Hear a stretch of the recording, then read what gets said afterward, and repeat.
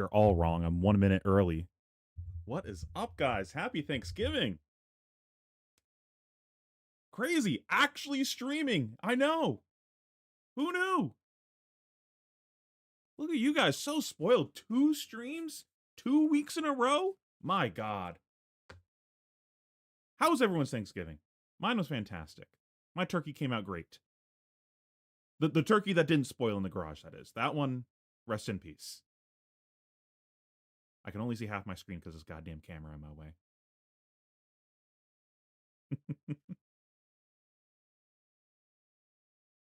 So, obviously, on the agenda for today, we're going to be doing some reviewing of the VOD from Worlds, watching some more of those games. But there's a secondary thing that I want to do on stream. I love Final Fantasy. I think saying I love Final Fantasy is probably an understatement, and undersells how I feel about that franchise. I finally have gotten my hands on some product for the Final Fantasy Magic the Gathering set. So, while we're watching the VOD from Worlds, I'm going to be opening up some packs. It's so weird. It came out originally like in the middle of me prepping for a fab event. So I like kind of half looked when it was first coming out. And then when the event was over, it was impossible to find product. So I just forgot about the set basically. And I have retained zero information of the cards that are in the set. So it's almost going to be like I'm looking at it all for the first time. I don't know what any of the goddamn cards in the set do. Also, in case you can't tell, new camera. I look not like shit. My green screen isn't scuffed anymore. Huzzah! It's so good, I'm debating on getting a second one because it makes my camera that I'm using for the pack opening look scuffed by comparison. Maybe. I'll think about it. I do this so infrequently, like doing the double cam setup, that it's like, I don't know if it's worth me spending $100 on another camera, but we'll think about it. Anywho, let me jump over to the other scene. I think it's this one. Yeah, there we go. See, it looks scuffed by comparison. I also have these. I bought like a bunch of commander decks a little while back on Amazon because they were stupid cheap. So I just like bought a bunch, kept a couple for myself, cracked the rest, sold the singles to kind of pay for what I kept. Well, I got it's a Final Fantasy necklace. If I'm cracking Final Fantasy, I got to put on the Final Fantasy necklace. This is the necklace that Lightning wears in 13, this character. It's like a special edition Square Enix shop necklace that was really hard to get a long time ago. And she's one of my favorite characters in the franchise, so I had to get it. It was the story behind it was when I first started my business of like buying and selling cards. After it was profitable, it was one of the first things that I got myself as like a treat for myself or a gift. I'd been wanting it for years, and it was like, I'm gonna reward myself for my dream becoming successful by getting something. And so it was like a bit of a memento for myself, something that I would always wanted. Yeah, I mean, we always got to crack them packs. This is actually another cool thing for me. I open so many packs for just like selling cards that a lot of the magic of cracking packs is just gone on me now. Like I just don't get that dopamine hit anymore. I just don't care. Like whatever. I'm actually gonna be excited opening these packs. Like this is something that I've been looking forward to opening. I've been just side-eyeing it on the edge of my other desk for like a week now, just being like, I want to open it, but I gotta wait for stream. But I could just like open a couple packs. I could just like open a few. So this is one of the few times I've been like looking forward to opening something. Let's go ahead and jump into this game. So we left off, I think on the first round of LL, it was Ellie on Aurora versus Chain. This game over here. So we're still in the LL rounds. We got a Marlin of Luke versus Connor. Let me know if you guys need me to resize anything, need me to adjust the audio or anything. Format versus the Marlin deck that burst onto the scene at the last minute. Clearly doing well enough for Luke. Currently 1-0 with it in the Living Legend rounds. I'm honestly so excited to watch him LL, dude. It's been so cool watching the way this format has developed over the last couple months, seeing the way player sentiment has kind of shifted, and the way that a lot of players without, like 2 or 3 weeks, I just keep hearing people being like, dude, I've been testing LL so much. Anything to grip onto. There we go. It's deep, it's expressive, there's a lot to explore, and you see it in that metagame. Players were split over many different varying paths as to what is the best option in this format, and we're going to find out as the weekend continues. The player sentiment of this format has certainly evolved over the past few weeks, as you say, Sam. Connor here on Viscerai does want to be the player going first. Usual suspects for armor.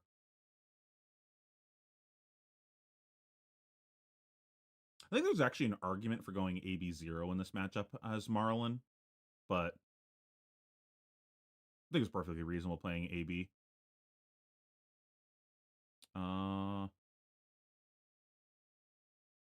Quiver makes sense.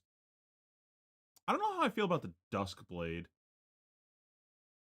I suppose it doesn't really matter which weapon you play, because you're probably, like, Reaping Blade has no text.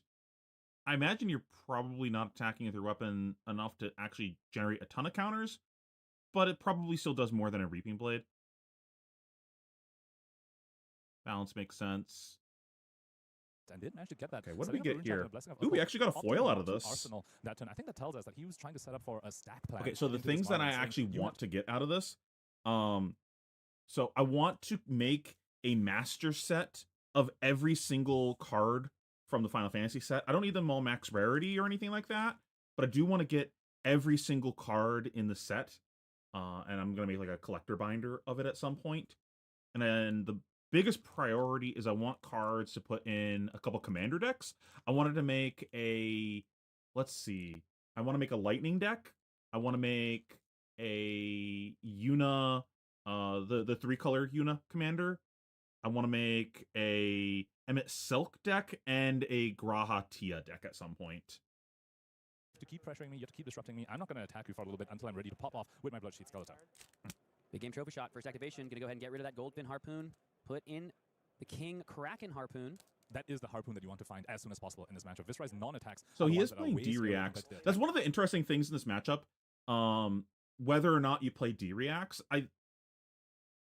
I've heard some conflicting things. I think like the level 1 thing that you would expect to do in this matchup is play defensive cards. But there is an argument of just not playing defensive cards and just making sure you can go off as soon as possible, and your flip with Sonata is better because you don't have D-Reacts in your deck. And you just like kind of make your deck less clunky. I as someone that's never, like, I don't play Viscerai, I don't have a huge opinion on this, but I just know there is a bit of like 2 different schools of thought of how to kind of play that. So getting this early, there's 2 things. Not only are you disrupting Connor on this turn with this King Kraken Harpoon for 14, but now all your codex. Now here's the question: do I want these full art cards? If you can snipe stuff like Sonata Arcanics, if you can snipe further rune shot generators, the one of Deadwood Dirge, or read the runes. Honestly, I think I actually want to make more than those 4, but that's like the first 4 that I want to make. I love Final Fantasy, man. Massive amount of rune shots and from stopping the juice that'll fuel the Bloodsheet Skeleton. Maybe I'll make a Final Fantasy 7 one at some point also. Get rid of the hook for the rest of the game? That would be absolutely. I don't know which commander I'd want to do for Final Fantasy 7. I kind of want to just make my Emmett Silk deck like a villains deck. Sink it away. That way I can put Sephiroth in that deck. That's 14. Did I do the math wrong? 1, 2, 3? Yes. 7 from equipment, 3 from Oh my god. 14. Oh my god, he got the hook turn 1? My goat. Holy, the duel's over. Just like that, the hook is gone. Ooh, we got a foil. Ooh, Ultimate Ultimate Magic Meteor. That's a really cool looking foil. The only way Marlin can continue to create gold in this game is if they Golden Tipple, ditching like an Artivore or a Cashin, maybe Sunken Treasures, but Connor is not attacking, so, or a Harpoon hits, and you get the on-hit effect. Luke Magnuson actually now has his work cut out for him. Blessing of a Cult can make the 3 rune chances. Connor Beddoe showing, I've done some testing for this format too, my friend. I know how important gold is to this Marlin deck. Avalanche of Sector 7. Fight. Read the rune's gonna come down, make the 3 more, Thirst Trap herself. Chance goes this Viscerai deck. Did we just watch Luke Magnuson stumble into something that will make the rest of his game really challenging? And that can be a tricky thing about this format, Sam, is that a lot of these... I feel like this game's already over. Coalesced. There have been a lot of evolution. I've seen Viscerai lists with up to 6 defense reactions, and Viscerai lists with 0. Because it's not just that he got the hook. He also, like, got all the gold off the board. Like, I think opponent was expecting to generate 2 gold there, and we go to 0 gold on Marlin. The deck kind of stops functioning, especially in this format, where you're, like, really reliant on that Harpoon. And there's a chance that the hand plays here, but there's a good chance the hand doesn't play, and like we kind of have a mopey turn here. Ooh, got a foil Lulu. I might keep that one. Blitzball.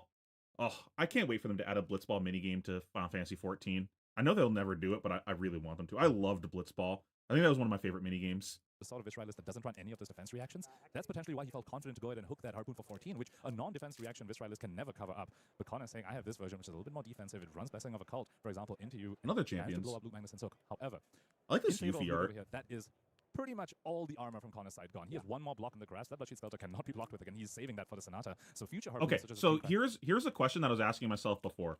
Longer term viewers probably know this like lore about me. So I have a rule for myself when it comes to blinging out my decks in Fab. I am not allowed to bling out my decks until I feel like I've earned it. In the case of Dromai, I didn't bling it out until I topped Nationals, and then I went, okay, I've earned this. Ooh, that's a cool Ixion. That's really cool looking. I like that art. I didn't bling out Dromai until I topped Nationals. And then OG Prism, I just never blinged it out because right after I got my top at Pro Tour, she LL'd, so it was like, whatever. And then Prism 2, I sort of blinged it out. And I should probably like a box cutter for this. My earning it was I was working really hard to get a spoiler from LSS, and then I got to spoil Prism herself and Shariah. So that was my like, okay, I earned this. I worked really hard for this. I'm gonna bling out my Prism deck with some of this stuff. Gravy, I had not earned anything, so I got top 64 at Worlds with Gravy, and I've been mulling over. Does that mean that I've earned any amount of bling in the deck? And part of me is thinking, no, I didn't earn any bling for Gravy because the deck kind of wasn't even that great for me at the event. In reality, it was Dromai that was good for me at the event. Oh, that's a cool Noctis art. So I was thinking, wait, maybe I just bling out Dromai even more since Dromai was the one that really did me good at the event. Maybe I get like a cold foil Dragon Scalar Flight Path or something. I don't know. I've been thinking about that. I was curious what you guys think about that. Not that it's gonna sway my opinion or anything. It's an interesting thought because I'm like kind of weird with how I foil out. Let me put my sleeves over here, slide the packs over here, and then restart this. It's the non-attack Poon for 10. Kraken Harpoon now almost guaranteed to hit unless he has multiple defense reactions. Yeah, King Kraken Harpoon now gets to come forth, and just like you described, the Codex of Frailty so much more impactful as the 10 damage gets taken. Trigger the King Kraken. Oh, so like, are the good cards at the front? One to lose in this matchup. And very that's kind of weird. Recreates the gold because the on-hit did happen and a card was discarded. Now cards like Cool haste magic. Are now back on the table. Double time. Can go ahead and use them. And if he can just keep this Harpoon train going, that's how he makes sure that all. I think I already have this one. Runeblood Barrier. Up to 11. This is an interesting point of this matchup. You can't overpower something. It will not go through unless it is absolutely massive because of the Runeblood Barrier, but you will destroy all those rune chants that Connor has currently spent 3 turns setting up. Yeah, is Luke Magnuson willing to I think you're fine with that though on Connor's side. To try to clear out all the value that Connor put forth. You see a big sigh. No one hit on the turn. Willing to forego an arsenal as well on turn 0 just to develop those 4 rune chants. And now with Overpower, Luke might be able to threaten it, but the question is, can he get an arrow into the arsenal easily this turn? Can he threaten those rune chants without using a gold? Because if you use the gold and before I played in Worlds, I always wondered if it was good enough, but with no gold, and that is a very tricky spot to be even in. though I He also has had options to a just bad pass showing and just let the Runeblood Barrier die, and the opponent's not attacking you. And very soon. excites Like, me gold, for the next year. Yeah, it's a good mentality. For me, it's like also keeps me from spending an obscene amount of money on card games. Yeah, but now all of a sudden, you have to wonder where's the gold generation coming from. So currently he has +7 in the form of pumps. If he activates the cannon and those Did he to hit through all those rune chants. Did he play a 3 of a kind or something? Oh no, just hero power. Okay. Yeah, but now all of a sudden, you have to wonder where's the gold generation coming from. So currently he has +7 in the form of pumps. If he activates the cannon and loads a king shark that he has in his hand as well, that will come in for 17. Might get the whole stack. There, but 17 means that was something else cool I was thinking of doing. So you know how they have all these different hero tokens in the set? If there's an attack in that hand, you will make the I was thinking about asking my FC, which is like a guild in 14, for like pictures of their characters, and then making my own custom hero tokens of all of my friends in 14. King Kraken once again, man pocket. We've now seen 2 turns in a row. The Codex of Frailty just absolutely sing for Crystal Marlin like the Fragments. sirens on the What waves, is calling this? forth these King Krakens time and time again. And we are going to see if clearing out these rune chants and dripping a card from Connor is enough to put Luke in the driver's seat. Finding King Kraken that early, as we spoke about, was absolutely critical for this Marlin. Now, Ooh. that's the second Codex in a row. That is just I didn't know there was single a copy of flip King Kraken summon. that we have seen so far. It's just been recurred twice from Codex of Frailty. So there's 2 more Krakens left in the deck, 1 more Codex as well, potentially 3 more of this. Ooh, we got a Sephiroth Sephiroth. Connor has to deal with. I think I already have a Sephiroth of the other artwork, but I don't know. I might try collecting more than one artwork of some of the cards because I do like them. All those 11 rune chants that Connor has spent so long building up. 7 Remake's been enjoyable too. I started playing that recently. One card. Does Connor have a defense reaction to cover this up? Summon Primal Garuda. All those rune chants are gone. Is there a non-attack in the Kind hand? of weird that she's a white creature. Another Sonata in the hand, and a Mordred-Tide, and a Malefic, all Oh my available to God. Magnuson. Do you just rip the Sonata? No, Holy grabbed the shit, he got Mordred-Tide. shit on this He knows turn. I just Wait, cleared maybe this so game isn't many rune over. chants. I don't want to give you an easy way to make more. Mordred-Tide about as easy as it is for Connor Beddoe to make rune chants. Got the Magnuson whole played anything that's stack, not legal got this the year? power card. My No, God. he hasn't. Yeah. Yeah, everything has so far been Yeah. legal. Yeah, that's a great point. I mean, that's pretty cool. And he made 2 gold off of that thanks to the harpoon hitting and also the big game trophy shot on hit. So now he's back up to 2 gold despite losing the hook on the first ever attack he sent. Still no Living Legend cards for Luke Magnuson. We are currently watching, at the moment, a CC deck play a Living Legend deck. The CC deck is doing pretty well. Hey, I keep telling people Marlin's legit, but no one believes me. Rune Major Swarm here, interestingly, coming in to go ahead and make a couple rune chants on the back. One I'm for really the hoping side, that one for the left, Marlin and he's ends just up down to 2. being like a reasonable hold deck on to to the play Sonata in his CC hand. soon. Because that's like legitimately a deck No I do blocks. want to learn how to play. Question is Connor going to I like give up now Rangers. that combo plan? Or is he going to stick that Sonata in Arsenal? So Luke Oh, knows yeah. for a fact there's no Yeah. defense reaction in that Arsenal. He knows that's a Sonata.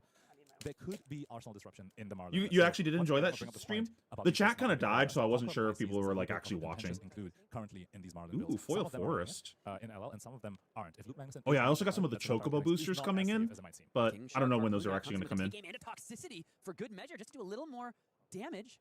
Nice, they fixed the Malefic. Good call there. Block 3. That's not the right one. That's the right one, Connor, as the reducer rune champ Which comes one's down. this from? 3, so blocking 7 on 13 overpower. 11? And that's an attack Okay, that's being why I blocked don't in. recognize So it. could very well likely be that Connor has no more attacks in hand for this King Sarah! Shark. I see a condemned slot. Oh yeah, That's I the asked other card. Ellie. So remember last stream, I was like, wait, are those sleeves Sarah Farron from 13? I asked her, she got back to me after stream. She said, you were the first person to ask, are these sleeves Sarah, not are they lightning? And then we had this whole conversation about 13 afterwards, because she's a big fan of 13 also. I was like, yeah, I think I know a thing or two about 13. I happen to have a triple platinum in that series. I'm kind of a fan. That's a rune blood incantation, so no attack to speak of, no extra gold for Luke Magnuson here. But look at the The first life total, legendary Sam. creature 18 you life now on the spell Bismarck you side. With cast just 3 rune each chants and a turn Malefic to costs speak 2 of. less. Yeah, so Oh, 2 she's more a from flip Blood card Rod, too. down to 16 At the end beginning of last round. combat on your turn, if you control 2 or more So we'll get other our legendary reflection on creatures, the life transform total her. shortly. Portrait exchange, still CC only for Lukey Boy. The first as he legendary. takes on So the it's the 2 Scourge, less the Living thing, and then Legend it's an format. anthem. And That's looks like pretty just gonna be cool. A bit more setup from Connor's side. Time is running out for him. He has a Sonata part in Arsenal. Looks Oh, and like it's Luke's gonna be Lightning's running a little hand bit of reaching concept. out. Does not Is have that conquer Snow's abilities, hand but on Connor this needs to side? combo That's soon. kinda He needs to cool. combo with more than just 3 rune chants. Activate I Marlin. like that a lot. Get the Goldfin. That grab of the Mordred Tide earlier is just looking better and better from Luke. We're going to go ahead Oh, and that's discard pretty the Goldfin. badass. Make the gold, refund the card, find a Sleep Dart, Those load are the different- Bluefin Harpoon. Looks like for the first turn in a while, a little bit of a weaker turn from Luke Magnuson. Although I say weaker. This is just still a for really 11 good threatening turn. a Blood Hopefully Rod there's a and if there's a threatening blue, this is from Connor's great. hand. 11, Overpower, Bloodrot Pox. Only 1 blue in the hand. And that's what's going to hit the combat chain, because otherwise it's leaving no matter what. And this setup stack version of Viscerai really struggles against this because it doesn't Humph. give the Marlin so much space to keep doing this. You need to try and like pressure the Marlin a little bit. If they just keep getting to send all this at you, and you don't get to block with all your cards, like these attacks is what this. And, like, defense by the with time early Connor on gets to in play the until they're game, fully set up, but Overpower just says It you might are not allowed matter to because offer he's those. so Really put Connor low. in a tough Like, spot. he'll bring the Edward game to Dirge, kind that of life card parity, restricted as of the most recent ban and restricted but announcement. then Finally, Luke we're can seeing just Luke drop eat a all the Cashin and an damage Ardivore in and the then hands. He just might be about send to it. see Major fireworks. You see, And the 3 of a kind. yeah, you see the Art eyebrows series raised card. for Luke there. 3 of a kind cash in out of war. That's 7 cards just drawn off of those. who 3 is this? with an Alva figure to boot. So I'm assuming this is someone from, like, deck a little bit. Dirge, which you one have is Magic Terra Resistance for from? Bloodrot Pox. 5? I'm not sure what the thinking is. It's like 5 or Is there- 6. Is there? No, Connor, no. He destroys the Rune Blood Oh. incantation instead of the Bloodrot Pox. It is an aura. Okay, and he Ooh, goes for Scout to play. Going He's for the Skeleta here. that's tough. a little bit of perhaps nerves, Sam, here Yeah. at the World Championship stage here on feature as well. Connor missing that he can just blow up the Bloodrot Pox with a Dirge. Misses 1 damage. I really so hope they far. do a Let's remake see of what 8 this at is. some point. Really? That's one of the Final Attack. Fantasies that I That's haven't the whole reason we played. have a Sonata that reveals 7 cards. That's a bad Sonata package. That's a bad Sonata. That's not the Sonata you want to see. What did he reveal? Oh, and that's a really well. Here. A little bit of perhaps nerves, Sam, here at the World Championship stage here on feature as well. Connor missing that he can just blow up the Blood Rod Pox with the Dirge. Misses 1 damage so far. Let's see what this Sonata hits. And that's Just really... 1 attack. Yeah, this alone game's making over. off of a Sonata that reveals 7 cards. That's a bad Sonata, Punkage. That's a bad Sonata. That's not the Sonata you want to see. One Arcane from the Sonata Arcanics. But this I don't know if they're going to let LL die. I'm afraid that's when it's going to happen, but I don't think they've said anything official. And after this turn, which does not look like it's going to be an impressive one, we might finally see the fireworks that have caused this deck to become one of the most represented decks here at the World Championships in the Living Legend format. That's right. 3rd most represented deck is this Marlin. And I do not like the face of that red mage. So weird. And yet he has been able to mount this sort of offense. Oh, look at the big chonk. Stupid fat. And I'll have trigger to have 2 on the back end. 2 on the back from the meet and greet. Take the 9 to 30. Luke is taking the 9 to 30. I imagine we're not going to see any more blocks. Wait, I thought we couldn't call things fat in Magic anymore. That's why they don't call them fat packs anymore. So it should be a bundled chocobo, right? This goes away. And we'll attack. Connor's going to now come in. Rune Flash comes in for 3. Oh, Emmett Self. On the back, and that's the end of the turn. My next attack and non-attack. And that is just 7 more damage for Connor. Luke can just take all this and still keep the massive life lead. Battle Connor menu. has, at the end of this, Attack. 1 Make a Maleficent Magician, 1 2/2. Rune Chant for the following turn. Ability, +0/+4. My goodness. Magic, destroy target creature. I mean, it's Item, not gain a- 4 life. That's a Like, really Connor cool did 20 card. damage on that turn. I really Unfortunately, like now that he takes 2 design. from the Blood Wrath that he could have deleted when he played. Not a character the I'm familiar with. Deadwood Dirge there. I want to take a moment and talk about the Rosetta Thorn ban. Sam, this Duskblade has yet to attack this entire Oh, game. the best boy, This Torgal. has continued to be a mainstay in the LL format. The Rosetta ban. Oh, that's a deck that I kind of want to make. I kind of want to make a 16 deck with him and Torgal. But before that, we're activating Marlin for the Golfin Harpoon. We're going to banish away the Golfin Harpoon for this Art of War, and we're about to see some more explosive. And this is what I'm saying, just like, I don't care about your big turn. I'm just going to eat it. You're Checking really in low. Perhaps about the timing of the Ivaphidia, the Art I'm of just War, gonna and send how it. all goes down. But this has been a pretty fun game to watch. I have to wonder. I'm sitting here, like watching that game play out. Yes, yes. Can you afford the Runeblood barriers into Marlin? All that setup, what it did for you, it got you the 4 rune chance, but then all that Yeah, setup was maybe sort the of Runeblood like, barrier was is it trolling. worth it for the risk with the overpower? Well, when you run that many defense reactions, perhaps the hope is that you can protect it. But Connor did use all the Ooh, armor. we got a to fancy blow up the card. hook, which means he doesn't have the armor to protect those rune chants. I think that's what we've seen happen. Looks like the call is over. Let's get down back to the feature match table as the game Furion. progresses from here. So the opt is going to It's a happen first, I SRAM. believe. 2 attacks and banish. That's pretty cool. Yep. And then I opt. Yep. Modes Tifa! are declared, and then the opt happens, and then he will go ahead and resolve the card I see. with the banish. So can't opt and then make the chosen mode. Oh, of maybe cards, I make because a when you 7 play deck Art of War, you also. have to choose to Maybe I make it like maybe move a forward to any Tifa triggered deck. effects from cards like Ivaphidia or in response to the Art of War. You have to choose the modes before anything responds. And while Luke has a whole bunch of Oh, card look drop a effects right now, he boy. lacks that harpoon, and that's what he's digging for. He bottomed 2 non-arrows to the bottom of the deck thanks to Ivaphidia. Is digging for that arrow. Found Oh, a blue there's a chip, also harpoon. Found a codex. Not great, but also has a 3 of a kind if you want to dig even deeper. But if you play the 3 of a kind, any further pumps are going to be out of usageness. You won't be able to play the bumps. You won't be able to play the bumps. Would be illegal to play the punch from your hand. I have to wonder, is he just going to play the codex? Just pitch 2 blues to the cannon, play your codex, discard one of these cards you don't care about, kept sending king. Yeah, but Guaranteed I like. that you can arsenal 3 Okay, times so for the way I following want to You know, build these ironic. decks, though, is I only want to use cards from the Final Fantasy set, which is going to, like, really restrict my card pool significantly, but also makes it so my budget is limited on it, where it's not like, oh, I'm going to, like, fully flesh out a bunch of decks. No, I'm only going to use cards that I opened from, like, these box openings. Got a limit break, I think this is.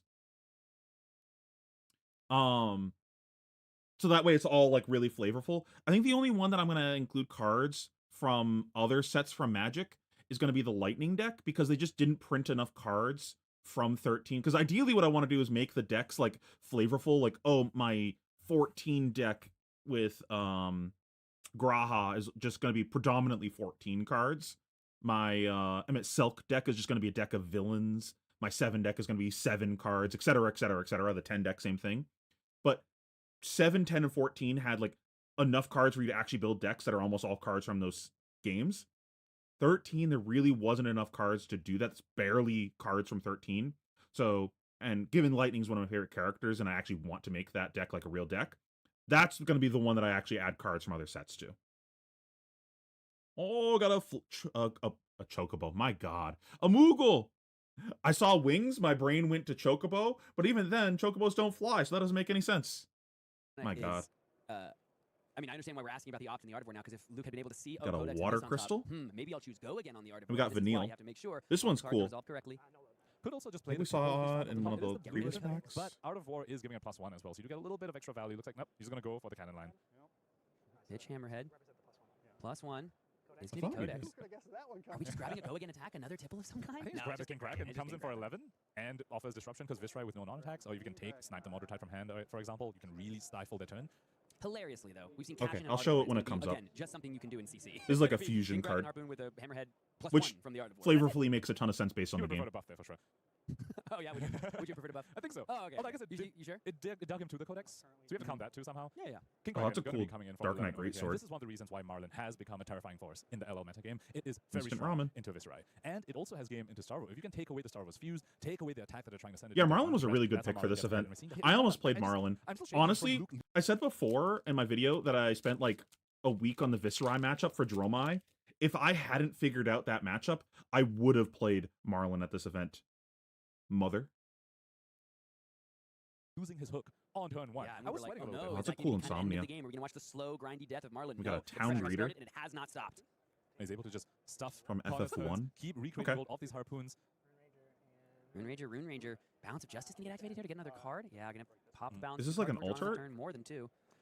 And that's one of the awkward things about Codex and Marlin. You sort of offer your opponent a discard. Oh, we with saw the this ability- earlier. They see that you put a King Kraken, Yeah, so this is Connor an discarded altar. his Malefic Incantation, blocked with his other remaining non-attack, and just nullified the harpoon's on-hit effectively. But you did force him. So this is a to summon that use I those can't non-attacks, which use is in something my Viscerai Una really deck. needs to start triggering his hero ability, so you still get a bit of value there. But Codex, there's a bit of awkwardness, a bit of Oh, tension between how the card PTSD. interplays with Marlin's on-hits.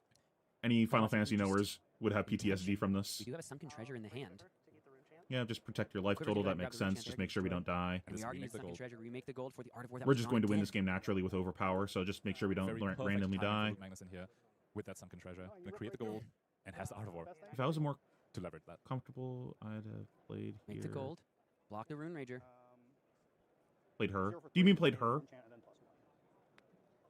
And we know that he didn't draw a non-attack off the top because he would have started the turn with it, unless it's a non-attack like a Read the Runes or something. I thought Gravy was an interesting choice in LL, but No block I'm for very the happy with Rune my choice in Dromai. I think Dromai was one of the better So picks for comfortable the with Luke event. Magnus in this If you spot. could figure out the Viscerai matchup, you basically were good into every single deck in the meta except for Chain.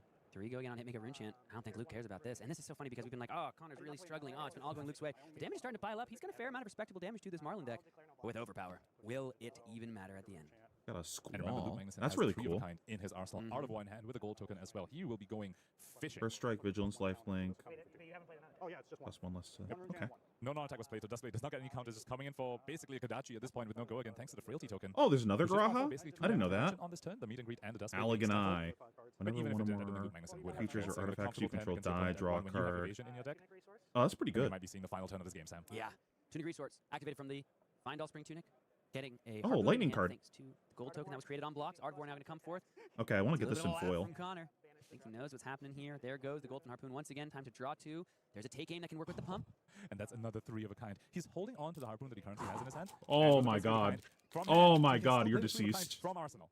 But he needs to find an arrow. Okay, he found a king shot. He found a king shot. Okay, for a moment there, Oh, that's I was cool. worried he won't find an arrow, but he did.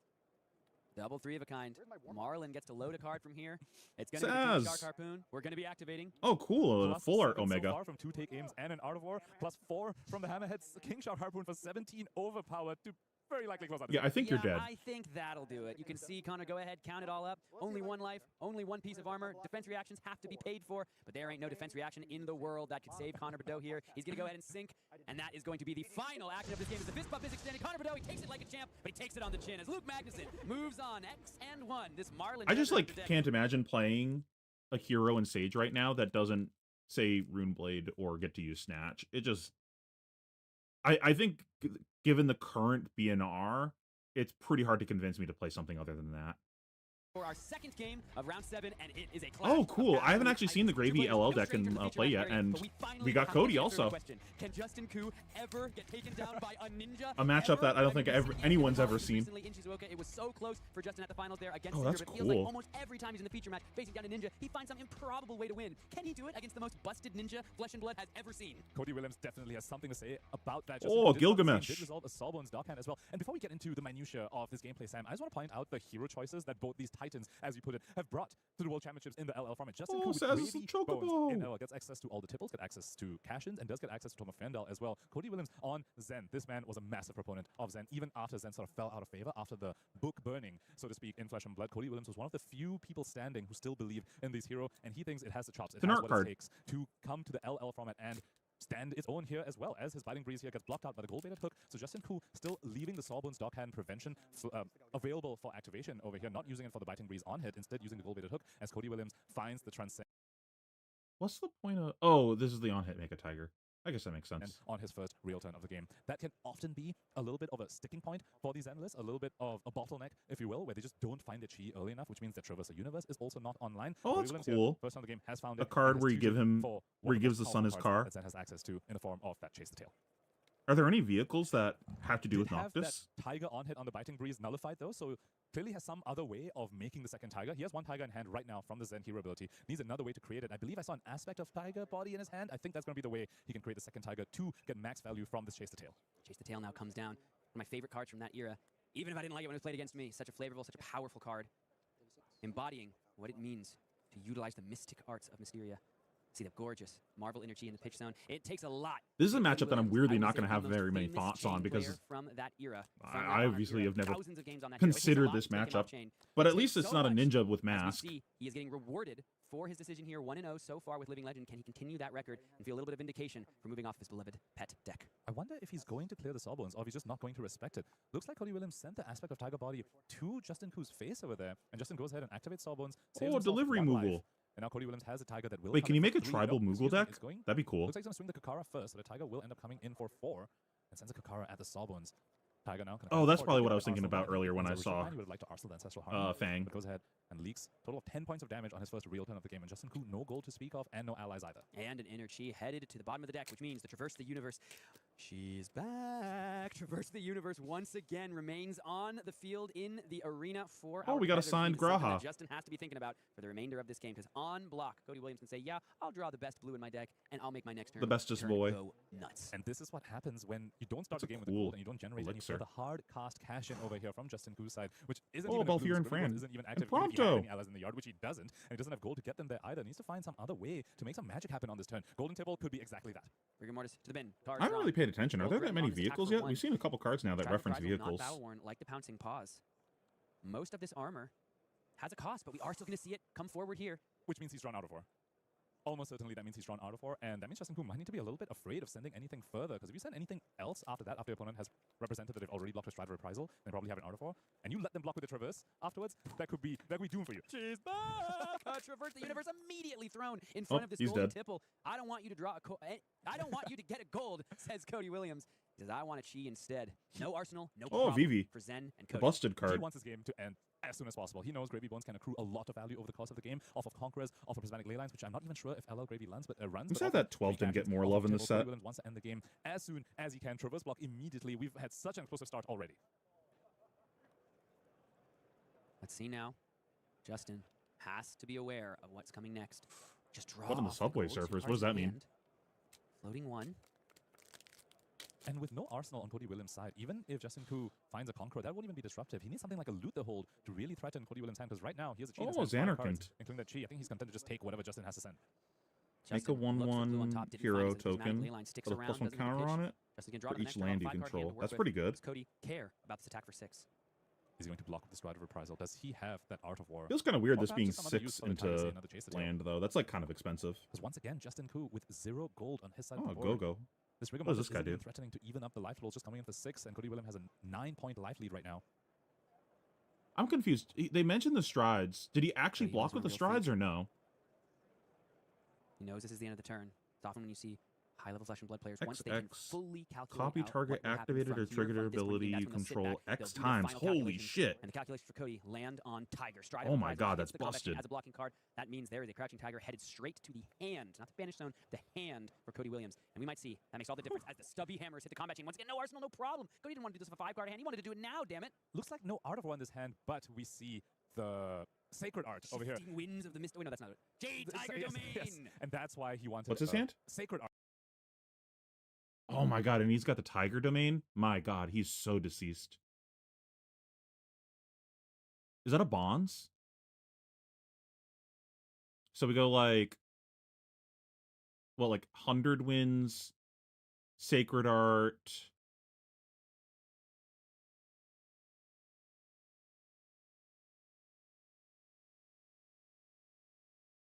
Fighting Breeze at some point. Hero power for whelming bonds.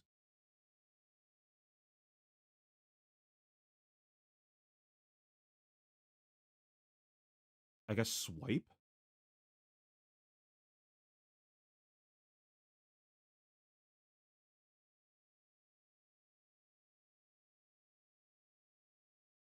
Maybe it's better grabbing a body instead. Oh, no, he has to grab something that's in his graveyard.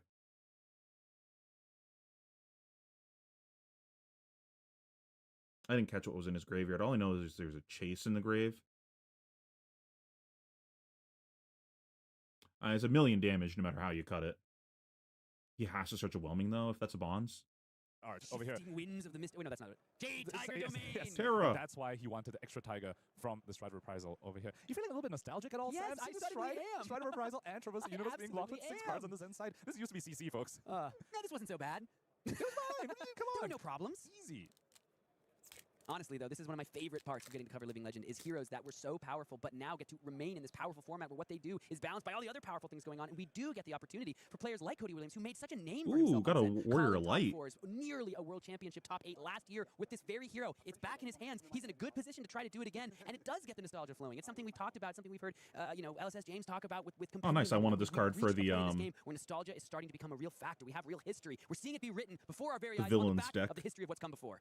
All 3 modes chosen for Sacred Art Jade Tiger Domain over here. 2 tigers created in Cody Williams' hand. All his tigers get +1 this turn, and he transcends, gets a resource off the Kasaya. Thanks to that, currently, Cody Williams is holding 4 tigers in his hand. 1 from Strides, 1 from Zen's ability, and 2 from the Sacred Art. All of them will be coming in for 2 each, thanks to Stubby Hammers and the Sacred Art as well. And he's looked for Descendant Gustwave while he's holding a Bonds of Ancestry in his hand, Sam. Descendant Gustwave comes here on Oh, the Yuna. combat chain. It's going to be 4 go again, thanks to those Stubby Hammers.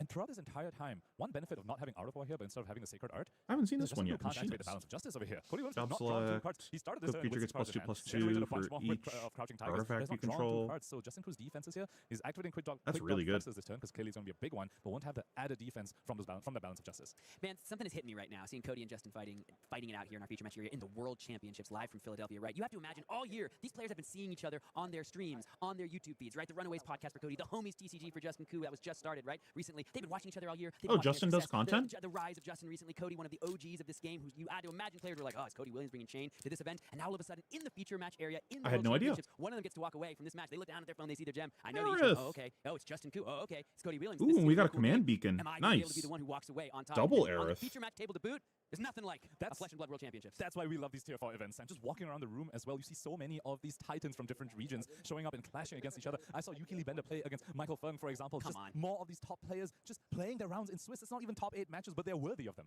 Bonds of Ancestry. There's only one in this deck for Cody Williams, and it is going to do some major work. Does someone have a We're gonna see link why there's only one. to Quick Dog Flex Justin's is joining the channel? party because Justin Ku knows this turn's not over by a long shot. And that's going to be yet another tiger generated for Cody Williams over here on his Sacred Art. Studby Hammer's turns. I believe that makes it a 5th tiger. He has 4 tigers in his hand. Aspect of Tiger Body will create 1 more in the Banished Zone. Got 5 tigers to send, which will come in for 2 each. Yeah, grabbing body makes sense. You get the guaranteed Deck is in for tiger when quick you cut. have the double anthem going. Now let's see just how Ooh, much we got a damage these tigers signed will confer as they oh roar down god. onto the chain. Jack. Past the reactions, you have to imagine the quick dodge flexor is going to go ahead and jump over. 2 damage over the top down to 26. Goes Justin Speaking Ku. eject.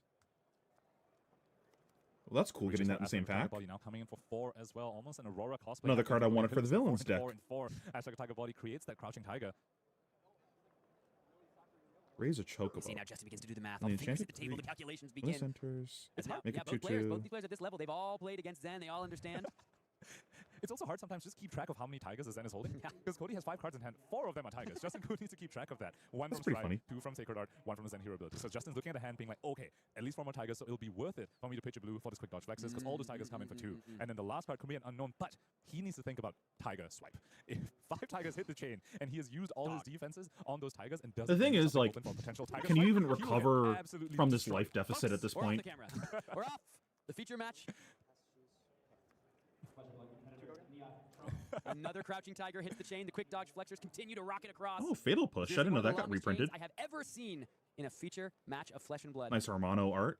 And Cody Williams very, very intelligently just hiding that last card in his hand, which is a Biting Breeze, which just done for an on-hit, a quite threatening one on this turn. It's an extra 2 damage on the on-hit, but very importantly, just representing that could be a Tiger Swipe. But also for Justin Koo here, just sniffing, I mean, it's not sniffing that too much when the Jade Tiger Domain is played, but the quick dodge flexors tell me they are not putting in so much work on this turn, as once again, they just hop to the next chain link. The Crouching Tiger comes through. If Justin Koo wants to pitch another card, it'll just go ahead and eat it up. Biting Breeze now comes down. This one also just for 3 because there's no Art of War. It doesn't get... Stubby Hammers. Oh, it should be Makes up it for 4. Which is very different in this spot. Another Aerith. Aerith. I mean, I want to go back to the quick dodge flexes that he pointed out, Sam, with 2 blues and 1 We yellow. got Those 3 Exodia cards, Aeriths now. 14 against Cody Williams. I mean, look at Justin Koo's life total. This has been a massive turn, and he's still, after this Biting Breeze, going into 22, perhaps 20 after the last Tiger, but that was Traverse used, Stride of Reprisal used, Stubby Hammers used as well. Biting Breeze hits another Crouching Tiger. I think see one of the longest chains. I think I like the regular versions of the Cleaned cards up, more than down these. to I don't like 18 the goes background of Justin Koo. these. But when all is said and done, I think that life deficit could be a whole lot higher without those quick dodge flexors. And just 1 card remaining from Justin Koo over here. No gold, though. What can he make happen? Chart the high seas. Is he going to get a salvation from the top of the deck? And that is the perfect Sephiroth. split. Salmon's Dockhand hits That's the yard really from the high cool seas, art. makes him another gold, and the blue hits the pitch zone as well. Which means the gold baited hook can be activated. Potentially Such threatening to fill devastation up the was not coffers for mine Gravy Bones intent. once again, and all of a sudden, the equipment pieces for Cody Williams. Baron save for the Kasaya. The 12 Is this the petal, of first course, Sid 2 that block we've Gravy's seen? end state. But Cody Williams wants to be on offense in this game. He's not looking to be too defensive. Justin Koo absolutely needed a break from that spot. And Oh, it's that the Chart first the High vehicle Seas I think I've seen. absolutely delivered. Could you have asked for a better one? The 3 floating resources perfectly used as well for the deployment of the Soulbones and the attack with it as well, and threatening yet another gold from the on-hit. It's always good when you have 3 floating. Only good things happen. Only good things. 6 damage now on the combat chain that Cody Williams has to think about, especially because he drew one of the copies of Art of War. An incredibly impactful card in the matchup, but a little bit of an awkward hand to go with it. It's why we're seeing at least 1 block. I wonder if the Maul will get in front of this as well. No, it's going to be just a block for 3/3 over the top, which means a second gold. As once again, you can hear the clink, clink cool. of coins in Gravy Bones' coffers. Kupka. And just like that, it feels like Justin Koo is very able to just make a way from this game with a win. That's a Harmony of the Hunt that's headed to the Soulbones. Justin Koo, 2 gold, full 5-card hand right now to come back at Cody Williams with. We have an absolute game on our hands. Yeah, but Cody's just like waiting to set up for another big salvo. Backed up by the gold baited hook, and you can see a bit of a head in the hands for Cody. Leans back, sighs, stares down at the hand, and it's time to ask the question: is Justin Koo going to mount a comeback? Sam, 1 turn ago, Justin Koo had 0 gold. Thanks to Chart the High Seas, a timely hook activation, Ooh, a triple, Brainstorm. and the riches of Triple Dani, he is now sitting at Excalibur, 5 gold out of number nowhere. 2. This is a prismatic leyline turn. We saw him do this in CC that gets full 6 value of the leyline when he's sitting on a pile of gold. Are we going to see that again here in LL? Has he found the Conqueror of the High Seas, which will threaten that Art of War in Cody Williams' arsenal? Only time will tell. Blocking with an ancestral harmony on a turn that you could possibly Art of War as well might give us a bit of an indication. My as to the texture PQ of list Cody or my Williams' hand, worlds list? given how much and the ceiling of what that card can represent in ancestral harmony. How does Justin Koo want to continue the turn? Foil Chocomog. Rip a card off the top. Just immediately expending so much of the gold. Chains of Eminence hitting the graveyard here for Justin Koo. Sick.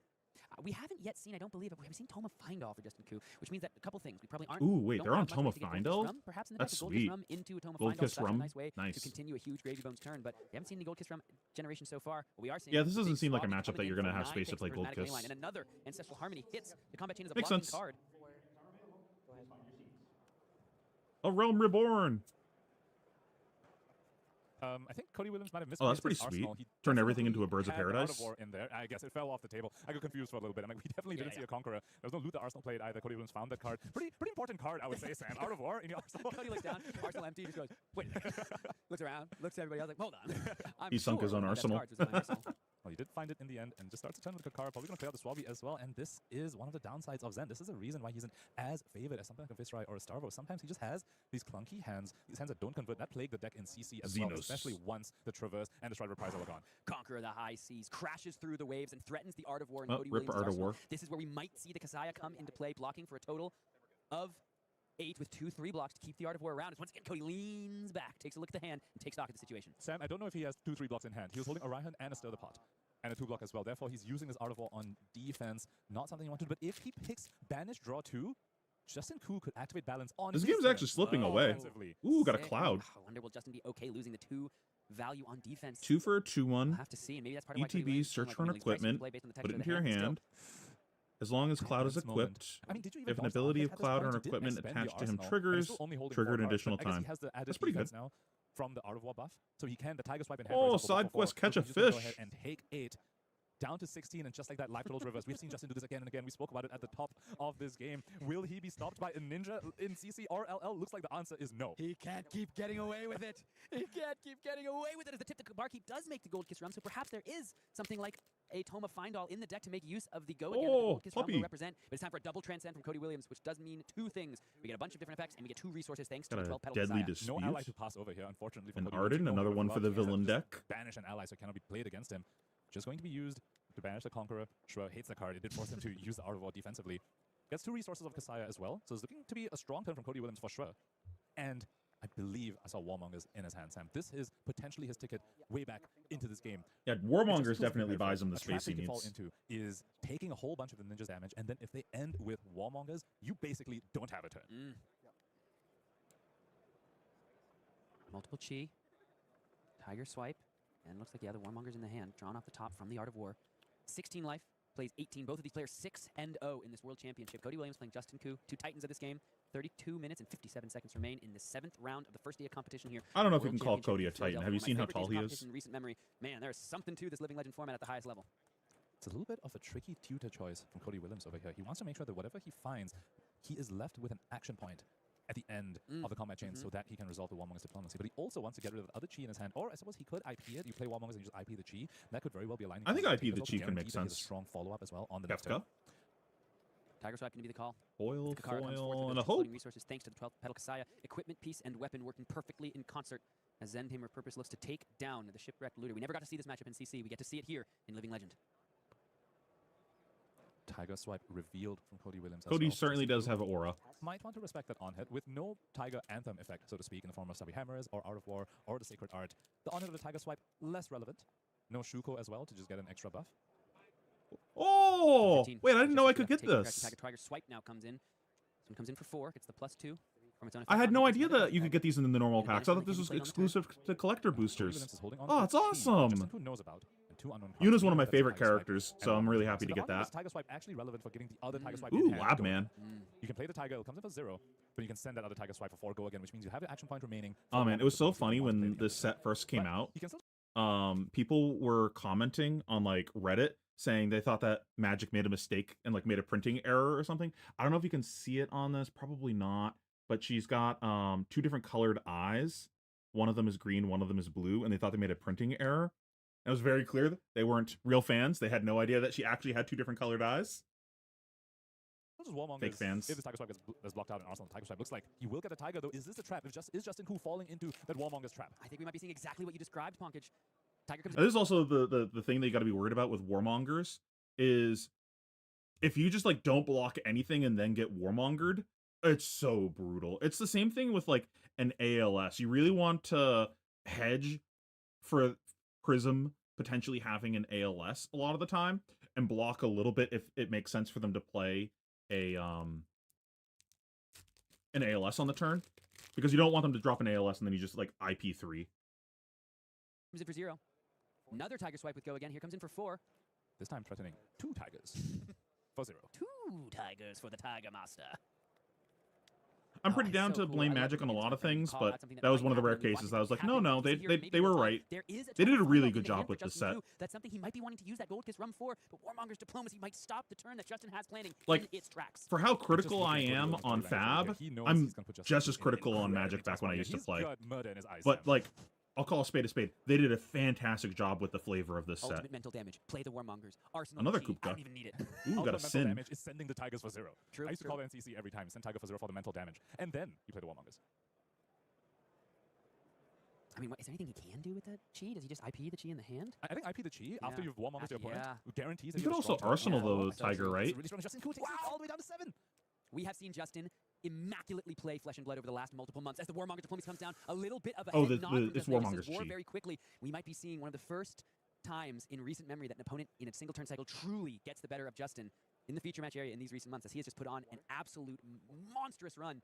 But did Cody Williams execute the perfect turn to stay sterling and undefeated so far in the World Championship of Philadelphia? A top 8 here would be so important Let's to Cody. see. It eluded I'm him by, I not believe, critical just a about win things that less. I casually enjoy. To answer your question seriously, like anything that I'm just like just a casual fan of, I am not deep enough into whatever it. Ooh, got Noctis. Maybe I make a Noctis deck. I'm not the biggest 15 fan though. Yeah, like I'm not deep enough into it that I feel like I can give real criticism. I'll like point out like if I'm upset about something, being like, yeah, I don't like this, but like, I'm not gonna fucking critique it like I do shit in Fab. But like, Magic, I would say I was just as, if not more, enfranchised into Magic before Fab, comparatively to Fab. Year, I believe he was a win and in from top 8, or very Yeah. close to a win and into a top 8 in I Osaka don't know. last year. He is looking to come back with a That being vengeance here in said, Philadelphia. I'm very obsessive, so it's very rare that I don't super enfranchise myself in things. Whose only attack in the 5 cards they get access to was his golden tipple in Arsenal. Did he draw another attack off the top? If he drew something like a Conqueror, he could just go ahead and send it right now. Oh, that's still deal a cool. bunch of damage into Cody Williams. But other than that, he can't pop gold. He can't activate Gravy. But he can't pop gold. He can't use Gold Kiss. This is like one of the hardest super bosses in all of Final Fantasy. Saltwater Swell is going to show a Conquer the High Seas. That'd be way better on this turn than on the top of the deck. And the clear videos of people beating this boss are like an hour long because it has so much HP. It just takes that long to physically kill it. No further way for Justin to get it. He was one card off. That extra attack. He even activated Gravy's ability, which is an instant, so can be activated under Warmongers. Try to play to his outs. Did not quite find it. And now Cody Williams with the 5 points of life lead, with the chi in hand as well, almost certainly will be able to threaten the 7 points of life that Justin Koo is sitting on. Let's be very clear. That turn for Justin Koo without that Warmonger diplomacy. Oh yeah? All that Did you like life, open some ended the packs or game. something? There was so Oh, much Great King Mogamog. Toma Findall, Conquer the High Great Seas on the top King of the deck. Mogamog. Yet again, Justin Koo out of nowhere steal a game from a world-class ninja opponent. Got a Cody Winota. Williams put together something miraculous. Now let's see if he can actually close the door. That Warmonger's diplomacy was effectively discard 3 cards, Justin. The Ooh, Anima. That'll go in the villain's deck. From Cody Williams as he starts his turn with the Harmony of the Hunt, pitching the Chi, which perhaps represents he maybe has another way to transcend. We also know he has his Art of War over here to banish the Tiger to, getting +1, drawing another 2 cards. But importantly, Balance of Justice now on Justin Koo's side is online and available to be activated. As Cody Williams draws another Harmony of the Hunt and another Warmongers, which is that Warmongers has an aspect to Tiger. Ooh, got a foil of that extended art from earlier. But another Warmongers here would actually be a brick because he himself is under. I think this is our first starting town. Able to resolve the Warmongers diplomacy. I might actually want multiple starting towns. I think it's a Warmongers in the hand. It was an aspect? Yeah, I don't think I think I saw an inner chi. Oh, right, yeah, you posted the picture of that earlier. Yep. Currently, no. It is a Warmongers. Warmongers in a Biting Breeze, yeah. And he cannot play the Warmongers. Oh my god, double Art of War. My goat. Justin Koo now definitely wants to try and get his balance value. Cody Williams has drawn 4 cards this turn. That card is absolutely online. 4 cards, but not much He's more. so deceased. It can be done. But still stick for 2. And this Mauling, she still comes in for 7, thanks to double Art of War. Ooh, Ultima and a Draw cards for Chocomog. balance. 2 damage here. Ultima was one of the cards that I needed. This double Art of War turn could be much more impactful. I say needed. I want every card in the set, but you know what I mean. One of the cards that I wanted. Takes the Kakara, knows he can't get Warmongers. Only 7 damage. Can just give up 2 cards to this. And have a turn. Currently sitting on 4 cards thanks to Balance of Justice. And has the Tome of Fendel in Arsenal, I believe, which not only will give him more cards for an offensive salvo, but will also heal him a little bit. Makes sense. Matoya. block Oh, that was the card we've been looking for. Right, that's the. There's only 2 blocking cards. Yeah. There's only a Tipple, a Conqueror, and a Death Thread. So at the very end of 13, these characters transform into their primals and then fuse with each other to save the world. So they transform into that and combine as a card. So cool. What does this do? Vigilance, Menace, Trample, Haste, Reach, on death, return target permanent, and non-legendary permanent from your graveyard to the battlefield. That's cool. I don't think I'm making any decks, though, that would make sense to put that into it. Am I making any black-green deck? I don't think so. Is this just it? Well, unless, I mean, that'll block 6, so he'll survive at 1. But unless he wants to activate Gravy. I kind of want to get the Cold Cold Foil Prism at some point, but she's so close to rotating that I was like, ugh, I don't want to spend the money on something that's just going to get banned. Ooh! Got an Excalibur and a Bahamut. We shall see what secrets Justin has in the hand. Down to 1. It is the Eye of Ophidia proxy, and will look to be a Rigor Mortis. Not sure if I'm going to put the flip summons into my Yuna deck, because I really want to make my Yuna deck a summon deck. No, he's going to draw some cards on this turn, either off of the But, like, these aren't really summons, they're creatures. I don't know. Dynamic part of playing this Gravy Bones deck, understanding when to compass. A lot of players feel as though they need it to impact the way they block. Okay, this is what's on the top of the deck, this is what I'm going to draw, so this is how I should block. Many of the best Gravy Bones players say, hey, listen, I'm drawing that card no matter what. It doesn't matter what's on the top of the deck. I am going to draw it in this turn. Let me see if I can save my compass for a time where there's a little more Ancient unknown, Adamantoise. and I can decide, do I want to draw it or not? This is Super Boss from 15. Which means he cannot activate Gravy this turn. Gold Kiss Run taps the hero. You need to tap the hero to activate its ability so that Rigor Mortis... I mean, that is a good catch-up mechanic. Is this good enough, though? Golden Tipple. So far, the Tome of Fendel draw just drew... Because he's at 1. Anything kills him now. Chart the High Seas and Murderous Rabble. Looks like it's Shark, I think, that he kept on top. I think so. I think he's Vigilance saying he just needs to high Ward. roll a little bit. Needs to find something. over the Damage top. I think he's isn't really looking for a removed from golden this tipple. creature discard during rigor mortis. cleanup Found a cash in. steps. All damage that would be That's a dealt to gold. me and other permanents I control are dealt to this instead. And when Now it look at the styles, compass before the exile cash in. it and He looks at his cards so 10 fast. tap That's how experienced he is. and Just create 10 parses tap it immediately. treasure I think it every time. tokens. I'm like, dude, Oh, that's why pretty do you cool. longer? What, you forget? So it's Yeah, like most players will rewarding take a you for look at the hand, fulfilling the contemplate a little bit. quest. He just peeks at it real quick, puts it right back on top, says, I know what I'm doing now. You killed it, you got the loot. That's cool. Cards flip around in Justin's hand. Both these players currently 6-0. Justin Koo on 4, playing Cody Williams on 12. And Justin can present some Such an damage incredible here, back but and forth, Sam. I don't know if it's In the moment, enough. Cody was super ahead thanks to the massive Sacred Art turn, and then Justin Koo came back, brought the life rolls back to even, and then Cody Williams had a decent turn. This is the ended with a regular Warmonger Realm that Reborn. effectively IP Justin 3 cards, and now we're back to Justin's turn. He's a 4, discards 2 yellows off the top thanks to chart, so doesn't pitch anything, but gets a bunch of gold, uses one of them immediately for this cash in. What is happening? He's just I think I writing like a million both of cards them. this turn. Again, the game's not over, folks. Not while Justin Koo and Gravy Bone still draws breath into those rotting undead lungs. We have seen Justin come back from further behind than this. And he's found a portside exchange to finally get rid of the rigor mortis, create yet another gold.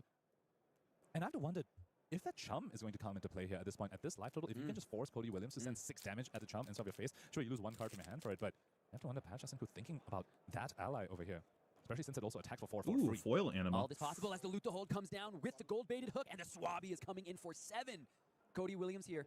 First cane, No additional action nice. points is the ask from Cody. And again, sit back, do the calculation, do the math. Opting instead for the higher damage value for 2 reasons, so that this on-hit from the loot to hold is way more likely to go through. Cody Williams now needs to think, if he just Could be gives a up his point to hand block charge with loot to hold chest. on hit, he won't be sending back much. Unlikely to be able to send back lethal after he blocks 7 on this Swabby. Ooh, Tifa. What a great game. He can just take 7 and discard a card.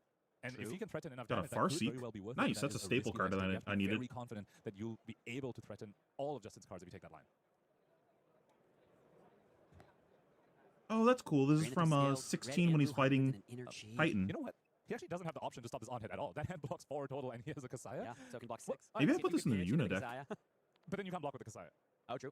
yeah, you so right. Yeah, so he just takes 7. He's like, all Take right, 7, cool. This, discard. Down to 5 goes Cody. Lose the inner chi. Make a new one probably by playing the 100 wins and transcending. which will also make a resource off of Kasaya.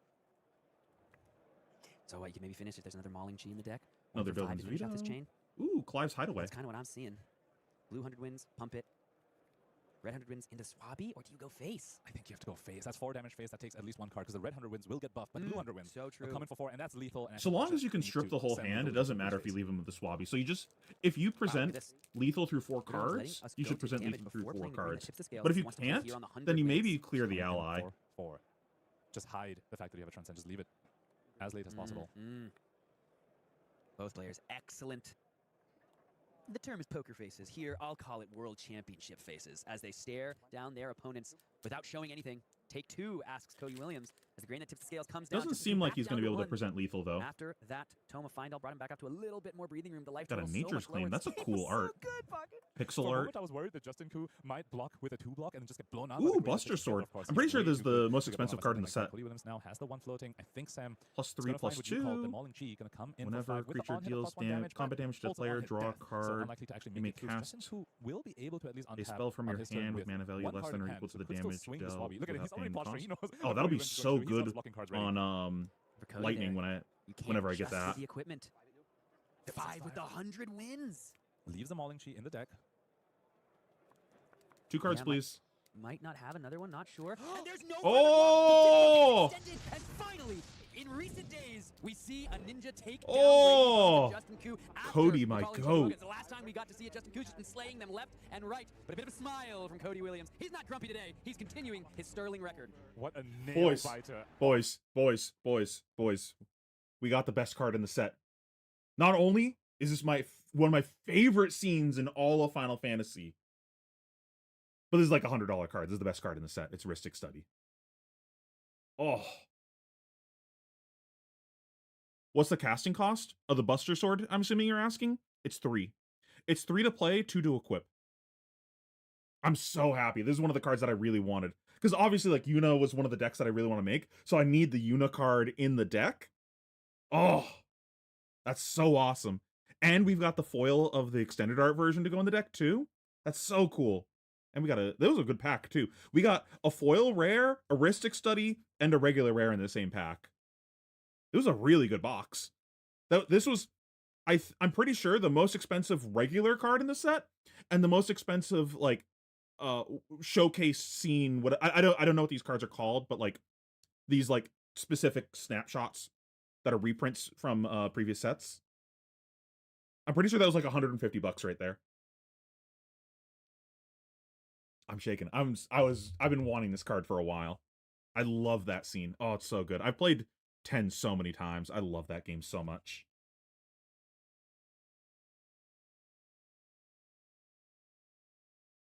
See what I mean? I was talking about earlier, where I was like, I haven't been excited about opening packs in a long time. I'm actually excited about opening packs. I'm like, yo, I got the Ristic Study. Whoa! Because I actually want this card. For once, I'm opening cards for myself, not I'm just opening these cards so I can sell them. Oh, that's so awesome. I'm so happy. Happy birthday to me. An absolute roller coaster of emotions. Okay, let's jump into the Cody next was ahead, game. And then Justin was back in. And game start. Do we get any games with Connor? It's going to be Luke Magnuson on. Nice.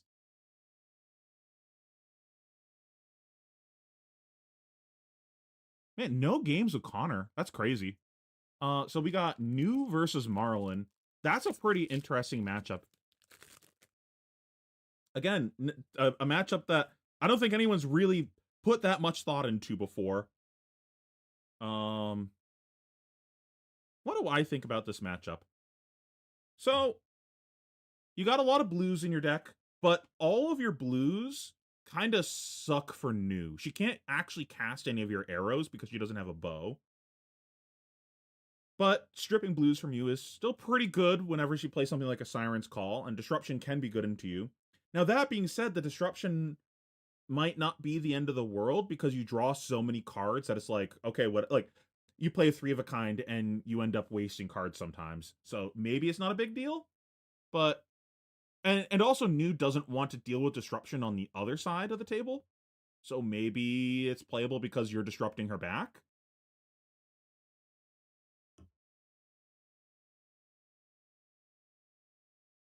If I had to guess, I would assume this is a New favored matchup, especially if New has some defensive tools in their deck. Because I think the New could probably outlast the Marlin between random life gain in the deck and disruption. The New deck really has a finite number of cards that are relevant. So once you like get through all of those, I imagine the New kind of takes over the game. Marlin, Treasure Hunter. He's done a phenomenal job so far at showcasing what this hero can do. We were joking for a while. The first time we saw Marlin on camera in Living Legend, it was a classic constructed deck for Oh, quite little some baby time, until those Chocobo Powercraft funds token. turned up.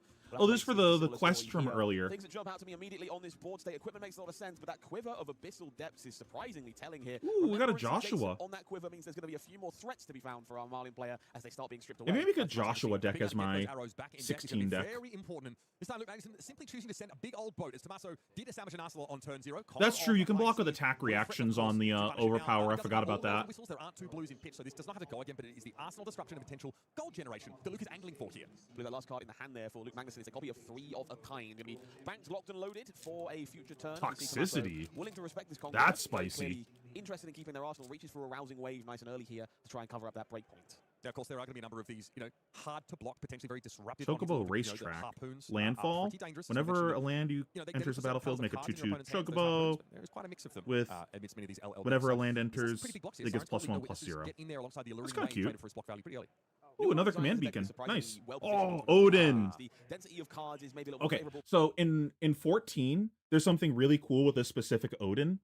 So this specific Odin is a world boss that randomly spawns. And when it happens, people will like go throughout the servers and be like, yo, Odin spawned. Everyone get here if you want to fight Odin and get the loot. And there'll be like this giant mass of people fighting Odin. Whoever is the person to deal the killing blow to Odin, so whoever does the last point of damage to Odin, gets to be Odin the next time Odin spawns, because the way there's like a lore thing behind it of like Odin passing on his sword to whoever kills him and then they become the next Odin essentially.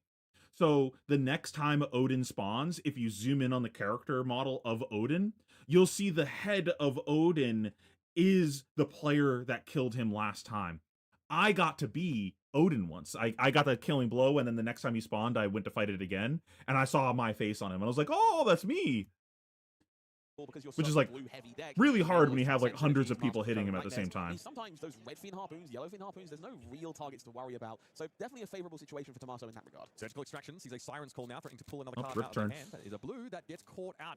The yellow fin harpoon has to hit the combat chain. Siren's Call, I have not missed you. Not one bit. Robbery happening. Ooh, we got a in the full art feature match area. squall. Resource card stripped away, golden tipple left stuck in the hand. Thankfully, that one will still pay for Rough 3 of a kind. divide. And we'll see what Luke Magnuson Whenever a can put together. creature Does he you find control some help attacks here, though? alone, it Authority gains of double Attire strike for Luke Magnuson, making until end of defensive turn. reaction a bit more expensive. Whenever That Squall matters deals when you are combat sending damage these to the player, overpowered return harpoons, target just making sure permanent indicating with that mana Attire is cost active. 3 or less from Battering the graveyard to Bolt the battlefield. will get fired That's off. pretty cool. To be clear, we'll squint just to double check. Battering Bolt, not a harpoon. Doesn't get any bonuses here from the Hammerhead, but filtering the hand through not only takes away some cards that are otherwise a bit sticky, otherwise awkward for Luke Magnuson here, does mean that Authority of Attire is up, active, and online, and so defense reactions a little harder to put together if we want to blunt this Battering Bolt. I actually need to get an Attire at some point. I keep selling all the ones that I open. It's just too many dollar reduce. During your action phase, you can load an arrow into your arsenal. That's important. In the past, many of our rangers have been able to get those arrows in arsenal just off an activation of the weapon. It's a slightly different play pattern, slightly different hoop to jump through. 3 of a kind, aptly named here. We're going to see 2 more copies in the hand for Luke. A quick pass back from Tommaso after dealing Oh, with so he that finally got bolt. breathing room. We will see Nice. the powerful card once again. Unsurprisingly, we see a copy Marlboro. pitched away. It's hard to play 2 in the same Ooh, turn, Esper but Origin. No harpoon found once again means this Hammerhead not doing a lot. This cash-in. I think able this to is be one that I played, want to so put in the unit we're gonna deck. see Sleep Dart trying to strip away the hero ability of Nu. That cash-in hopefully saved for a more impactful turn. Now, Nu, I mean, hero abilities can be relevant. First of all, it's the stealth attacks that Nu plays, if any, will banish all defending cards. That matters, but also Nu has the ability to, play blue cards on the opponent's banish zone with a cheap pitch. So that could be relevant. There are definitely some, viable targets for that ability here. Really, Sleep Dart is just trying to get across the board and put some damage down. Tommaso says, I don't think so. I'm quite happy here at 43. I'd like to keep it that way. There are some interesting blues in the list for Luke Magnuson that could make for interesting finds from Nu as well. Deals blue combat toxicity damage to the in player, earlier draw a games from card, Luke. then It does discard a happen to line up card. rather well with Nu's game That plan as player well. loses life Some equal to options on, like, discard a a couple of cost. other That's pretty arsenals. good. Blue harpoons, unfortunately, not ideal. Again, they cannot be played from the banish zones. It doesn't really help putting a turn together. We will see Leave No Witnesses for now. This one typically pretty good into these Ranger heroes. You are looking to challenge that arsenal. We know this time it's cash in as part of the arsenal here. So one of those big power cards. Not going to want to lose this, and therefore will give up that only coveted block on Gold Blade Hook. Yeah, that's about as good as it gets. I mean, I see Lacer Wrong does have pretty incredible 2 Blade Break block, but it can be important if you want a slightly wider turn to sort of keep that card in your equipment zone. But Gold Blade Hook will give you that 1 free block once a game, and so cash in comes in. There's a reason this card was banned, folks. It is nuts. I activate Pot of Greed. It lets me draw 2 additional cards from my deck. Hold the Line, a very interesting card in this matchup. Additional defense reactions go a long way against a deck like Nu, providing you with some insulation. Oh my god, he's playing against those Hold the various Line? on-hits and effects. My However, Hold god. the Line being blue does mean it can What an theoretically animal. be stolen away by Tommaso Vecino and used on defense on both sides of the board. So this is pretty nice. King Shark Harpoon is looking for I don't know why I attack sleeve action this. cards to tear out of Tommaso's hand. And this is coming with Overpower. So only one What are action card those? able to be blocked with here. So there are ways around this. Defense reactions are a good example. Block cards also can help you, as do equipment. Something that our Italian competitors are already reaching for. Overpower is such an interesting keyword. Okay, finally get a good turn. Circumventing base of the mountain, unlike something like Dominate, gives you a reason Another to play these decks Aerith. over something like Starvo. But worse Ooh, spots like a this does full art defensively anima. provide multiple cards and equipment to cover up breakpoints if required. This time, Tommaso very happy to allow this King Shark to hit. Does reveal a hand of homage to ancestry, bonds of agony, and that command. I would not as say well. he was So happy to Ron's reveal back. his hand. Haven't missed that one very much either. I think but, that was a, you know. I have no choice other than to reveal my hand. No, I have no qualms with the assassin class. Just most of my experiences against it. Yeah, listen, as a warrior player, seeing them Yeah, do fuck incredible reactions, assassins. I feel for me, though, it's more that envy of what they're able to work with. Command Conquer, though, something that's available to all of us at Generic, and it's coming in now, threatening Luke's arsenal. It's about one of the most premium options you can send across the field at a Ranger. And again, this is exactly what Nu wants to be doing in this matchup. Marlin isn't the most powerful when it can keep these big, dense hands. That's how you draw multiple cards. That's how you fund Hammerhead to fire Ooh, off got to make a harpoons gold at least. unreasonably large numbers. Even if Command and Conquer can't connect, you are forcing cards out of hand for Luke Magnuson. Sometimes you're stranding copies of Hold the Line, and in situations like this, you're threatening impactful. Is he debating on cracking gloves here? Well-rounded turn for Tommaso. Codex of I feel like you Flames want to save your alongside gloves for Hold the Line in bonds. hand here, and they are being pitched into the Hammerhead. Tunic resource. Tunic resource Oh here, wait, up to 2, so Luke that is does mean playing Red Hold the Fin Line. Harpoon Wait, and that's Dwarf. crazy. Red Fin Harpoon, I should say. One of First the more Wind Crystal and a temperamental ones in the face Bartz. of a deck like Nu. If you find a reasonable hand, you might find one of those premium red attacks to take away. But typically, the hands aren't red dense, and it gives the option to block with that one red card, deny the Harpoon on hit. In this case, it looks like a Sigil of Solace in the hand here, which can, of course, be played as an instant in response as well. Might be easy enough to deny Go Fish here for Tommaso. So Undertow Stiletto is going to get put I forward hate now. that. I feel like Pot of Greed is more balanced than And people have been Scalata. released, and no other blocks. Yeah, Sigil of Solace. I mean, that Ooh, is we the gotta red card light in up the hand. stage. Tommaso says, "Okay, well, how about I just play this? What do you think?" So I think, unfortunately, Tommaso here, I believe, thought Red Fin Harpoon was red action cards, and therefore allowed this Harpoon to connect, Again, reveal their you hands. couldn't have sort of played it there. Doesn't have a window. You could definitely have responded to the trigger from the Harpoon if you'd wanted to, chose But not not to, resolve. and Gotcha. therefore went, I'll take your Sigil, and Tommaso goes, are you allowed to do that? And realizes, unfortunately, yes, you can. So additional gold gained, courtesy of Red Fin Harpoon there. A small missequence from our previous calling champion, and you see the look of frustration on the face there. This Bonds of Agony turn, very impressive. Oh, he's a but calling champion? bit of a sour note leading into it. Yes. Bonds of Agony, of course, the kind of card that is easy to get active as Nu. Blue Bandison blocking in such a fashion here is to sort of anticipate that if there are attack reactions, they don't carry pump. Using that grain attention scale here, which is going to no doubt fuel either these attack reactions or a mask activation, try and take more cards away from Marlin. We do see Art of War in the hand here for Luke. He's going to get played in response here. I do love a defensive Art of War, and this means there's going to be none of those cards left in hand for Bonds to viciously I guess that makes strip away. sense. Yeah, there's definitely Don't a fear take for any of Luke the Art of that, Wars from our deck, you know, please. Tomaso can get there, so to speak.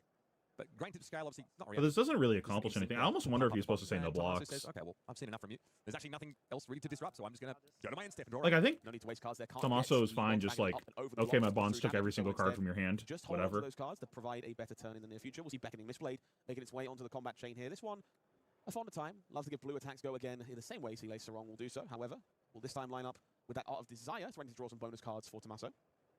Yeah, I mean, hit both two those cards give you Fables. an opener that is go again if it's blue. Obviously, when you're on these bigger hands, new can convert. those I'm to lucky secondary. for once. Wait, maybe I should just open Retail magic buying packs cards, of course, instead. Chi will transcend off of them. Does mean there is a lot of avenues of attack. We'll see a blue banished from the top of the deck. Importantly, a harpoon in this case as well means extra cards found for Tommaso, less threats available. So for Luke. lucky. Can you use them? Art of Desire Mine, of course. Banish to the top card of the deck, and if it's a blue, draw and gain one. It's the counterpart to Art of Desire Body, which is a reds. We see Hiss, Bonds of Attraction, and a Sink Blow in hand here. So I have to wonder what's in the arsenal here for Tommaso. Oh, another Hiss did not find Moogle. any particular Lifelink. value. Target There was no opponent gains blocks made control by with Magnuson, another so looking to permanent you benefit control. from that elsewhere. If they do Luke draw up to a 4 card. gold, just quietly. Huh. Making fat stacks. In the I wonder if background. that has any synergies in this I'm set. very interested to see Tommaso taking this route. I find most players on new or defensively slanted strategies in Living Legend tend to lean towards Gold Denial against a deck like Marlin, doing their best to deny that hook, make sure those harpoons don't connect in any way. If you can deprive Marlin of gold... Well, some we've of the opened decks two play very Ristic fair, studies, so but pretty in good. this case, Tommaso's been very happy in most cases, or unfortunate in others, to allow gold to be generated by these harpoons to try and play somewhat proactive turns back in return. It's kind of nickel and dime Ooh, their way through Signed the turn Squall. cycles. And the overpowers made it a little bit hard to interact with some of those harpoons as well. Tommaso's kind of been priced into Luis allowing Suaz, that damage to come in. sacrifice. Positional Alright, we like a little cost. CNC to the arsenal here. of a- Sacrifice a, legendary Predator or pay Frailty. 2. However, Counter target it's activated. just in lieu of Triggered. other options, really. or Frailty, though, non-creature. matters a lot That's pretty good. against a ranger. This is a very interesting probably play sequence that. for Tommaso, and I think I'm a fan of it. This Tunic here could have allowed that Hiss to be played at some point during the turn and able to CNC to still have 2 resources to be played. Instead, chose to discard the Hiss, find this Command and Conquer, use it as the follow-up here, and keep that Tunic resource around. Makes me think Tommaso... Battering Bolt's also pretty good in this matchup because of all the reactions and shit. They're going to need a Bonds of Agony turn to bring this turn together, wants to keep that resource available to make that happen as soon as possible. Tommaso Angara able to the force something into Diplomat. Luke's arsenal to threaten with that Another Command and Conquer with the Machinist. Battering Bolt. Okay, looks like we want to get around this. This is pretty darn nice. Fang Strike, of course, created by the Alluring Wave. This takes the attack up to 7. Luke not able to protect his Battering Bolt and stuck with... I'm not planning on going tomorrow. I'm happy taking a bit of a break from Fab. Wave does a great job of making Command and Conquer into a rather painful breakpoint if the Arsenal is the name of the game. I also want to... Oh, that's the Regalia for that tutor card from Of earlier. course, I have a feeling going to opt first before drawing off that When the Regalia attacks, reveal cards on top of your library until you reveal a land. Put that card onto the battlefield tap, and the rest on the bottom in the random order. That's pretty good. No load. Yeah, I'm taking a bit of a break from Fab, catch up on content and shit. Draw up his Golden Tipple, Richard's Tropodani, Art of War, and the Sleep Dart. And we're hoping that... Also kind of bored of CC right now. Send off here. We're back over to the Italian. I believe there might be multiple copies of Justin Nick in the hand here for Tommaso. Levels of Enlightenment here going to benefit pretty significantly from his Beckoning Misplay connecting. A card being drawn, very hopeful for Tommaso. That he is Oh, able to all power modes? back. No, wait, 2 With a bit of modes. luck, one is lurking in the arsenal. It is double trouble. Oh, It double feels trouble with the from double levels of Justin Nick. Enlightenment. This is disgusting. That's one word for it. I'm going to be the assassin advocate this time. Oh my god! Justin Nick! Oh my god! Doctor tells you Jesus when it has to be Christ! but he's just trying to prevent you from freaking out. 18 Holy damage, shit. double. That's no Nick. That's like roughly 3 boats. That's a joke. That's what that is. I'm going with Strixhaven joke. You're borrowing Stadium. March-based wheelchair after this one. I think he needs that. Put Well, counter on it whenever creature I does mean, combat I think damage we to just get you. piggybacked Remove by, a counter from different this. in the meantime. 18? Whenever creature you That is- control I can't say the deals word on it. damage, That is put a messed up. counter on it. Okay, Luke goes to 11. And if it has 10 or more So much for counters a on statement it, descent. That was a plummet into remove the them, and center that of- player Trade loses might the take on time. game. Jesus Interaction, Christ. Diming back, overrated damage. We like damage. Bro, how base is a 3-card 15 just quietly? Is that good? I think that's pretty good. Napkin map. Yeah, no, that's not bad actually. That's solid. Okay. Collect ourselves here. Golden Tipple to discard away this gold fin harpoon. A very reasonable outlet. So that's gold. I mean, it looks like having an issue with gold. Ooh, That's totally foil fine. It's swamp. The limbs he just had. Divested of. Gold saucer. Doesn't help. Golden Dipple here, of course, at its full power in this format, alongside a card like Art of War, does allow some surprisingly wide turns from a deck like Marlin. Sleep Dart banished to draw 2. That's true. I need to finish the guide. I'm focusing a bit this weekend on Anything Black Friday stuff. Tunic is available here, so there are good some point. options available for Luke. Looks like they're not interested in doing so, at least for the extra point of damage on this Golden Tipple. Yeah, there's a question of how the turn gets converted. Golden Tipple, of course, when it was in Classic Constructed, was, you know, feared as a card that gave you this velocity and that was allowing you to put pressure down whilst doing kind of all the things you want to do as a high seas hero. Yeah, okay. Yeah, All the discard stuff one of that's those, like extra from one of this the yellow box cards. opening, I'm Keep listing on drawing, make TCG gold. Player for the Black Friday sale. Yeah, very interesting to see the big game trophy shop being discarded here. I'm a big fan of this. Ooh, triple triad. We can play card games in our card games while watching card games. We're digging for something a little bit more impactful alongside these golden tipples. This is what a stockpile of gold allows you to do. We've seen this from Grady Bones and Classic Constructed and Living Legend.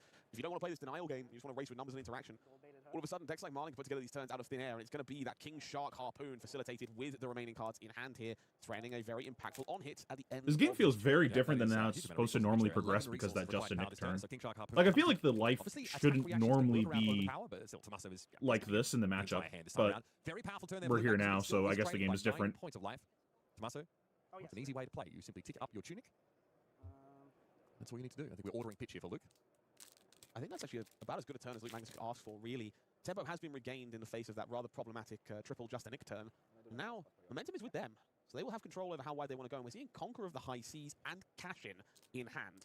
This has a lot of potential to keep stripping away the hand from Tommaso Vecino. Yeah, providing the pretty trivial issue of getting 2 blue cards in pitch is satisfied, this promises to be a relatively wide turn.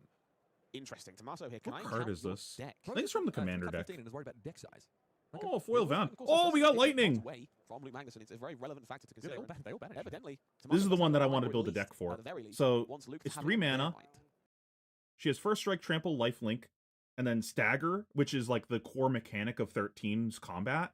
Basically, the way the stagger gauge works in 13 is after hitting an enemy enough, you stagger them, and then you can increase their stagger gauge, but the stagger gauge has a specific duration. Once the duration runs out, they're unstaggered and they return to normal. While they're staggered, they take increased damage, and as you keep hitting them while they're staggered, you increase the percentage that they're staggered, which increases how much damage they take more and more and more. So whenever she deals combat damage to a player, until your next turn, if a source deals damage to that player, or a permanent that player controls, deal double damage to them instead. And then you can combine that with the Buster Sword from earlier to do some, more broken shit. Ideally, I would like to get a foil of her, though. All right, this will get a blue into the pitch. That is one of the hold the lines that looked a little superfluous earlier. Golden Tipple. One interesting thing to think about, too, in this matchup right now is, we got a Teferi. I didn't know Teferi was in the set. That makes sense for her to also be Teferi. That's kind of funny. A lot of the times in these types of matchups, what'll happen is the assassin's trying to fatigue you, so you set up like a pitch stack that counters their fatigue strategy. And then got a Absolute Virtue, another super boss. This one took like literally a week for people to kill. Like an IRL week. What was I saying? So you set up like an anti-fatigue pitch stack on the non-assassin side, and then the ranger sets up a pitch stack that counters your pitch stack. Like, I'm gonna throw like a Leave No Witnesses with some extra disruption or whatever on the turn that you hit your stack. But the way that this game is progressing, he's got a bunch of D-reacts in his stack that are going to naturally line up with any shenanigans that Tommaso tries doing on that turn. That's going to be kind of interesting, like how his stack is lined up. We are debating on this sequencing here. Yes, it's going to be discarding away the gold. Oh, Venat. Bread and butter play from the Marlin deck at this point. We do find another Harpoon. I do not know which deck. I guess I'll put this in the to make that come together. However, no great place for what's his face? Bloodrot at time of writing. Of course, that gold Graha deck. Very I have a sneeze coming. We're Oh my god. Harpoon loaded. So Luke very confident here that gold will create to conquer Laced with Bloodrot and no doubt throw a Harpoon at the end again. We're seeing the power of these cards being legal in Living Legend. It's not just a consistency thing. It's about raw unadulterated numbers when you can chain these cards together. Yeah, these Art of Wars and these cash-ins are huge. Obviously, a legal option as well still available is that. Oh my god. That 3 of a kind. Okay, wow. Take aim. Laced with Bloodrot. And now we're going to be sending over this Yellowfin Harpoon. No overpower, though. I like this choice from Luke quite a lot, actually. This is still damage. It's I need a foil lightning. Situation we find ourselves in. Keeping that Conqueror around. So this lightning has like 3 different artworks in the set, and and this is like the base one. I think I actually want the foil of the base one, not the fancy versions of it, because I think this is my favorite artwork of her in the set. Where an overpowered Harpoon is going to take care of your entire life total. And then there's defense has to work with a small hand, and that works into got another cloud, nice. There's There's another lightning that we haven't seen yet. So that's a red card. And then there's another lightning that's like one of these that's like a full art, but it's a reprint of an old Magic card. She has like 3 different lightnings in the set, and then this particular lightning has 3 different artworks. I needed them all. I need my girl, my waifu. potentially a good number of cards from hand as well. Yeah, I think crucially, Ooh, the scale here Golbez. as we're showing on screen. Sir makes Conrad the block Grim. against Sea Lacer now is a -1 when defending. So Ooh, one break is full coming. art VV. Not where Luke wants to be. I bet He's this used to be like $100 or really something kind of before he got conviction of banned. How to make a correct block and protect this arsenal. Big ups for the sportsmanship there from Tommaso, of course, not obligated to remind. I love it when my assassin opponent reminds me of that because I tell you, there are so many things to consider when going up against an assassin. So a courteous opponent letting me know that I actually would lose mad value blocking with my equipment. I appreciate that. I would say almost every single one of my assassin opponents has done that. So Lauren, the third path. Special Blood community remains goated, of course. And we are going to see the 3 cards offered here for Luke here, including a Codex of Frailty. So pretty unhappy. Scale Pillar earns an extra card. That seems pretty good. All right. Blood Drop Pox here, sent back over. Now this turn has the potential to be very dangerous. We're going to see Cash In as the final card in hand here. And we know there is a Conqueror in the Ooh, arsenal. A couple Codex. of gold tokens mean that we can make some resources. We're just going to... Ooh, foil Vincent. Damage is damage, and Tommaso is at 15. Yeah, why not? Still threatens the arsenal, and does so at a break point. This one's cool. You know, So, the Wandering Minstrel is a character in 14 that gives you a bunch of side quests and things like that. But the identity of the Wandering Minstrel is he is a self-insert of the director of the game. This is like if James White made a James White trading card. What does he do? Lands enter untapped. Minstrel's Ballad. Beginning of combat on your turn. If you control 5 or more towns, make a 2/2 elemental creature token. Pay Wooburg and 3 other creatures you control get +X/+X, where X is the number of towns you control. That's interesting. at base, it's still 7 without go again. I think this Frailty, is- 6. There we go, 6. No go again. This is very indicative of a player who understands their priorities in the matchup. Gold is going to be your best way to make sure you don't brick. The hands don't function. You need to be able to afford cash in. If you don't need to gamble and spend those resources to make a turn function, you just don't need to. And we've Ooh, seen got that a again full art time and time Vaughn. again here from Luke in the feature match area. Conqueror of the High Seas is good enough. You don't need to take the risk. You don't need to burn those resources and maybe not get anywhere as a result. You're trying to send your Conquer opponent back 6 to the card is hands that Neil is obviously known interesting. for. I'm hoping that he can get maybe another good turn of space, burn through those gold tokens, send something really disruptive over and try and snatch back some tempo. Master of Recurring Nightmares normally card Death activated when Touch? the new player is Whenever resolving that creature you has no other control outlet with for it, Death so Touch definitely deals the bigger combat hands damage to the allows them to player, convert them. they get 2 poison Very much counters. better as a blocking target. Probably not good for anything His that I'm plus going to build. should do it. Pretty perfect defense for the Conqueror here in the wake of that Frailty token. Fate Getting the Resistance hat is off the back board in is kind of a big deal. Well, that Not would be having to rather ever play delightful. around that Tommaso again. very much been eager to find a big power turn. Ooh, counterspell. Problem here, of course, And a they have full burned art arousing wave already. Sin. Stilettos do remain And an here, Ultima. just blocks with mask. So finding reactions to make that bonds work is surprisingly difficult harder in this now. current space. Yeah, absolutely. Well, Frailty token certainly did some work. Oh, he still has the Easy enough to cover up the boots. Conqueror of the High Seas. So Tommaso don't want to keep an extra Foil card to see what Shiva. he plans to do with it. An Open with eject, Beckoning Mistblade. and a Midgard. Worth knowing we are back to Okay, second 2 cycle boxes here on turn left. 11, which means that third of a Do a kind we little saw pitched pack away earlier maintenance on here. to fund its cousin, now back in the hand for Luke Magnuson. And is that Bonds? Is You have to look for it. Yeah, it's Bonds of Agony. that Venomous Bite? I think if that's a Venomous Bite alongside this Bonds, there Ooh, is the if it's a potential to bite, get then he's exactly- lit. It's easy to forget, but Venomous Bite is 2 reactions. Yeah, You get to make takes the that price of 1. Fang Strike as well. And he's at So 9. This might just bring this kill. Together. That's filthy. I think surely if you look, you just respect it and block the 4. Okay. This is a slightly different line. Bonds is pitched here for the Scale Peeler. Tommaso probably would, yeah, maybe hope for a little bit more to get a Bonds across the line at this point. I like this quite a lot. That's like an Reverse interesting Strike- mini game here, like a mind game. By pitching the bonds, you're kind of saying I don't have a reaction in my hand, because if I did, I would just play the bonds because I can crack boots plus reaction in my hand. By pitching it, you're saying you don't, meaning whatever he plays after this is going to kind of signify that he, you know, it's just kind of face up damage here, like there's no tricks behind it. The damage is a fantastic Sneaky. choice here from Tommaso And there's Vecino. still a Leave No Witnesses sitting in the hand. Exactly that. They understand Lucas on 5. You don't need to go tall. You can instead leverage this Venomous Bite on Leave No Witnesses. And if he just blocks 3, he dies. This is also representing that the last card in his hand could just be an attack. He goes Leave No Witnesses, cracks boots, gives this go again, plays the card in his hand. Like it could be like a Codex or something. And it's pretty unreasonable to block this in such a way perfectly. Like, man, do you block a card in boots here? And even if you do, the Venomous Bite is coming in for +4, right? Because 3 and then +1. I think he just loses unless he has a D-React. There's no way you overblock this. You don't have an arsenal. Equally punish the opponent. More importantly, this Scale Peeler locks out the Sea Lacer wrong. He's been sitting in play this entire game trying to find a spot to be profitable to block. By taking the more, well, I should say the less intuitive line here from Tommaso, they've nullified the Sea Lacer wrong, spread their damage across multiple attacks, and they're still threatening a very problematic on hit, also known as death. I mean, yeah, exactly. You have, on hit you die. You have the Venomous Bite, excuse me, which is 3, creates a Fang Strike, which is 1. So if Luke Perfect blocks this, he's in deep trouble. Luke here in a bit of a, I say a bit of a very serious bind. Hard to give up cards as Marlin in this spot. Lacking the breathing room to really chain together these big turns. I think you have to just block with a card and boots here. That scale peeler, no doubt. Doesn't need a reminder this time, I think. In fact, no, my shoes are slightly brittle right now.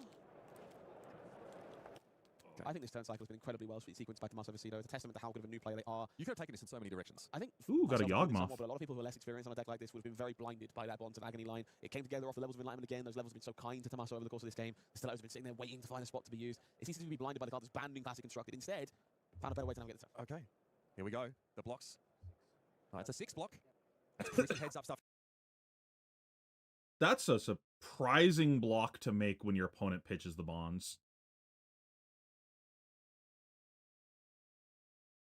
Huh. Here from Luke Magnuson, and the Venomous Bite is going to be kept tucked away for another day. Crushing to have to give up so much from your hand, but Luke here knows he needs to stay alive. And so 3-Oak comes to the rescue.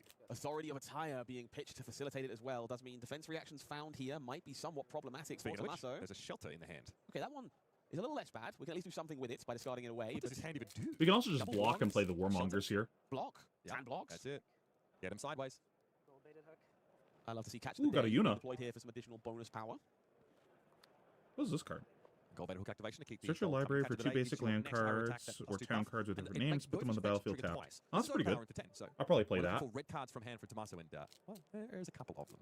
We are slowly running I mean, out this of red just threats. isn't This game lethal. progresses. Like, most of them have been used pretty proactively by Tommaso at this point. We did see that pair of Warmonger's Diplomacy in the hand, which are fight on! What's a red card? Yes, red. Double checking this time. You will not steal my sigil again. Now, this obviously is a bit of Marlin that's not on Honing Hood, so I assume that Warmonger's Diplomacy is pretty backbreaking for him still.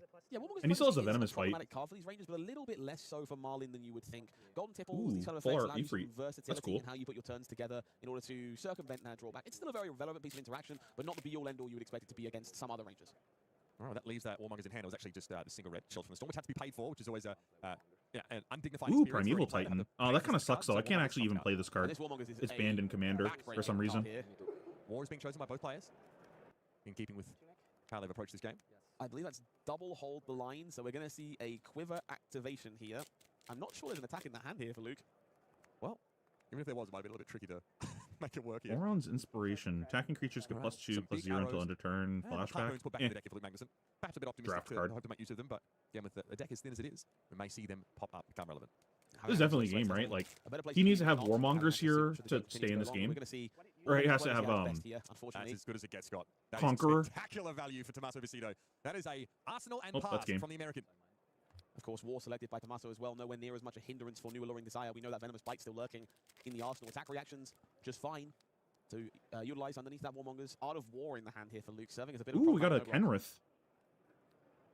There's the portside exchange, big thumbed here. Hold the line also there.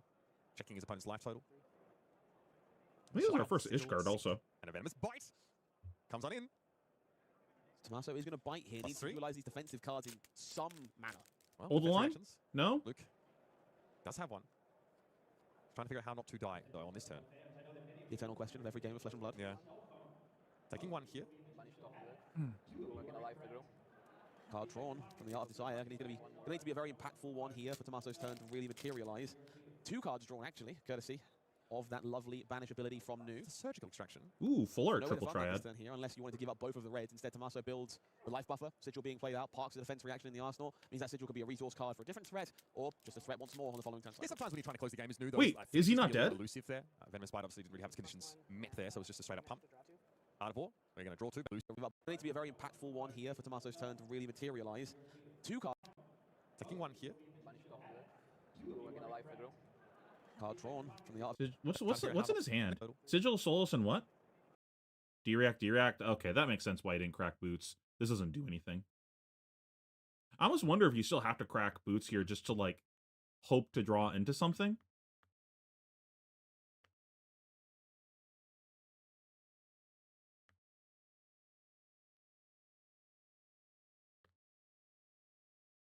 But maybe you don't need to force like that. Like, holding D-React is probably good enough in this matchup, right? Going to Sigil. 15 or whatever. Trying to figure out how not to die, though, on this turn. The eternal question of every game of Flesh and Blood. Yeah. Taking one here. Card drawn from the Art of Desire, and he's going to need to be a very impactful one here for Tommaso's turn to really materialize.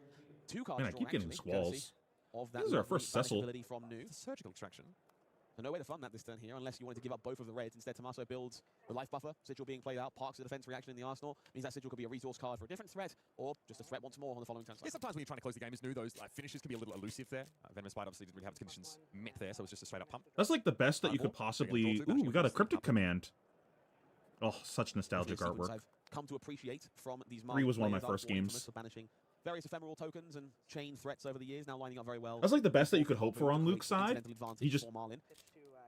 put you Same to name is like played, dealt a little bit hammer-handed of damage in the activated, and past, Codex Frailty. but Okay, so we have. oh, nice! This is one of the All summons that I Harpoon. Couple, needed. of course, did go back into the deck courtesy of that quiver, but no doubt at least one will be remaining. Knights of the Including that round. King Shark So you make a Harpoon here. 2/2 knight token Will for line up 4 alongside turns in a Hammerhead row, take aim, offering an and then additional at 7 the damage 5th on this turn, one. Overpower a very other relevant creatures factor you now. control get +2/+2 and suggesting put an that he, indestructible yeah, counter on bye-bye. each of them. Gold baited hooks condition it and didn't create a gold on that turn. I needed that for the Una Double deck. checking the theory, that should go bye-bye. I think Luke is correct. I don't recall a hook attack hitting, so I do believe it should be there, but it looks like Tommaso just said, keep it. I don't think it's relevant. Yep. This is Which is 414. Ponder and Quite the stats, actually. Yeah, okay. I Foil appreciate the eject. nonchalance. This is a Oh, we got an 14 Emmet. Overpower attack, King Shark Harpoon. Oh, Does full the one art out for and one take Torgal. aim. That is That's some cool. hefty damage.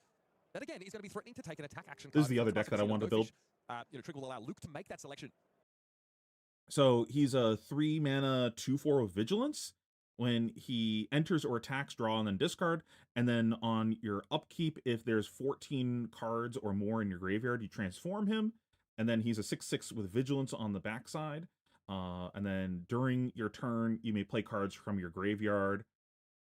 If a card or token will be put into your graveyard from anywhere, exile it. So like you build up your grave. It's kind of like Levia, where you like build up your blood debt and then start casting those cards. He's the commander for the Well, that's villain deck I surgical want to do. defense here to try and mitigate the King Shark Harpoon. Okay.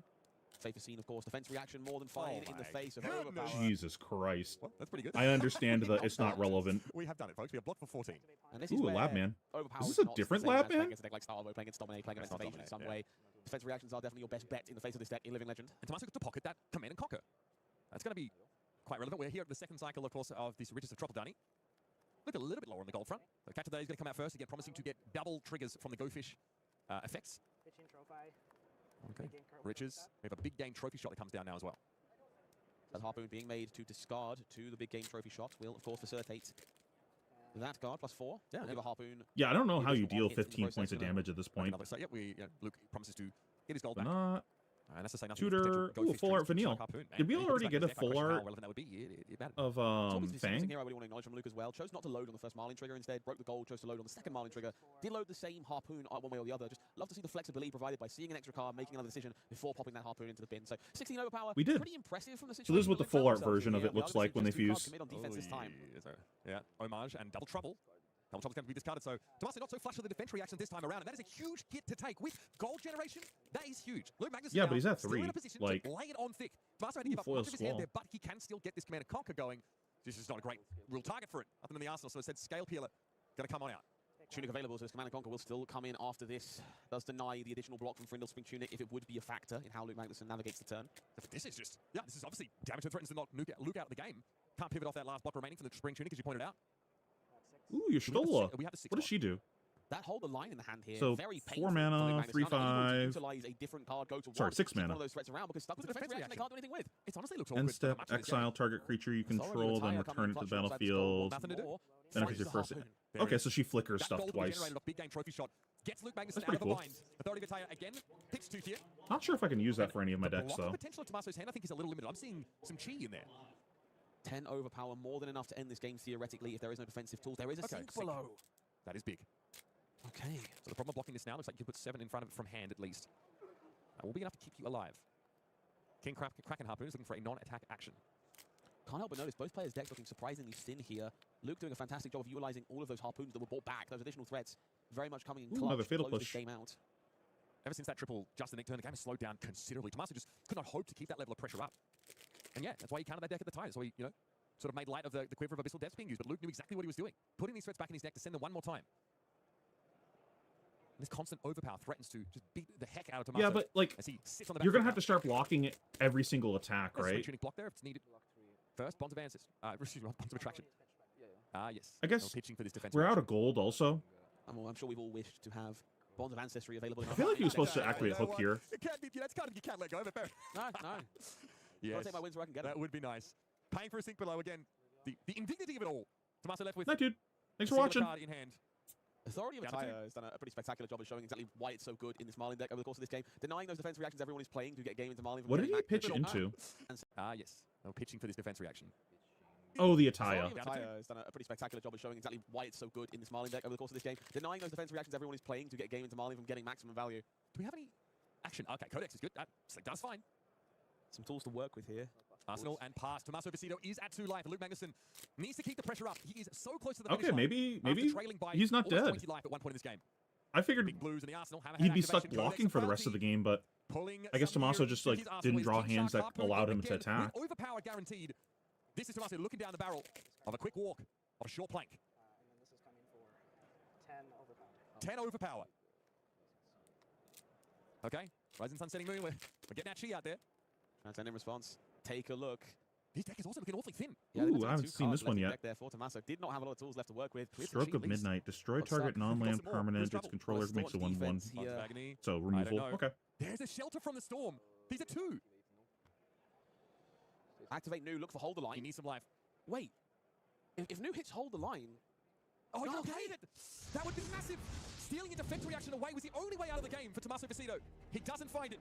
And so Luke Magnuson comes out on top after being forced. Wow, into I'm a really defensive posture surprised that for so much of the Luke was mid-game. able to win this It paints game. together some stunning overpowered turns with disruption continually recurring. These big King Shark threats into Arsenal to send them again. and Maybe again. too many We just D-reacts rolled from the through new there at the end side. of the game, flipped the remainder of the deck over and went, this was my last hand. Because he was able to live because of the I D-reacts, think we talked briefly but about then it he when we couldn't started put on the game, pressure but I think because the he most had to impressive block part with the in arena there, D-reacts. 3 extra gigantic arrows for Luke to work with is exactly what they needed to get over the line. And I'm force very Luke surprised that he into a blocked full 7 Yeah, also never on been that wrong, one honestly. There turn. was a couple of turns where things really lined up for Tommaso. Right? Obviously, he has a ridiculously, Didn't fall for powerful the mind output game, turn I with that guess. triple Justin Nick, but then he finds a double defense reaction turn, and he's able to play that to stop one of those big overpower hits, but his hand's still able to pay. I'll make sure there is no. Oh, we got another so we're Cody not allowed game to for talk about free? Starlight. That's fine. We're okay. We got past step 1. Not a deck we've seen. This too much one's on going to be camera kind of so far sad today, though but because it's they were part of sacking the Legion. Starvo We'll see matchup. how the big bad Guardian lines up against the terror of Part the Mistveil. Cody Williams, of You course, just- saw him it's just find so success hard navigate beating a this really deck. tight game The against Justin disruption's earlier too on much. against that Gravy Bones. Starvo, of course, always has that level of disruption, but crucially has that velocity, that hero ability active. He can get go again. Plus, Okay, that last first big box of attack. Final Fantasy.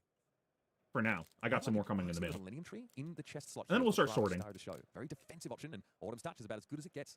3 blocks here of the Earth Variety being put in front. This time attacking Kakara. The bark skin is a pretty big deal here. There's typically Ooh, an 2 absolute ways to virtue. navigate deck building as Bravo Star of the show. You can rely on these earth pieces of equipment that ultimately decompose to fuel the felling of the crown later on, or you can be on It just tectonic because like your crust your as big Kestis turn often kind of just facilitates trades for their something like boots. Starfront, which we saw doing such great work earlier on during the day. Looks like Jacob leaning the first way, going to utilize those earth cards to fuel felling is of the this? crown, maybe plow. Ooh, up Carpet of Flowers. I had no idea that was in the set. Crouching Tiger alongside the Oh, Kakara. We see Key such good Unleashed, the artwork, card too. found here to start things off from Cody Williams. Just interested in putting pedal to the metal. Yeah, it's a really nice chain ender when you have a Crouching Tiger in your turn, right? It's coming in for 7. That's the plus like 4, planet follows Crouching that Tiger attack, 13 a very takes reasonable place on. outlet for the chi generated on this turn for Cody Williams. So not Big too fan of shabby this an opener. choice when you see your opponent committing such a staunch defense to these smaller attacks earlier on the combat chain. Really punishes them for not using those cards to their maximum value. Yeah, and threatening to leak some damage, importantly. Jacob here says, the Tiger is good with me. And then that Key Unleashed, of course, the expected follow-up, which is going to buy the rest of the hand, is Felling of the Crown being given up here on defense. I don't actually know, but I imagine. Ooh, another starting town. I needed more of those. I imagine it's on the Metafy, but I'm not sure. Captain Planet, your way to success on Bravo Star of the show. Find out bacon, lettuce, tomato, baby. Oh yeah, Yahtzee is my favorite way of revealing my Starvo cards personally. But Felling obviously a great card. Oh! First Yahtzee of the game. Ooh, and we also got a Winter's full Bite, art triple of art, this. Fantastic.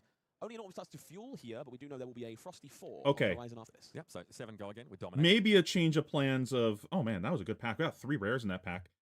We got a Genova with a Sephiroth too, which is really flavorful. Oh, kind of attracts a Sephiroth. Okay, we might change plans. I originally wanted to do Emmett Selk as the commander for my villain deck, but if we did this as the commander, then it would let us put in more cards because it has an extra color, so we could fit in one of the other villains that I want to put in the deck.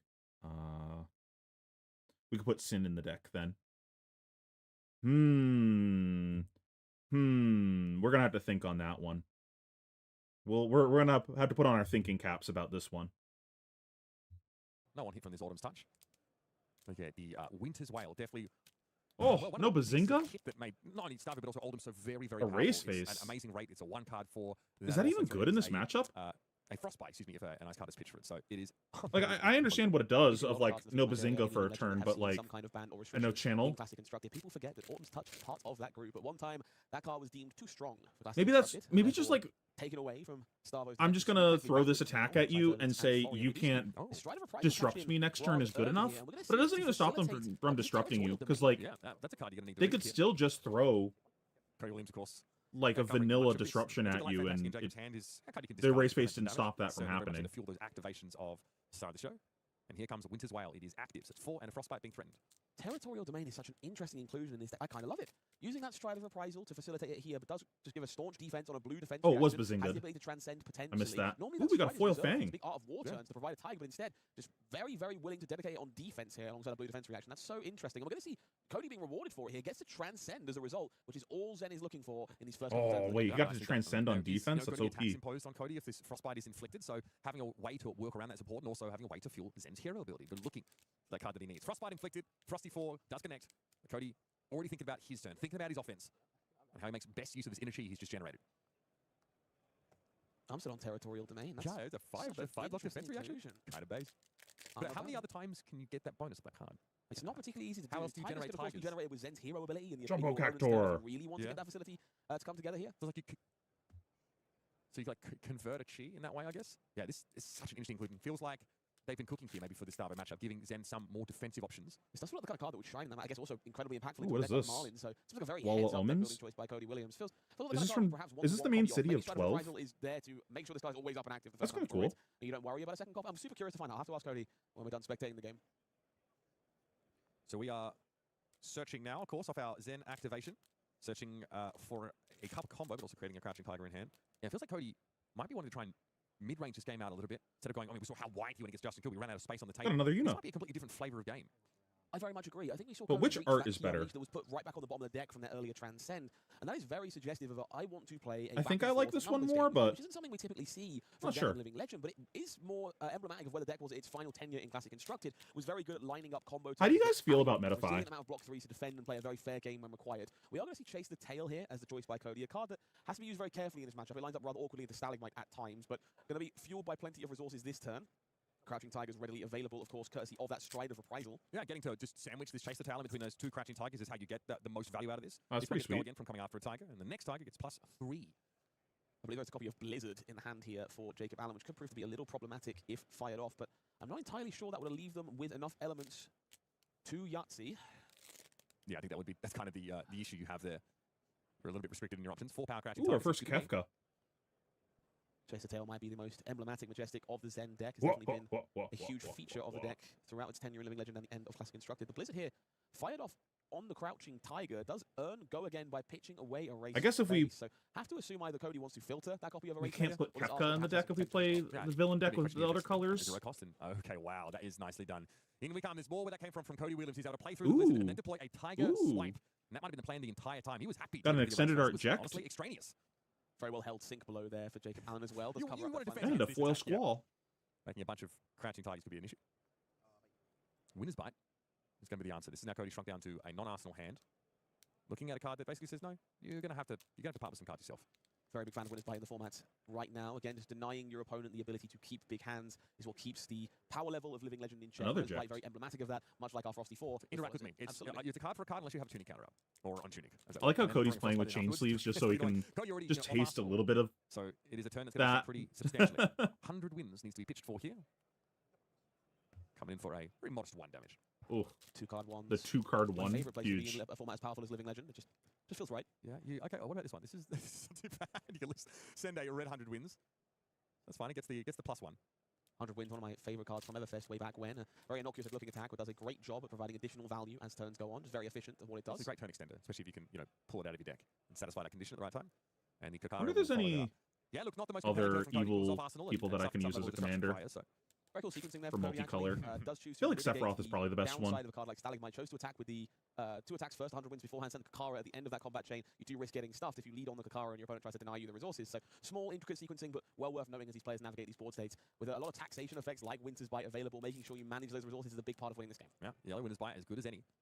Still got the With this many Winter's margin on Bites, I his feel side. like it's going to be really hard for Cody to ever get out of the box. again now Cody Ooh, Genji Glove. sees That the was one Winter's of the Bite cards that I needed. Probably something to feel For like the he lightning needs to deck, get a proper off turn, The equipped creature establish gets an double arsenal here, strike, wants to be able to which come back with means lightning will anything hit, that would trigger have eyebrows stagger, raising. and then the second time she See how much hits, in hand. she'll get the bonus This is from kind her of own thinking, right, effect. with, I assume how they've tuned this deck, they do need to play out their smaller And hands. They then can't be whenever the doing equipped two-card creature ones. attacks, if it's the Sustaining first it. combat phase of the turn, And that's untap a it, move. and then there's an Yep. additional combat That is- phase after this. That is So enough then for I the can, deck, in folks. theory, get So yes, 4 we're correct about that. staggers off. Game plan here for Cody Williams. That's the kind of card you'd normally see in a Guardian list. Yeah, nothing says slow and methodic quite like the larger Am I keeping the decks to strictly Final Fantasy? So I was talking about this earlier. So I want to keep most of them to be Final Fantasy themed. The only one I'm going to be not Final Fantasy themed is the Lightning deck, because there's just not enough cards to facilitate this strategy. And she's one of my favorite characters in all of Final Fantasy. Literally have a desk statue of her on my desk right now, and I'm wearing her necklace. Like, she's one of my favorite characters. There's just not enough stuff to support that strategy in the set. Not enough love. So that one I'm going to branch out a bit. But I'm going to build a Summoner Yuna deck that's like really focused on the Saga summons. I'm going to build a Villains deck that I haven't decided on the commander. I was originally going to do Emmett Selk, but then we opened this. Did I put it over here? I think I put it over here. We opened this. And now I'm thinking maybe using this as the commander for my Villains deck instead. So yeah, I want to do that. I want to do a Graha Tia deck with all the Scions. Maybe an FF7 deck. Speaking of the devil, another Buster Sword. Nice.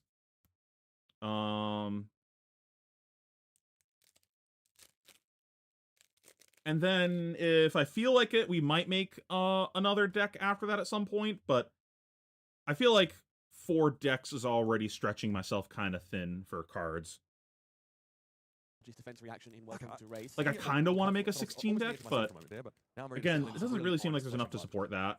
I'll stay on the edge of I my mean, seat. you've got to pay the piper in this matchup. Like your opponent can consistently disrupt you. It's not just the Oh, win as well, cool. but even if it is, that's still annoying. Speaking of When 16. win as well, you are not having a full turn. You're not doing the thing. So you may as well just accept that, play into it properly, and the plow under. Well, so what we developed in our arsenal now is about to go bye-bye. Yeah, Cody's just never going to get out of the box at this rate. Yes, Straight indeed. to the bottom Yeah, of the it deck. just encountered the unstoppable force and that actually won out. Makes sense why he's trying to do this I think this is very telling mid-rangey of Kate's strategy. approach to this Just matchup. And honestly, I I'm like just it going to quite a nickel and lot. I dime think you they back so understand long that as you're not they want to actually take a hitting me. window eventually in order to tie everything together. And these cards like Territorial Domain, these unmovables, allow you to buy that window pivotal into set. a big dominated attack from Bravo Star of the show. Give yourself the breathing room to keep enough resources, play through the interaction on the opposing turn. We're opening Final Haven't Fantasy found stuff those because spots just yet, but I'm a it's huge a Final pretty good Fantasy job of fan, and I making finally while was they able to attempt get flame. And product. that Plow Under, pretty unfortunate, honestly, but at least it only came in for 2. Yep. I want to It's like collect a- every like- single card from the set. Look, I think Cody, for the most part, until he finds his spot, like you mentioned, happy to walk these life totals down. I mean, this is still fine. He created a Crouching Tiger. Key Unleashed has its condition sort of. Last that's why pack. Maul comes in here. And a Love me Barks. some Maul. This card has a lot more leverage. Okay, in time to living start legend sorting. than ever quite found in Classic Constructed. Threatens to make an attack a little bit bigger. Threatens to make some Crouching Tigers. Both modes very relevant. Tigers are a big part of the big go wide turns of this deck in Living Legend. And with less defense reactions in the format, Maul catches. Yeah, I people really off like guard. the Summon Unfortunately, Saga with design. his root-bound carapace on the other side I'm of the table. hoping I can find Tiger an LGS doing one of the upcoming events. They're doing like a box league type of thing for this version of Yuna that has an extra color, the 3-color Yuna, the summoner one, and it's her in her wedding dress as a promo that you get for that event. So I'm hoping I can find a store near me that's doing that, but otherwise I'll just buy that card off TCG Player because I really want that promo. When I go to Japan, I'm hoping to pick up some of the promos also there. Hopefully at a good price. Okay, let's see what we got. We got pretty lucky, I think, because we got 2 Ristic Studies and 2 Buster Swords in 5 boxes. No Shiny Lightning, though, which is like probably the card that I wanted the most, but oh well, such is life. We got more boxes coming in the mail. I got 5 more boxes coming in, and we got some Chocobo bundles, and then, who knows, I might get more boxes too. We'll see. We got a Sephiroth, which is pretty cool. I gotta find the rest of my stuff so I can kind of combine this. I got like a little bit over here.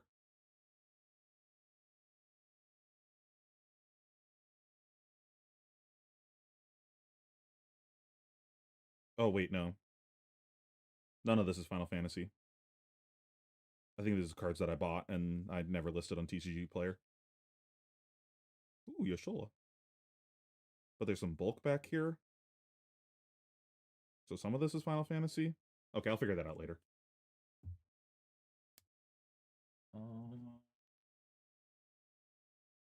It's like behind my green screen. I'll go ahead and play the game though. And Kakara follows up. That's good enough for Cody Williams. Jacob Allen now taken down to 23. Not the kind of turn he really wanted to offer too much in blocks. We've got multiple channeling Frigids here. Looks rather frosty to me. Tough to play through. What?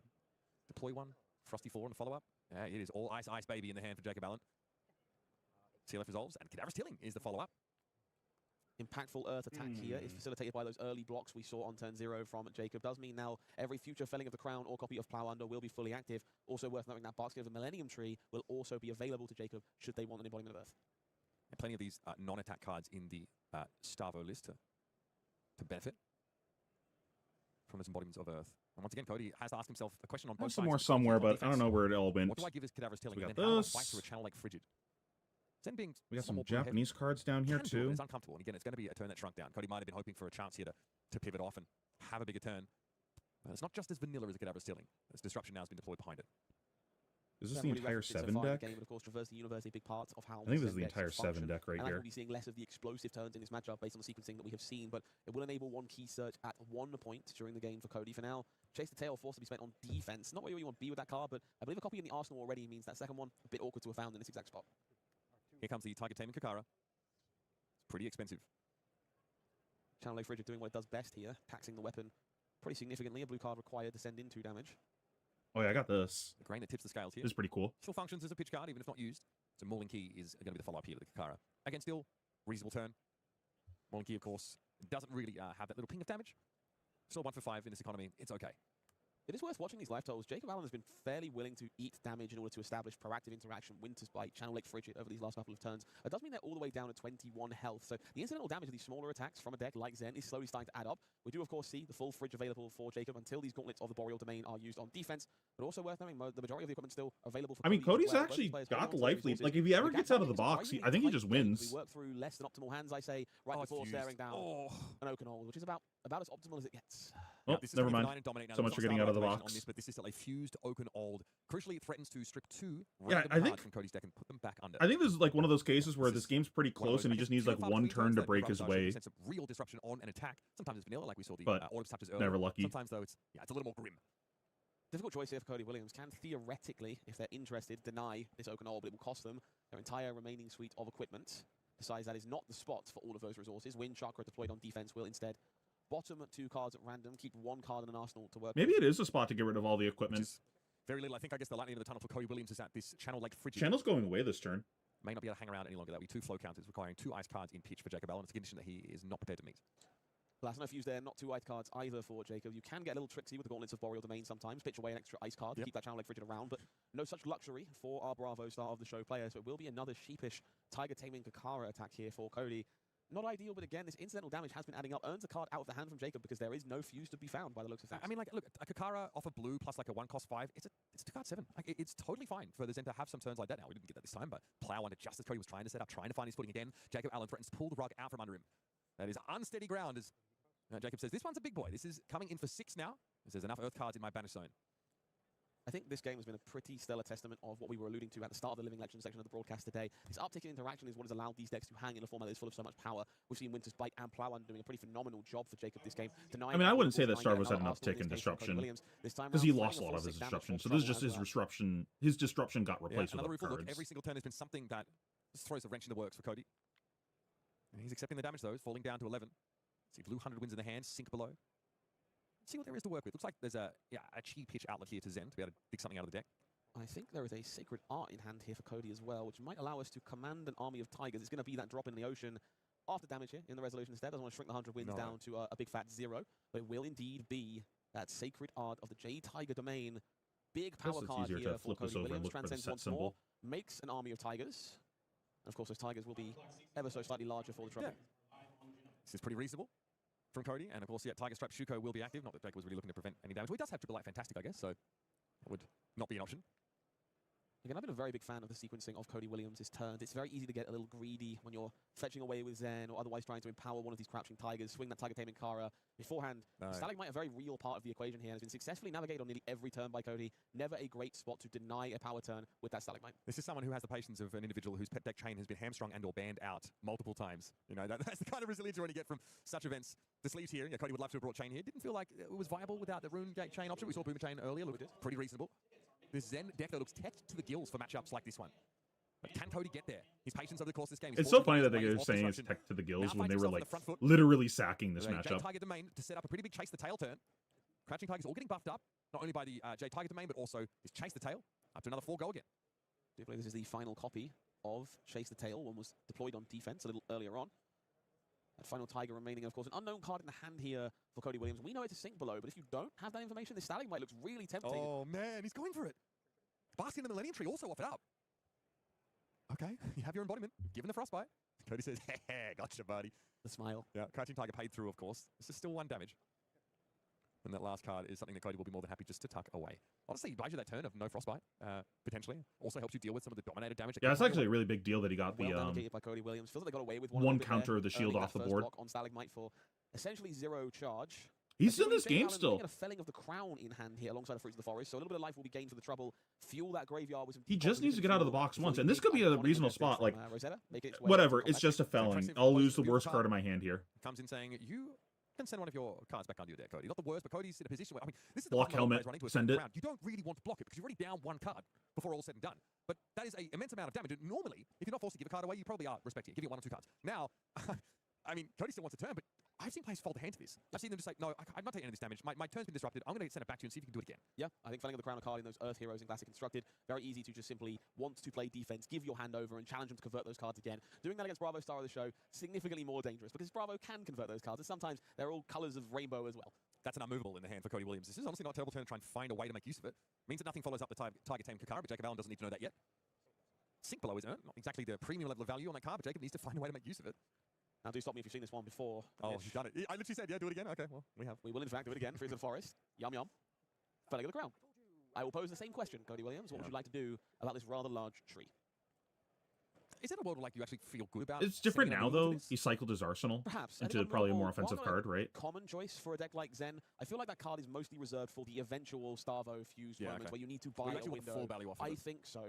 Not impossible here that Cody wants to use this to deny damage. This game is very much dwindling down, and we're finding Cody Williams without a huge life buffer to work with. If the hand is unimpressive, and there's not very much to do with it all, I believe there is an inner chi in there, so there's some options to consider at the very least. But if they find themselves in a spot where the hand is awkward to say the least, converting a chi into a 4 block is pretty good.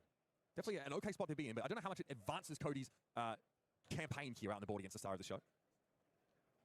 Felling of the Crown, of course, quickly becoming one of the most iconic cards in Flesh and Blood. That recent reprint over in Super Slam, increasing the accessibility of this one for everyone who is so inclined. And I could not be happier that more players can hit me with Felling of the Crown, you know? That's great. Unmovable, holy shit. We are going to see the full value in terms of block value gained by that unmovable here. Cody deciding the 2 cards they have in hand are... Maybe the tech for the matchup actually hurt the matchup. Chi pitched away. I believe that's a Bonds of Ancestry being tucked away into the arsenal, which is the kind of card that... Oh, he just IP'd the Bazinga? Cody Williams, so parking no hammer? Interesting. And punishing the opponent accordingly. Are we back to this Trip the Light rotation? Okay. Don't think we're quite back to the stack for these players just yet. Of course, Cody going to be shuffling plenty as well, so much more difficult to do that over there. Trip the Light, fantastic. Is spent on defense. I love this from Jacob. This is me every time I play Bravo Star of the Show. I'm reassured this hero has a powerful hero ability, but I'll be damned if I know what it is. Yeah. But then the other end of the spectrum is that every turn it's just that BLT stack getting thrown at you. So yeah, that's the duality of this hero. I still think that Cadaver stealing here from Jacob is very reasonable. It's pretty good. Still efficient damage one way or t'other. There's a blue tilling. Oh, wait, we're out of the box. We've done it. We've done it! The curse of Bravo Star of the Show. You are either playing the most powerful deck Flesh and Blood has ever seen or Tales of Aria Limited. It is very rarely anywhere in between. What a format that was. Big fan. Oh, Traverse time. Okay, Cody said this might be it. This might be the option. Jacob's sending a bit of a mopey turn. I'm going to go and get myself a chi. Bonds of Ancestry was tucked away in the arsenal. This could be it. I'm a big fan of this. I think it's very telling. Jacob is going to be very aware of what is about to come. Wouldn't surprise me if that quick dodge flexes is about to do some work over the course of this turn. But Cody decides, you've had a somewhat lackluster turn. It is time to fire the cannon. How many times did Justin Q use it in his game against Cody? I thought it was like 6 times. It was moved along the chain, one after another. Because they were all 2 power crouching tigers there. So good use case for it. Right. Pretty good stuff. So we have 6 cards to work with for Cody Williams, including that chi found by Traverse the Universe. And he didn't have to give up the rest of the armor on the hammer this turn either, which is nice. That we know is in the arsenal. First things first, let's address the issue of the Sending Gust. Of course, Stalagmite might be an option here for Jacob. Currently considering all damage mitigation measures. That's including the quick dodge flexes, of course. Balance of Justice also still in play, unbesmirched so far. But plenty of that fridge can still be offered up. And yeah, here come the flexes, getting in front of this descending gust wave, and promising to do a little more with 2 floating. Very heads up here from Jacob Allen. You don't get to 7-0 at a World Championship by accident. Understanding of what the implications of that Traverse the Universe are means that we can use Quick Dodge Flexes on that first chain link and look to maximize value from that card over the course of the entire turn. However, the TCG is now up in that regard. Cody Williams also knows that Quick Dodge Flexes will be utilized throughout this turn, and so we have to reconsider our sequencing and perhaps focus on sending some larger attacks as opposed to smaller ones. So that's the option. Try and play around it to some degree. That inner chi granting Zen a lot of flexibility. You can choose to sidestep Quick Dodge Flexes with a much bigger turn. Things like the Unleashed, right? Like being able to send like that 7 number, that's a bit more awkward for Jacob to cover. Bonds of Ancestry is the follow-up. 4, and go again. And that is a Tiger Swipe being just brought natty down. bombs. Face up here for Jacob Allen. He knows exactly So what good at the game. Tiger Swipe. One of the more emblematic cards here from Zen. Very scary, should you manage to chain together a large number of crouching tigers. But this means that he is going for the wider plan, right? I don't know if you can really get a payoff for Tiger Swipe if you're not playing multiple of those crouching tigers, So right? not necessarily. Tiger Swipe, while it does facilitate this very go-wide pile of tigers approach you might expect, it is also a 4-power go-again attack following a crouching tiger. So all we're looking to do is continue to evade Quick Dodge Flexes. Sure, the tiger is going to fall victim, however we cut the mustard, but we're making that for free from Zen's hero ability. So we'd rather just go and find something that's going to provide a breakpoint. It's going to push 4 damage and continue to mitigate how much work Quick Dodge Flexes can do. So Tiger Swipe in the banish, playable this turn. Still a lot more for Cody, though, in the hand. Still sitting on 3 cards. I think there's a levels of enlightenment in there as well. Just to kind of do it all. Turn extender. Now we're going digging, of course. Zen is going to create a crouching tiger in hand, and we're going to go hunting for a combo card. I'm very eager to see what Cody reaches for here. That Key Unleashed, I believe, might have been blocked with again after it came around. It's going to be that aspect of body tiger. Okay. Does We he are have a looking to maybe chase? facilitate a little more respect, courtesy of a couple copies of this one. I believe it's aspect of tiger body even. Too many aspects, too many tigers, far too many bodies and minds. Yeah, I mean, an extra one, because it's going to create another crouching tiger, of course, if it follows up a red. So that might tell us a little bit more about what the next step is for Cody. We're going to see some tigers mixed in. So forget the levels is still there in the hand. There's still more to do. I wonder if this is a 16 matchup that you just don't play so Art far of is War in, back maybe. annihilated. What Cody is trying to unleash is crouching tiger. Crouching tiger here, somewhat awkward, doesn't have any Doesn't do power anything. attached. Yep. This facilitates this tiger swipe. Does come in for 5 though from Tiger Stripe Shuko, courtesy of that previous tiger. Yep, 2 base power. Thankfully, Quick Dodge Flexes lining up very well with a 3 block to What about- enable that. What about this one? What about aspect of tiger body? Yeah, there's a 3. We can all wish it was a 5, but alas. I'm sure Cody does, because he's still chasing down a 10 life deficit, and we keep moving along the line. Is that This a is me, the sink buffet. below? And I come back for more. No, to be it's fair. I think is that Quick Dodge the 1 for 3 Might that be makes a big, but these tiger? Boots are made for walking, and that's just what they'll do. straight off the table at this Into rate. levels? Cody One of gets these a days, the boots have to walk all over you, Mitch. Here's that levels of enlightenment. Down to 1 float. 2 blues here in the pitch zone does mean we're picking 2 modes. 5 and 5 draw? go again seems to be the flavor, so no additional draw found here. Man, this is just max value off quick dodge flexes. 1 card already committed to blocks, that current funnel's there. 2 in the pitch. This quick dodge is now on its 5th chain link. No shield Cody block? says, okay, you know what? You got it. I will pack him up. Cody, you got to send the tiger, come on. Sure. Value lost. Yeah, he's not about it. That sits and remains as adornment back into the banish zone. So Jacob Allen takes 4 damage over the course of that turn. That was when Cody was really trying to pop off. That was the Traverse the Universe used in order to set that up, and it's a warm 4 here with the Winner's Whale. Unsurprisingly, a warm beverage, not as appealing as a cold one, but You don't drink warm beer out in your part of the world? no, Oh. we will not be doing that. Okay, just wondered. Winner's Whale, still pretty good, however. Does push 4 points of damage nonetheless. Cody without too Warm much beer. life left in play, does have to Disgusting. demand some respect for this weapon swing. And he's leant back, otherwise I'd be showing you the contents of his hand. Thank you, Cody. Wind Chakra, Levels of Enlightenment, Biting Breeze. Oh, that's Roar of the Tiger at the back of this hand. Not a card you might be familiar with seeing in a Zen deck, but if you are much more Tiger-centric, pile of mauls and all kinds of Not these to go with. really one, that great of that a one's hand, basically an right? Art of War. Yeah. You can put the turn together. Exactly, +1 to all of your crouching tigers, and you're making 1 in hand there as well. So Cody has a ton of ways to generate these. Kakara, pitching Chi to Zen. I'm feeling very validated right now for how many games I've spent trying to make Roar of the Tiger work. Am I Cody Williams? No. Do I feel better about myself? Yes. Yeah, he definitely feels like he's struggling to get over the high bar that a Guardian in general will impose, especially any deck that runs quick dodge flexes. One of the most powerful generic pieces of equipment to be printed in Flesh and Blood. Biting Breeze looking very appealing here. We do know about that Roar of the Tiger. And we're going to see an amount of respect dedicated to it as a result. Jacob also worried about the Tigers. Final Stalagmite block and that Balance of Justice. Okay, so Been what do we shown have for a while. dupes? Going to cover up this on him. It's annoying to see it so early in the turn for Cody. But he knew it was likely coming on the previous turn or this one. There are just so many ways that Rubber Star of the Show has to mitigate this kind of explosive turn. Cody, yep. Go into the pitch instead. Just to pay through it in order to get this Kakara onto the combat chain.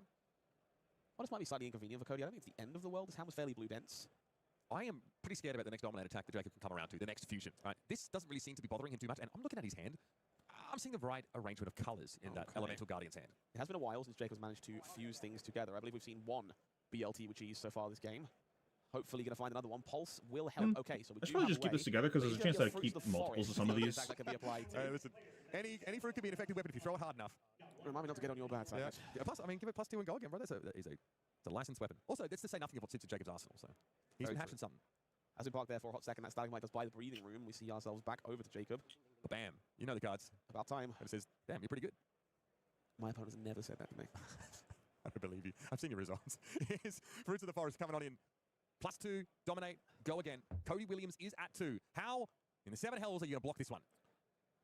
So we do have some equipment to work with. Of course, that Zen State token can be created from 12 Elka Sire as well. Does give you maybe even more breathing room. So Yeah, maybe your pop-off turn didn't go big enough. Would bring it to 8. So not stone cold to this Fruits of the Forest, but we do know there is a Frosty 4 on the horizon afterwards. And that's buying 2 cards. Well, buys 1 Oh, of card course, because you of have the the Zen Zen State. State. So there Okay. is some breathing room here for Not Cody. Can get away with perhaps expending not the full hand, but not exactly the situation you were hoping to find yourself with. Okay, first things It's first. probably you need to over find a now. card from hand to block with. You need to go a bit bigger. Ancestral Harmony is the pick. Yeah, here's that 12 Petal Kasaya now being used for its defensive aspect. Oh, Sync there as well. Okay. Now we're cooking. Okay, Sink Below, a big deal here. Now, I'm very curious if Cody wants to cash this chi in to create that Zen State, or whether he will risk being left unable to do so. However, Sink Below, a pretty big deal here. It did leave Tiger Stripe Shuko available to try and mitigate one of these future attacks and keep a hand when it is most important for Cody Williams. We're going to see Pulse the of Pulse Candlehold. of Candlehold played out. Okay, so Jacob pretty content to rebuy some of these powerful attacks for later on, and then send in that Hammer Swing. With Set very up much disruption I for mean, the yeah, next right, turn. of That course, makes this sense. This is essentially dressing the top of the deck. So making sure, yeah, there is a blue, go with it. I would like to Felling of the Crown you next turn. And, I mean, he's already trying to meet conditions for Bravo as well. He's just put an Earth and a Earth and Lightning card on top, so that's 2/3 of the way there. It's statistically more than halfway there, and it is Cody Williams living on a prayer right now, staring down that Winter's Whale. You can see the stress seeping into our undefeated player, desperate to be 8-0 overnight, given the choice. Jacob Allen, representing Canada. Bravo star of the show here in Living Legend. He's come out of day one with a perfect record.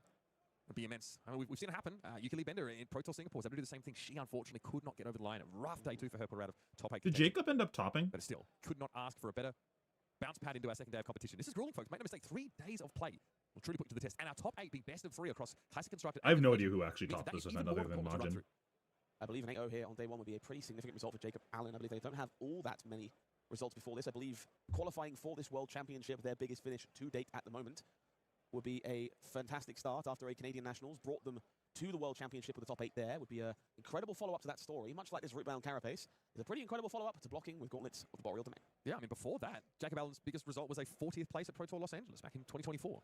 So this is, you are definitely looking at someone who is on the rise rapidly. I wish I could say the same for Cody Williams' hand size as it continues to be chunked down. Here it is, we got the fusion. That's what we're looking for. Autumn's Touch got to be sent out first, but there is more where that came from. It's a dominate attack that Cody Williams cannot deny. An offer he can't refuse to fall to 7-1 as Jacob Allen, Unlucky. your undefeated player coming out of day 1 of World Championship Philadelphia. Yeah, needed some turns to break better for Cody earlier. He needed to like find a turn to get out of the box earlier than he did, but and he needed his go off turn to probably go a bit bigger than it did. I'm wondering if the defense reactions actually like slowed him down though, because there's a few turns there that's like maybe he could have gone off there, but he's holding a D-react, so it doesn't really make sense to go off there. And that being said, he could have just chosen to put the D-react underneath with the felling on one of the turns, right? No, because it was D-react in hand, D-react in arsenal, and then it was D-react in arsenal again. So like, there's not really a good way to do that, because ideally it's like, okay, whatever, I have a good arsenal, you can have the worst card in my hand, or a D-react from my hand, and now I'm just going to try comboing off on a 3-card hand, plus arsenal, plus cracking my hat, but,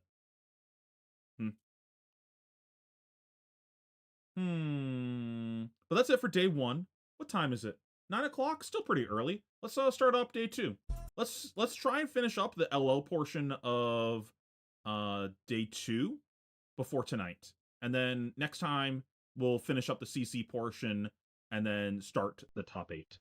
So tomorrow maybe we'll be done with Swiss.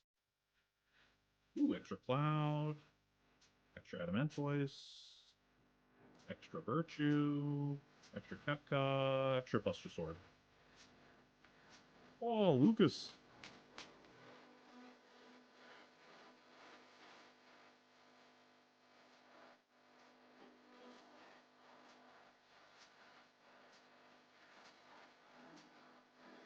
Oh, that's my local Joe.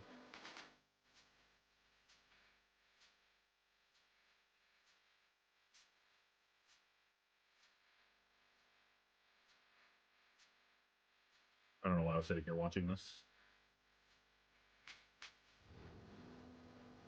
Started for you guys. It's going to be Dylan Ashcraft at 7-1 on Viserai Runeblood, going up against Jacob Allen, the undefeated 8-0 out of Canada on Bravo. Start the show. Okay, so matchup of the tournaments to kick things off here. The two most represented decks in Living Legend will be our first battle of the day. Now, notoriously, Bravo star of the show has a little bit of a Okay, so Jacob knows the tech of playing those gloves in the matchup. So the idea in this matchup of what you're trying to do on the Starvo side, this whole matchup is a I know that you know that I know that you know type of situation. Viserai knows that if he just sends it every turn into the Starvo, that's not good enough. Starvo will just fatigue him. So he has to set up a bit. I think you're trying to set up like 20 rune chance-ish in the matchup. I don't actually know the number. It's a reasonable size stack that you're trying to go off with. And then you're just like blocking, building up chance. So on the other side of the Starvo just sends it every turn. That doesn't actually accomplish a ton, because what ends up happening is you go Bazinga Hammer, and they block one card on the Bazinga, and then they block anything that's not relevant on your Hammer, and then build up more chance. So what you try doing in the matchup is Bazinga with your hero power, and then instead of hammering afterwards, you just activate your gloves a bunch of times. It's less total damage, but you're not letting the Viserai mulligan their cards on defense. If the Viserai's holding a bunch of attack actions and you only attack them once, they can't block with all of them, so now they're stuck holding all these attacks. They can't play any of them. It breaks their stack. One interesting thing, too, to keep in mind is he is still playing Facepurg in the matchup. What I would be expecting to see because of the Facepurg is potentially Overcrowded, I think is the name of the card, that new ambush card. They can block with that from Arsenal, and then a non-attack from hand to Facepurg through a Dominate. Viserai problem, but there is active counterplay to make this matchup more interesting. Part of what we're going to see on the side here, Plume of Evergrowth. This card won't enable silly combos like you'd expect from Verdance back in Classic Constructed, but what it does allow you to do I like is the find Plume, those pieces lets of you pick up a interaction threat. time and time again. If you need another Felling of the Crown, if you need another Plow Under, they're going to be available on demand, and you can force yourself to interact with Viserai when it matters. Otherwise, Jacob going to be looking for those Warmongers Diplomacy, going to be looking for Hypothermia to shut down these big turns, and stifle the bleeding until that big Bloodchief Scalia turn finally emerges from Dylan Ashcraft. Fair bit of action here on turn 0. Dylan Ashcraft starts with a Malefic Incantation, an aura that is going to allow him to create Runechant tokens when he plays attack actions. He's also pitching to his Grasp with the Arcanite to create a Runechant to develop some board presence early on, but Jacob on turn 0 is also able just to discard a Fruits of the Forest and go up to 42 life. Over Jacob here to get to filter just a little bit thanks to that Fruits of the Forest, looking for a Yahtzee to start us off today. Does successfully Bazinga. fuse the BLT sandwich that is Bravo star of the show. Sends a rather large Dominated Autumn's touch here, so not the most premium of attacks, but starting on a fuse is really hard to argue with. Yeah, I mean, And then the question is, do you IP any of your fuse for the next turn? Quite often here, yeah, like a dominate attack followed. This is not what you're supposed to do. You're not supposed to hammer afterwards. This is actually worse than just activating your gloves. Like, what is he going to do with his D-React? He's just going to hold it. Like, don't give them more chances to defend and sculpt their hand. Maybe there's an argument for hammering because he didn't block anything on the Autumn's Touch, but that's a little suspicious. I would just activate the Autumn's Touch a bunch of times, or the gloves a bunch of times, and just move on with life. A Winter's Wail comes on through. Now, Reducer Runechant is free because Dylan Ashcraft already had one in play. That's going to cover up the Winter's Wail pretty elegantly. Look, these Frostbites are not what Viserai wants to have to play through. It's a deck that runs pretty low to the ground in terms of cost curve a lot of the time. There's a Machinations of Dominion to open up the attack, another Malefic Incantation thrown down. We are going to see a Viserai trigger. That's a cool and Viserai created. trigger. It's already a lot to work with for the Rune Blood. I'm very intrigued to see how Dylan chooses to navigate this matchup. There's a few different schools of thought from Viserai players as to how to best attack Bravo star of the show. Running out Machinations here for the sake of a Runechant. I don't believe there is going to be an attack following this. Okay, no worries. So we have some gameplay here with Dousing Runeblood as the follow-up. So this would suggest Dylan happy to play a more traditional Viserai Okay, game. this is pretty surprising that he's choosing to play the matchup this way. So this is like a moment where I'm expecting my opponent to play the matchup in a specific way, and then when I see they're not playing the matchup in that way, now my game plan is going to change slightly. The Viserai could always pivot their strategy back into a more stacky matchup, like maybe their opening hand didn't lend itself very well to stacking. But I don't even know if that's true based on like what the cards we saw. Like, he has a Malefic Incantation. He could have just chosen to block with the attacks in his hand and just play the Malefic and pass, right? Like, he didn't need to do any of this. He could have just played a Malefic and passed. He could have even held on to the D-React.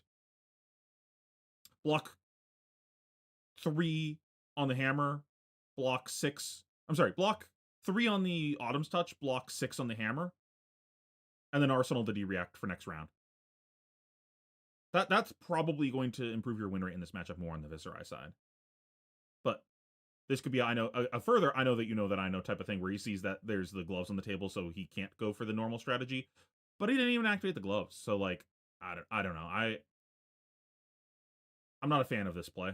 That additional machinations to make more rune chants, and hopefully therefore make even more rune chants from Douse with Rune Blood. We do see Viserai players sometimes leaning into building a pitch stack in this matchup, building up a stack of rune chants, sending one big volley of damage, but looks like we are more than happy to play a traditional game here if we're Dylan Ashcraft. Now, Douse with Rune Blood, of course, a card out of Hunters that will allow Dylan on attack to create rune chant tokens equal to the number of non-attack action cards played. This obviously still combines with Viserai's ability, so you can see there are going to be rune chants that come in behind this. Machinations of Dominion also allows this to come in with overpower.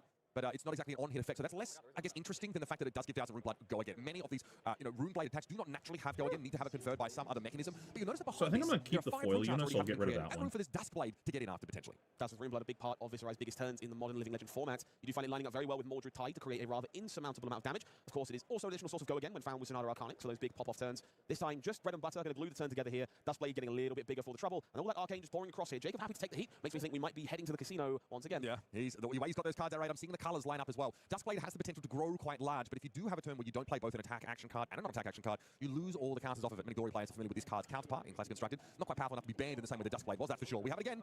Bravo ability is online. Lightning, Earth, and Ice cards revealed. To turn on this next attack, give a go again, dominate, and +2. It's a Fruits of the Forest. Used on offense. So far this game going the way both players kind of wanted to. We are seeing a copy of Blessing of the Occult in the hand for Dylan Ashcraft. Would suggest the deck list is somewhere in the middle in terms of these bigger Mill 2 turns and more cards, tempo then oriented turns. We are sacrifice seeing this you can build the deck land. to lean You into do both return avenues, another gives you some resilience if you need to take a target more defensive permanent stance. card from your graveyard to your hand. See the electromagnetic somersault here, thrown out to allow Fruits of the Forest to be reused. It will end up bouncing back to the hand. And with go again, that means that Jacob can sort of send something else out. He opts for the disruption instead. So Winter's Spine's going to follow it up. It's discard a card unless you pay 2. That is very annoying for Viserai to have to deal with. Although you're pressed into it in this matchup, it's going to be a discard of that Blessing of Occult in response.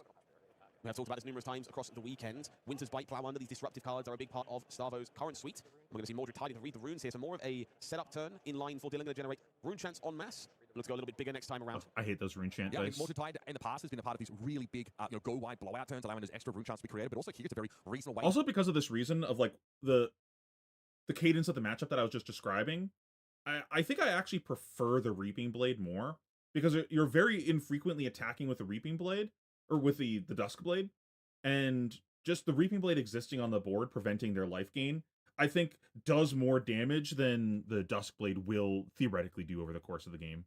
Because he already gained life, right? Yeah, he already gained 2. So just by this being a Reaping Blade, it would have been worth 2 points of damage for free. We would have to attack with this Dusk Blade 2 more times without losing counters for us to get that value. Going to be a discard of that Blessing of Occult in response. We have talked about this numerous times across the weekend. Winter's Bite, Plow Under, these disruptive cards are a big part of Starvo's. Look, 6 is a pretty decent number for that. It's going to be a Lightning Surge sent out by Jacob Allen. Do want to take a moment to talk about Dusk Blade here. Of course, Dylan losing the counter at the end of that previous turn. No attack to be found to trigger those Malefic incantations. Also, that's something that you wouldn't really be worrying about with Viserai. Sometimes this deck is very guilty of never attacking with its weapon whatsoever. The game plan into a deck like Bravo, unlikely to be to build Dusk Blade to insurmountable heights, just looking to gain some incidental value from it when you have nothing better than to swing your weapon. And again, for that reason, maybe a deck less affected by the departure of Rosetta Thorn from the format than others. Obviously, still an incredibly powerful, iconic weapon in Flesh and Blood was Rosetta Thorn, but Dusk Blade is a very reasonable replacement as a resource sink. I actually think the Rosetta hit is kind of a big deal in this matchup. It's one of the ways that's going to help you close the game if you can't kill with your initial volley. Here to fuel up that yard. Worth noting that choosing this line does insulate from a card like Face Purgatory. It is something you have to be slightly mindful of as Bravo if you want to swing Winter's Wail after your big dominated attack. Sometimes that Face Purgatory lines up perfectly to knock that ice card out of the way. Don't need to worry about walking into that here, but something worth keeping in mind as these turns progress. Pretty wide turn. Lightning Surge into Winter's Bite into Winter's Wail. A little bit more higher action point usage than we expect to see from the Guardian, but he can play on that access pretty comfortably as well. Here's another Malefic incantation getting set up. So once Dylan starts to deploy these, see, that's where you're wrong. He's going to be creating Starvo is not a Guardian; he's a brute. Comes in getting discounted based on how many root chants are in play. So suffice to say, folks, it is free. And we go again. So it's a pretty premium option when you already have some of those root chants on the board, and 4 get created behind it. Triple Malefic Incantation and a Viserai trigger to create those 4 rune chants goes to show the power of sequencing in Viserai. That hero ability creating incidental arcane damage. Certainly not trivial here. Jacob looking at hand with Channel Lake Frigid, which is the first time I've ever forgotten the name of that card. It's one of my favorites personally, but looking like no fuse as things stand. Multiple ice cards, multiple earth cards here, so a bit of an awkward turn to navigate. Yeah, I'm very surprised that Dylan is playing this matchup this way. He's going to do an on-turn, off-turn instead. Make everything come together. So very tempting to take some damage in order to keep those 2 ice cards. Yeah, I mean, the lines here are deploy Channel like Frigid, maybe send like, it's like a blue Autumn's Touch, there's a blue Fruits of the Forest in hand. Jacob said something earlier in the game, he said, yeah, my hero ability basically says give a Tales of Aria limited card +2 dominate and go again. A lot of cards on their own, not very exciting. Autumn's Touch is just a vanilla attack action that affects Fruits of the Forest is much the same. It even blocks for less, but it can be discarded for some life. In and of themselves, these cards aren't so powerful. It's that they all can enable this Star to Show ability, and there's almost always a Frosty 4 from Winter's Wail to follow them up. Something to be mindful of here in this situation. Going to lean on Stalagmites to try and shut down the rest of this turn with no resources available, barring that one card in hand for Dylan. But preventing the Arcane here, surprisingly big deal. You'll find players prioritizing Arcane damage prevention in this matchup. Courteous Succumb to Temptation tends to be a big factor. Can be played as an instant if you've dealt Arcane, but no risk of losing a card to that one if you simply soak up that damage. However, you are at risk of getting punished slightly by a meet and greet lurking in the arsenal. Yeah, Dylan playing around. Essentially, this Stalagmite play was a blue Rune Flash that was held in hand. The action was really in the arsenal. So meet and greet, very reasonable go again option. It also creates that Rune Charm token on hit, which is quite relevant. And this is Alan now, actually descending down to 21 points of life. Only 2 Rune Charms build up in the back of this, but there's a Duskblade follow-up. So all things considered, Dylan's able to navigate this Stalagmite turn perfectly. You think it's going to be interesting to see how the pros take Sage? Interaction point in the form of Stalagmite, the Bastion of Eisenloft. Pretty much wasted there. That's fair, I guess. I think Sage is going to look pretty different by the time we get to the Pro Tour anyways, just because of banlist stuff. By a window to find one of these big attacks that we know Starvo to be so iconic for. Maybe that's Starstruck in some cases, but we're looking at Felling of the Crown, Oak and Old, some of these big hitters here to really get Jacob back. I can't imagine hopefully to rebuy one of those heavy hitters with makes it to the Pro Tour. Disruption outside of some Frostbite creation, and now the Channel Lake Frigid. So fighting some disruption staple to one of those attack actions. Be able to send something that's not just vanilla damage across is pretty important for Jacob. So Dylan's game plan's been largely unhindered up until this point. Channel Lake Frigid though, this is the kind of thing that slows the game down, not just in sort of fab terms, but also now your opponent really needs to think through their lines as much as they can. Looks like a pretty red-heavy hand with a Sonatic Galaxia in there, a meet and greet. And Dylan has to fight his way out of the freezer. Something I do want to mention why we see 2 ice cards in the hand here for Jacob. Shock Charm is a card we saw popularized in this matchup by Michael Fung while playing Viserai matchups as Bravo star of the show. Lets you filter away those extra cards and look for additional ways to fuse if you're struggling to find elements. And in situations like this, allows you to attack and then pitch a second ice card to keep cards like Channel Lake Frigid around. An interaction both Jacob and Did Dylan not know that want he to be aware of. popularized that. Jacob would love to keep that aura around for as long as possible. It's like a Rune Flash in there as well. New lore. Yeah, Pending and Sunburst I know it worked favorably for you, but I don't think it works favorably like Bayfire. Sure, okay. I think that... I'm not sure. Those are cards I'm not aware of in this particular card game. So I think they're discussing broadly, though, how cost increase is going to work here in Flesh and Blood, and how Dylan has to sort of play this turn. Because that is the tax that Channel Lake Frigid imposes. You can see all cards and activated abilities cost Dylan an extra resource here. This could be potentially crippling to a Runeblade, whose hands often draw up pretty red heavy. So how much we pitch into this Sonatic Galaxia? If this turn gets blanked, or if he can only get an incantation out of the deck here for this, this is pretty rough. Yeah, just talk about that in a little bit more detail, of course. Sonatic Galaxia is a card that is reduced by rune chance you control. However, Channel Lake Frigid makes things cost more. So does that reduction work favorably for you? Is it mitigated by a rune chant existing? And that's kind of what our players were referring to there. How exactly does this cost reduction situation work if I make a rune chant with one of my That cards? sounds like something they should have just asked the judge about. It's a slightly inconvenient turn, I'll say here for Dylan. 4 reds kind of converted into a single chunk of 3 rune chants in the future. Channel Lake Frigid is doing its job.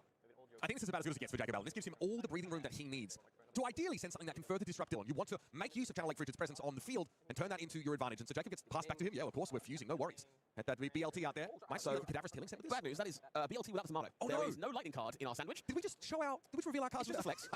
this is my hand. You're about to hear Cadaver's Killing. I want you to know. Okay, before I send it directly in your it's direction. like, listen, we can play open hand. That's fine. It's only round 9 of the World Championship.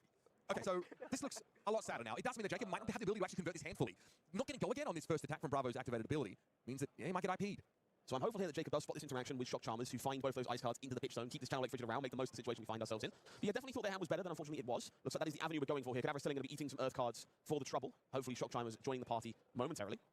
For now, Dylan's side of the table, looking at some Rune Rage Swarms, swarming Gloomveil on the other side as well. So pretty bread and butter Runeblade attacks. Going to take a moment to look on through the graveyard here for Jacob, see how much Earth Fuel remains, what targets might be available for a card like Plume of Evergrowth as this game continues. Life disparity here, 20 to 16, so definitely in a spot where these players are in reach of each other. Not surprised to see blocks here from Dylan, as the hand is a bit disjointed. Looks like we're reaching for 3 cards as a result, so looking to take a little bit more of a slower I like approach the here 3-card once more. block. Makes it so you can't Shock Charmers. So I want to circle back around to what you mentioned about Maybe you don't Shock care, Charmers though. here. Yeah, that is going to be something Jacob tries to leverage. Yes, okay, Shock Charmers does get pitched to here. And it also allows Jacob to cycle the rest of his hand. So we noticed yesterday as well that Jacob's on a couple of copies of that Triple Light Fantastic. So when it comes to dealing with the split damage from Viserai, Jacob has some options, cards he can discard to sort of prevent that damage. Might become relevant because this Blessing of Occult, this kind of setup turn, and Jacob stumbling means that the turn passes back to Dylan, and he can once again go on the offense. So for now, passive turn will be taken. Love to see the filtration from Jacob. We are seeing those Earth cards turning up in abundance now. I say go on the offense. There's still Channel Lake Frigid in play, thanks to Jacob pitching to the Shock Charmer. So yeah, we're going to chill again. Yeah, most offensive thing we see in play right now is that Ice Aura. It means it comes back to Jacob now. He has an opportunity to find all his tools for this fuse. We fancy revealing our hand as a For free? Yeah, Give me just this economy? sportsmanship once more, perhaps. So I'm seeing a plow under here. That's some disruption that Viserai does not want to see. Cadaver Stealing also being handled as a lightning surge. Now that needs to be from Arsenal to get that go again. So here comes a plow under. We are decomposing. It looks like, yeah, we've been able to banish 2 cards quite easily. That graveyard's been filling up here for Jacob Allen, mostly for attacks that he's been deploying. Jacob acknowledging here this is a symmetrical plow under. Will lose their own arsenal as a result of doing this, but I quite like that choice. I think he wants to put that lightning surge in there, right? I think it's more about what Dylan must have in the arsenal here as well. We saw them having a bit of a disjointed hand, happy to block with 3 cards on defense, likely to have saved the power card to This park. is so cheeky. And instead, we're going to see Face Purgatory being cashed in here to try and filter through. Find a slightly more proactive hand. Going to lose That's a hilarious. magnificent incantation as a result, though. Yeah, I mean, Jacob was setting this up to try and get the lightning surge in Arsenal, just to have a turn extender, and now Face Purgatory will deny him that opportunity. So he loses his own Arsenal and actually doesn't have anything to replace it with, and now that Channel Lake Frigid, it's gone. I just feel like the line from Jacob, you have to earn Face Purgatory eventually. It's a card you have to get through. And I also think there is reason to believe the card that was parked in Arsenal with them was a very important one. Again, they chose to filter through a defensive turn, park that card in the Arsenal. Getting it gone with Plow Under, getting that Plow Under in the yard for your Plume, if it's something you want to do in the future, very impactful. Here comes the restricted Deadwood Dirge. Only 1 red copy available to Viserai here. And it's going to take the Malefic Incantation down. Rune Charms go up to 6 now. This is pretty insane. A Rune Blood Barrier also going to be deployed off the back of this. I really like this, Dylan. I think we've reached the stage of the game where they've Maybe I identified put them their with winning the rest condition, of the which is color find my copy of or Sonata Arcanics, pop my Bloodchief rainbow Skeletor, cards. do the thing, TM, as we prefer to it in these cards. And that requires these big setup turns. Rune Blood Barrier going to generate an utter boatload of rune chance. Turns around to Jacob and goes, okay, do your worst. I don't need to keep that many cards in this spot. I just need to find my Sonata, and my chess piece will do the rest. Unfortunately, it's felling with a crown on the other side of the table, which does make this Rune Blood Barrier a little bit more of a liability. Yeah, I mean, it's not a main trigger, right? If you would take damage, instead destroy that many rune charms you control and prevent damage for each rune charm being destroyed while Rune Blood Barrier is in play. So the upside is that it creates 4 rune charms for you, which is amazing, but you have to destroy them, right? Yes, you do. Wouldn't surprise me here to see Dylan, popping a card on the I'm bottom. going to keep And then he's all of those, almost though. I'm probably certainly, going I think, to going to put use that these in other cards on each of the defense here to keep these rune chants alive and stymie the bleeding. Did not draw that Sonata Arcanic, so isn't losing a copy of that to play defense here. And I think it leans into the plan they've demonstrated so far. They're fanning through the yard here to see the cards they've been through. They know what the win condition is. They just need to buy their time to get there. So dodging this felling, going to be great. And they know that there is probably another one coming in the near future, courtesy of Plume as well. They really can't afford to lose all these rune chants to the first felling of the crown. Yeah, Dylan can just sit pretty for now, block this out. When it comes back to his turn, Rune Blood Barrier is going to be destroyed because those rune charms will remain. And then he won't have to use them to prevent damage if it comes in. He can keep them there. He can maybe take some. He's at 20 right now, so still a reasonable light total. Just needs to look out for those potentially devastating wider turns from start of the show. This is a felling in the crown that does not have go again. There was no Bravo activation here, so it's just face up what is printed on the card. Tough decision here for Dylan. Does have 2 block 3s and 2 block 2s in the hand. In this case, Strong from the Dark Dimension was the card they were finding to go to the bottom. If they hold on to these block 2s, I think they're likely to take some damage here. Use these rune chants as a cushion to keep these other more powerful shooters around. Yeah, I guess it's 2 3 blocks and a 2 block could get there, but then you already have to lose. I mean, your hand is getting folded one way or another if you want to keep these rune chants in play, unless you're looking to involve some of your equipment, which I expect to be pretty unlikely. This is a real pain point here for Dylan. I think this is a tough decision. I think they've identified the game plan, but it's hard to navigate what is likely to be multiple copies of Felling of the Crown. I would be curious if there's enough Earth cards left to decompose in the yard. I think we've been through a good chunk of them so far. And if Dylan's aware that this next Felling isn't coming immediately, it's much easier to play a staunch defense here, give up more cards, take the defensive line. If they know it's coming in the immediate following turn, they only have 20 life to work with. Things do get a little more temperamental. Yeah, like it's worth noting that Felling the Crown has got 2 pretty distinct aspects to it. If you have those 4 more Earth cards in your banish zone, that's the power bonus that goes up to 8. But you do need to banish 2 Earth cards and an action card from your graveyard to trigger the effect of both you and your opponent putting a card from your hand on the bottom of your deck. So one of those sort of aspects could be satisfied, right? If Jacob is not able to get enough of cards out of his graveyard into banish, but he wants a disruptive effect more than anything. We're actually going to allow some of these rune chants to detonate. Dylan Ashcraft still wants to have a functional turn. He's Why is happy he to give up blocking some his of these rune chants gloves? to eat this damage. Now the rune. What was the point of blocking with gloves there?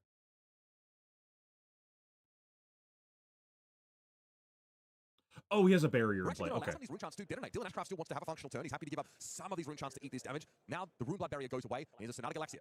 So look at the cards in hand. I actually think this is very clever from Dylan. I got a bit blindsided by wanting to keep these rune chants around, but the truth is, both the cards they kept make rune chants for you. You're going to find this Sonata Galaxia, another copy of Read the Runes in hand as well. So you may as well use some of the existing rune chants in order to soak up damage, keep your life total healthy for you, make some more and thin cards out of the deck this way, grabbing another Malefic Incantation, using that Read the Runes proactively. Not only do you end up on a higher rune chant total, there is less cards for you to get through to find Sonata Arcanics.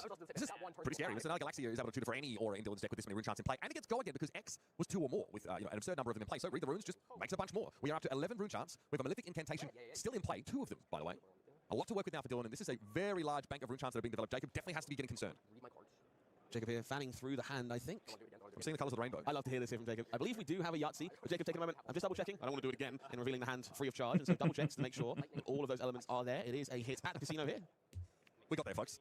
Cadaverous Tilling here, likely to be the attack turbocharged by that Bravo effect. But of course, Ball Lightning, Incidental Go again, does offer some flexibility as to how this turn is played. With that Face Purgatory gone, this turn is a lot safer. It's easier for you to sequence that Ball Lightning into your Bravo activation, into your Winter's Whale swing without risking being punished in any meaningful way.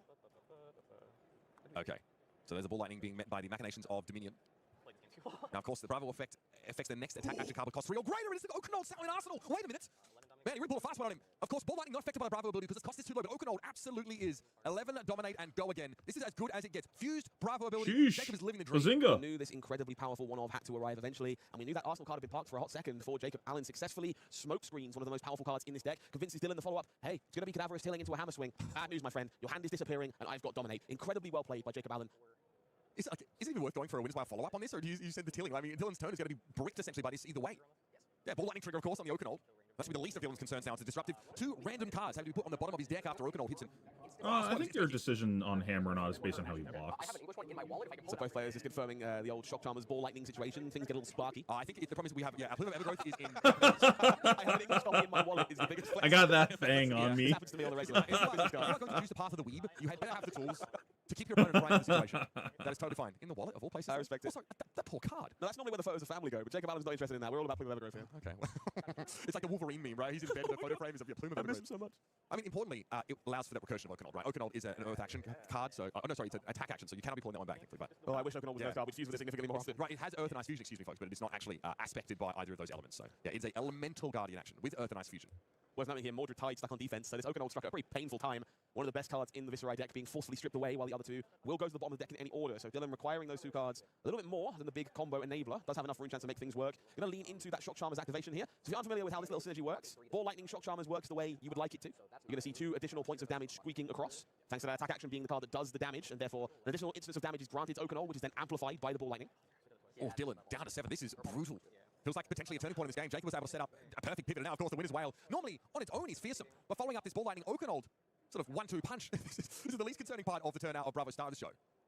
And this is where things get dangerous for Dylan Ashcraft. Been looking for this copy of Sonata Arcana. He still has 11 chance in now play, there's though. not necessarily enough of a life total buffer to hold onto it. If you find one, you're in range of Bravo, finding those elements, imbuing his fist, and sending another large dominate attack your way. Plume of Evergrowth means there is going to be a felling of the crown to find. It's worth noting, you can use Plume to fix the elements in your hand too. Grab that Earth card back and suddenly have access to all of those elements as well. Might enable Jacob Allen to steal this one away with a decisive dose of dominate. Quite Like, innocuous piece if of Jacob Plume of Evergrowth, isn't it? Yeah, we saw the classic constructor, we very quickly realized doesn't have a that sick could be a problem, turn. especially in those verdance lists, being able I don't see a problem. to recur. The problem is he still has especially would that is fair. the Plume in So play. bye-bye. But here, of course, in Living Legend, it's on I think it's fair basically game, that's for guaranteed sure. to at Dylan least Ashcraft, throw felling here. well, gave up most of his hand there. Still sitting on 11 root chance. So bear in mind, functionally, that is still a whole turn's worth of damage that Dylan has access to. Jacob, of course, looking for the colours. Dylan with a fist pump, realising his opponent doesn't quite have it. Have you found your crayons, is the call there from Dylan Ashcraft. Happy to see. And in fact, a lightning card is missing, which cannot be remedied by that Plume activation. And so Jacob will have to play some Tales of Aria Limited once more. Kind of like Frigid in the hand, of course. Jacob needs just to get over the hump of killing the Rune Blood here. Needs to finish off Dylan. Obviously, Dylan could get on the defensive here, still sit behind those rune charts, maybe make something happen with them. There's some big cards in hand here for Dylan. We see Become the Arcanine, which could theoretically be anything, and a 9th Blade of the Blood Oath, which alone threatens incredible amounts of damage right now. Jacob Allen needs to interact to strip these cards away. We do see a Winter's Bite on the other side. There is a little bit of card tension to get through here. If Dylan can keep even one card, the return fire is pretty incredible. At 3, though, Winter's Bite doesn't pose any damage, but it's the follow-up. Jacob Allen looking at the hand. Looks like it might simply be an attack action. God forbid, it's just a channel like Frigid to follow it up. We'll see where he goes with that. Dylan does not know. He doesn't know if behind his Winter's Bite is a tall attack, or Winter's Whale activation, some other form of disruption. No, Channel Lake Frigid is a follow-up. It's a play on that doesn't really have an application here.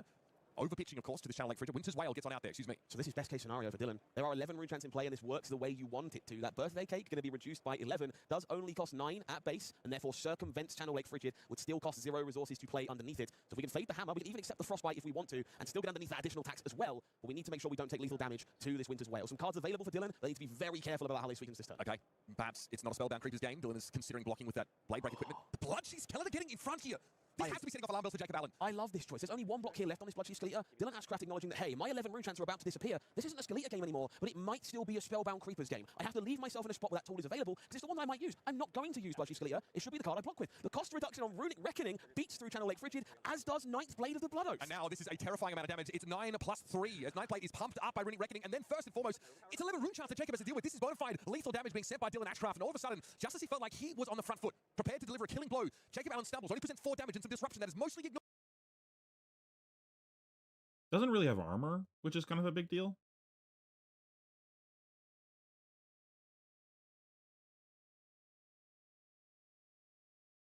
So like his best hope is go to like single digits and throw back a hammer. It's kind of dubious. Dylan can just block with 1 card and boots if he wants.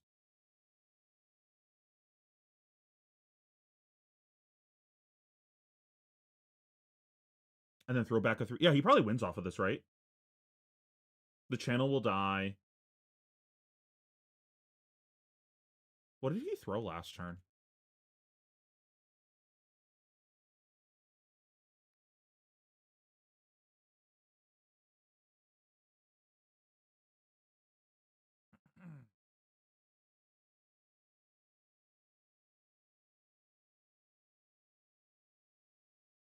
I wonder if he was supposed to plume instead.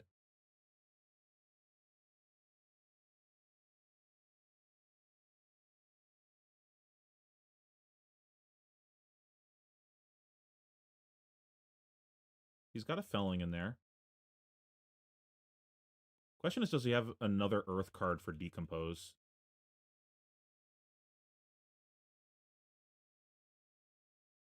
He might not have another Earth card. The 12 damage from 9th Blade of the Blood Oath, you can. The question is what the return actually is. It needs to be meaningful. And it makes me think we are leaning towards Plume into felling here if the blue cards are available. But it might just have to be Cadaverous telling us the resources don't quite add up. Not a lot of equipment block left available for Jacob. Does have 3 total between Stalagmite, Tunic, and those aforementioned Lightning Greaves. So this turn will not end the game, but it puts Jacob in a very difficult to navigate spot because they have to play a very fair turn on the following turn cycle one way or the other, which gives Dylan the breathing room to get back into this game once Channel Lake Frigid has expired. Yeah, I think you Felling lose is a the pretty game expensive instantly if you have to operation play a to fair take as turn well. here. Got to pay for the Felling, pay for the Plume. It's 2 cards that will need to be kept back. So this will cripple Jacob Allen. This will put him on the edge of Oblivion. In theory, Block still in with the the game. yellow With pretty 3 limited options block. for his offensive turn. And then to say nothing about his chances to I keep think he has a Talon red Frigid 2 in play any block longer, also, but which is looks like pretty that ship bad. well and truly sailed. The icebreaker is departed. I'm Okay, we can see. Yeah, he didn't have an Earth card for his Plume. He just needs one, because the Plume itself is going to be an Earth card. So, he just couldn't make that play. So, yeah, I think he made the best play then. so happy to see the deliberation here. This is the sign of the best players in Flesh and Blood. These are the players who are going to take their time on the important decision trees. This game is played at a pretty brisk pace so far. And now that we finally found ourselves in a spot that is ultimately likely to be game deciding, Jacob Allen taking the time, not feeling the pressure of the moment, one and on the making sure bottom they of get the the best library, card available then to them. put one to your hand. Finding 9-blade and Runic Then Weapon they with cost put reduction one on the available to bottom. Rune Blades. Huh. Couldn't really have come at a better time to play through what This we is were a very devastating weird level of factor disruption fiction. for this channel like Frigid. What do you think Dylan is looking for? Is he concerned about a Felling? This game is likely to be decided by another Starvo fuse if Dylan fails to prevent significant damage on the return fire. Ooh, So we need to Leviathan. understand how likely that is to happen if they draw a passive hand. 6-7. Sorry, get myself. Lightning Greaves here. Has Arcane Barrier. I don't think we're going to be putting that on. Trying to defend with Jacob. Oh my goodness, that was scary. We are, of course, going to be able to just get that battle warning there. We're fine. Obviously, I don't think Starvo cares too much about getting his instance go again, so very much just here to defend him. Okay, so we all just see Cadaverous Tilling as the route taken here. This is the best case Okay, scenario, I so he find, was able to for go to Jacob 1. Allen. Going to present a reasonable threat, decompose some cards away, force some cards away from Dylan Ashcraft. It is worth noting that in that entire mess that we just experienced with 9th Blade of the Blood,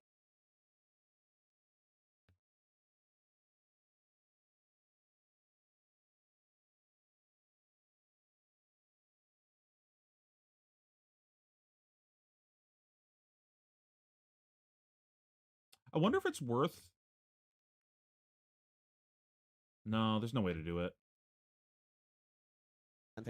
which means there will be at least some semblance of a threat available in the form of Duskblade and that arcane damage for Jacob Allen to consider, which is going to make it much, much harder to keep the elements combined and go full Voltron for Jacob Allen. Time being, it's 8 damage. A channel like Frigid that isn't going to stick around. No block left on the Lightning Greaves. Here we go. We're going to have to get in front with the team. Read the runes. Gas and Rune Blood. We're still deliberating on this Rune Rager. Is it? Hold on. 3, 5, 6. It would take 2 to 1. Math is much harder here. Both players just seeing if the Rune Rager Swarm can be kept. 8, of course, a much more palatable number than 6 or 7. I wonder if Dylan is trying to consider the potential being blown out by like, random pings of damage from something like a ball lightning or whatever. He's really trying to make sure he's at a safe life total. This block right now would not be sufficient to keep him alive. This is currently for 5. It looks like Dylan here debating if Rune Rager Swarm is the block or if Spellbound Creepers is the block. Can keep an extra card in the hand or give up those Iron Rock Jordans in order to blunt themselves go to 1 as well. Is whether or not this is the time to keep that extra card or whether another turn cycle is where you'll need to find that. Yeah, we've gotten to a part of the game where both these players are going to have to give up much of their hand just to stay alive. So the turns get a little bit smaller, and now your angles, the axes you're trying to play on are really, you're trying to be pretty sneaky. If you're the, the Viserai, you're trying to make, having to pay for a rune chant really punishing.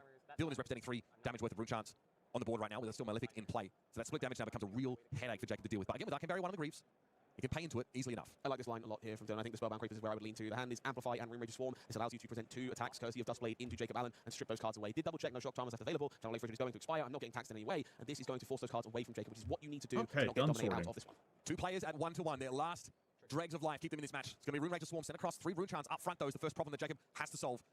There's density of blues here for the Guardian that allow him to play through this, though. My problem is the rune chant behind from the Malefic Incantation. 4 rune chants so much more difficult to deal with without Findle Spring Tunic than just the 3. It's going to get the whole hand, right? Absolutely. Only 1 life here to play with. Means Jacob is likely going to have to expend every card just to survive, which will give Dylan the freedom. Dude, all day. Oh, you wish it was a Rosetta. Wait, did we ever get the Ice Lady? Duskblade is just for 2. Still asks for a whole card. Spacing on her name. Covered up, so back we go. Jacob Allen has to use it all to stay alive. And this also is a split damage, always going to be very taxing on his defensive options. Your turn. Go ahead. 14 minutes left Jill? around. This is time. The possibility of a draw very much is still alive.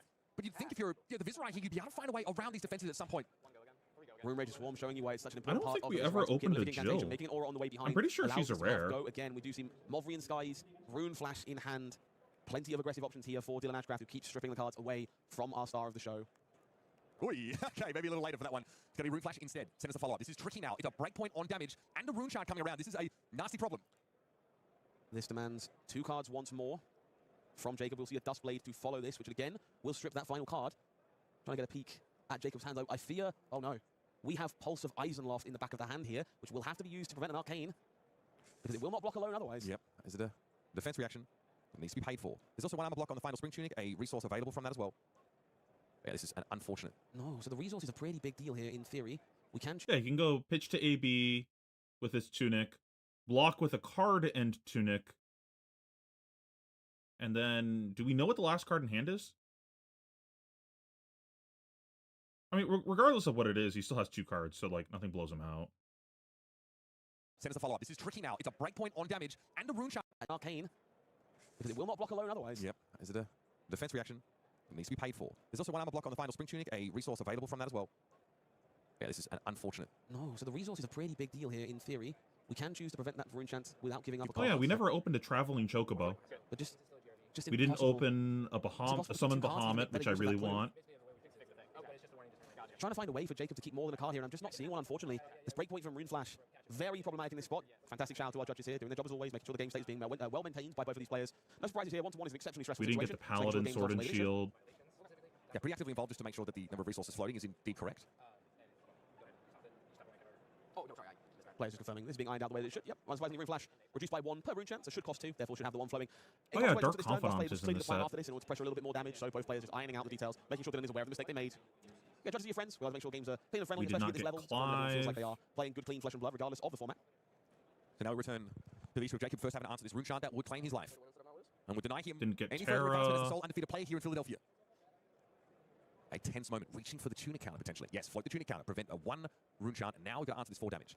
Didn't get a restoration magic, I don't think. So this And the tunic block, This yep. is something. So this allows Oh, wait, no, Jacob that's to an keep an uncommon. ice card in hand after staring down the Dustblade and send a Frosty 4. That Frosty 4 is going to earn 2 cards back from Dylan in order to stay alive, which should hopefully give Jacob some breathing room space. to keep 2 cards, use this bloom for its overall intention. No, I think we're both pretty low on that regard. Jacob says, yeah, it's threatening Frostbite, but I don't think that's going to matter. That's right, because this win as well also has the on-hit of Dylan dying. Best on hit in the game. Big fan of that one, so leave it up whenever you've got the opportunity.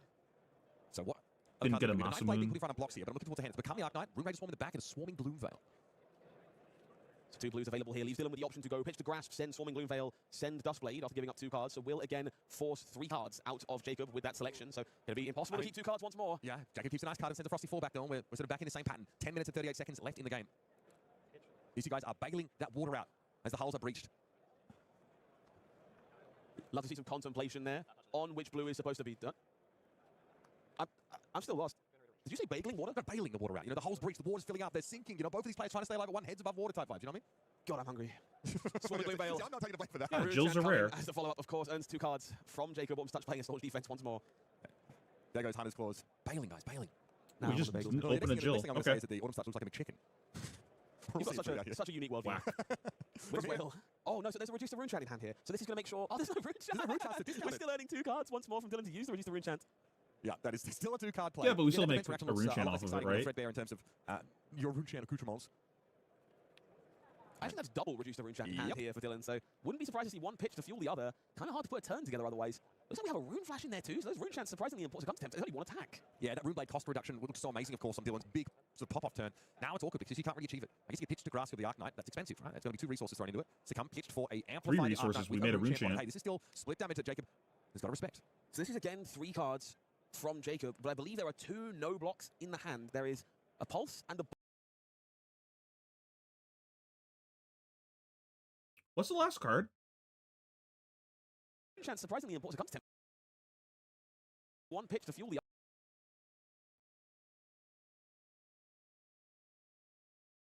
I can't tell what that is.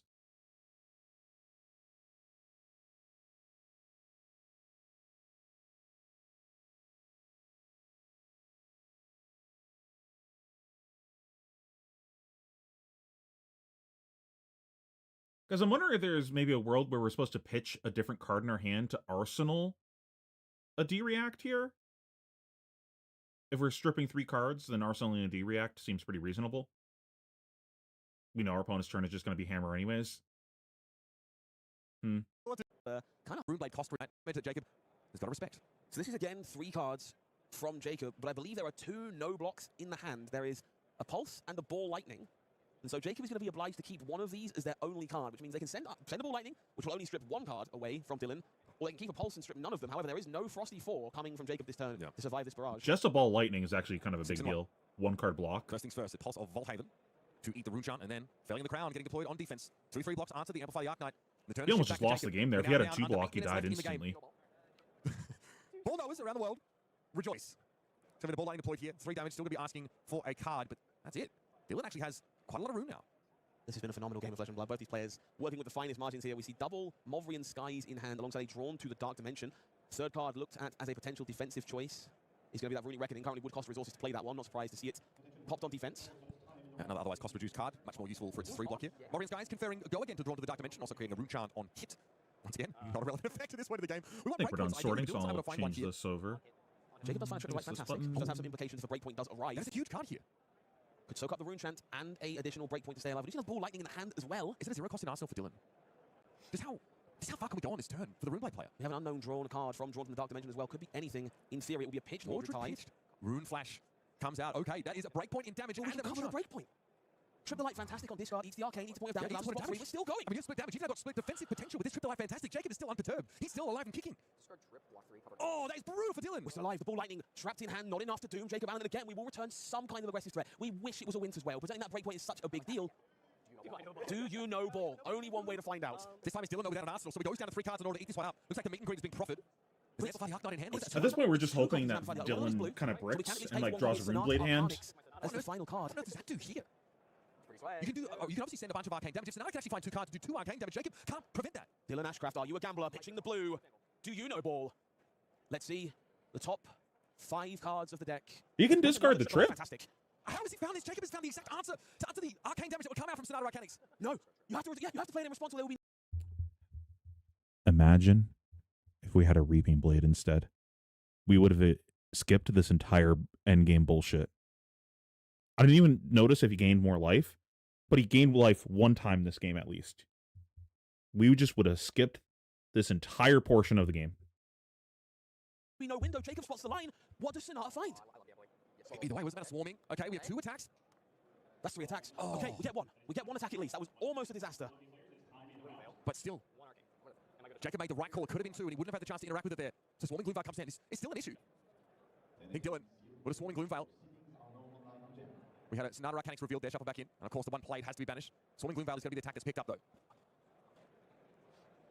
Unreal. Trip the Light fantastic. A limited all-star now. Really doing some heavy lifting for Jacob in this matchup. 3 minutes and 55 seconds remain in the round. And they said he's like. I think it still makes sense to pitch to AB here potentially. I expected this one to be such a key role player in this game. I would argue it's fantastic.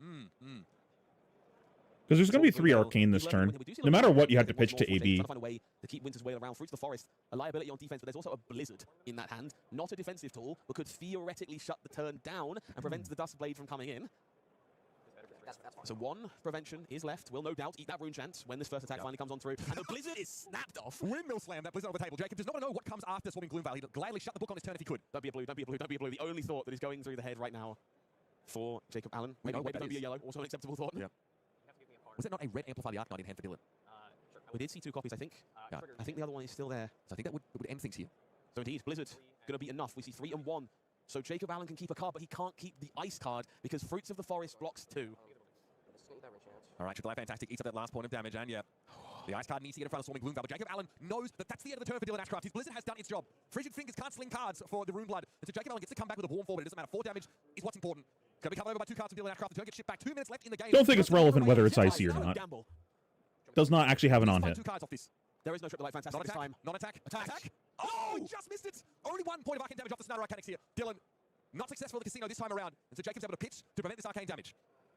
Rune chance still pending means those floating resources will not be going to waste. We know it's Amplify the Arknight that is available here for Dylan as a resource card. I believe it's a red copy in the arsenal. Would be 6 and 1. Would again leave Jacob with a card. That's not going to cut it yet. Jacob has 2 floating as well to prevent that Rune chant. Meet and greet. That's a breakpoint. Rune chant created. Or rather, Rune chant behind. There won't be Rune chant created. First, that Rune chant's prevented. It's still 2 cards. Yeah, on hit dead. Jacob will be left. Also, hey, Dalton. Well. Whether it's icy or not is not important. Into Arsenal goes that last card for Dylan Ashcraft. And back we go again. 43 seconds.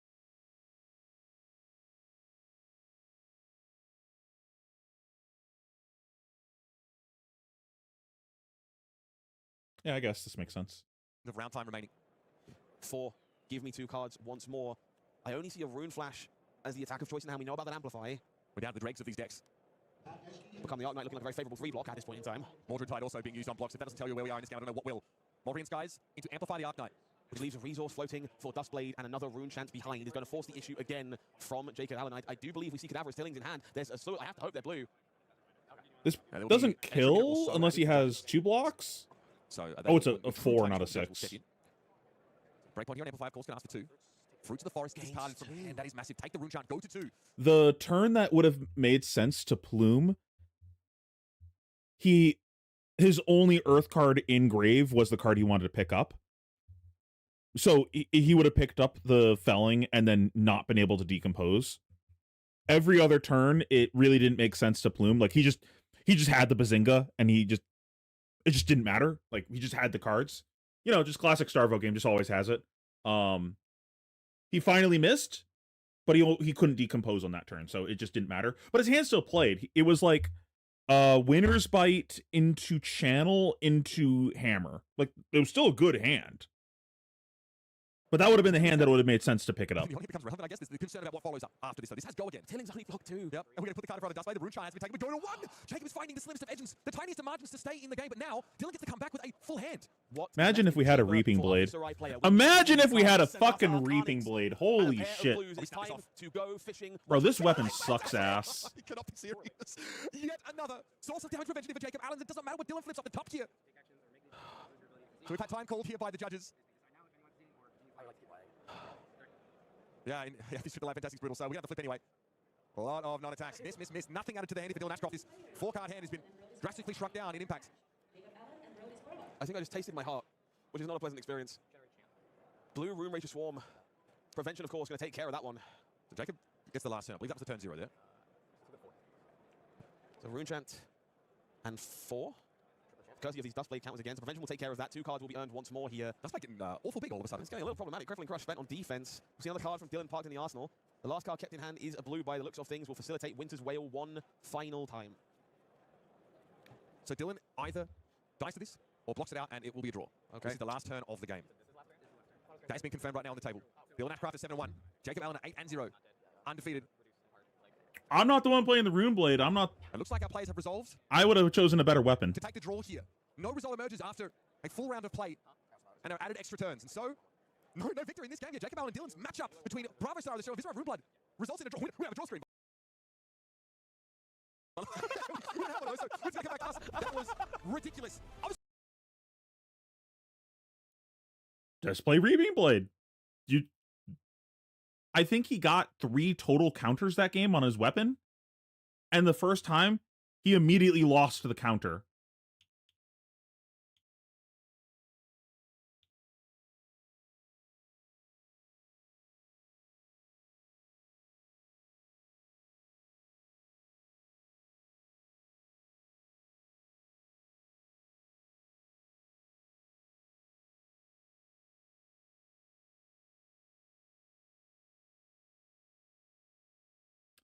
For a second there, I thought that was a Syndra when I cursed over. I was like, what the heck? Oh, I actually played against Jude. I think that was the Gravy that I played against, if I remember correctly. I also got to draw out Worlds. Has gained popularity since Marlin entered the Living Legend format because Droma has a very unique angle into both Marlin and Bravo Star of the Show. The reason why she's favored into Bravo Star of the Show is... Hold on a gosh darn second. Why is there a Goliath Gauntlet in play? Huh?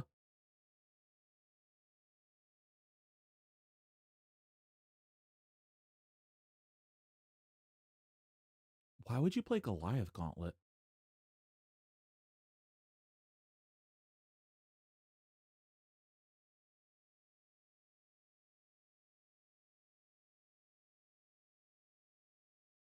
What do you mean it's a long-winded ID? Smash doesn't do anything in this matchup, right?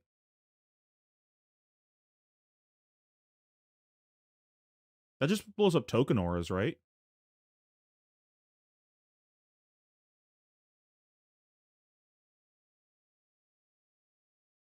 Does it blow up tokens or token auras?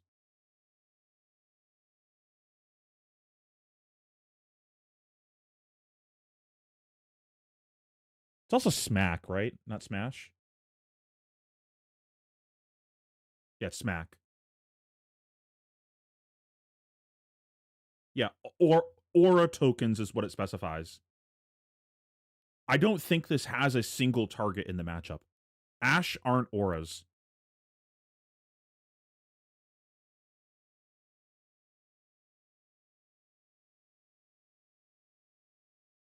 No, you're good, Lucas. I don't understand what you're getting at. Why are you saying that's an ID? I know what an ID is. I just don't understand what you are getting at. DM?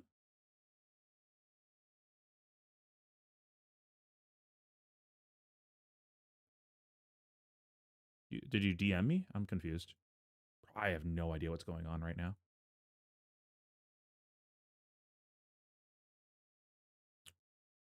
Maybe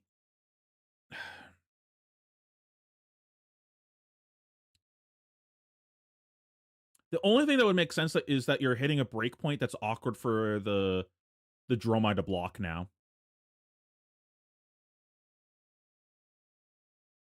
But the thing in this matchup is I don't think the Dromai gives a fuck about any of the on-hits. The only thing is Oaken Old and Crippling Crush. 2 cards in the whole deck is the only thing that matters. But then that's what my armor's for. Also, pretty interesting that he's playing these boots instead in the matchup. I chose to play Base of the Mountains just for this matchup. I think the matchup is like pretty good without base, but I think you make the matchup like unlosable with Base of the Mountain. And I think the only way they win is by fatiguing you. And I had like triple Uvia. They're not fatiguing me. That's just not fucking happening.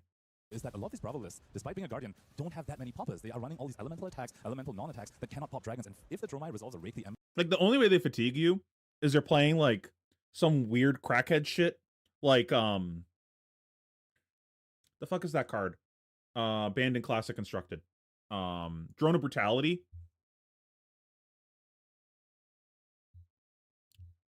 And then they're just like not trying to like actually fuse. Like they're fusing when it makes sense, but they're not like going out of their way to do that. They just like, if I fuse, I fuse. It's whatever.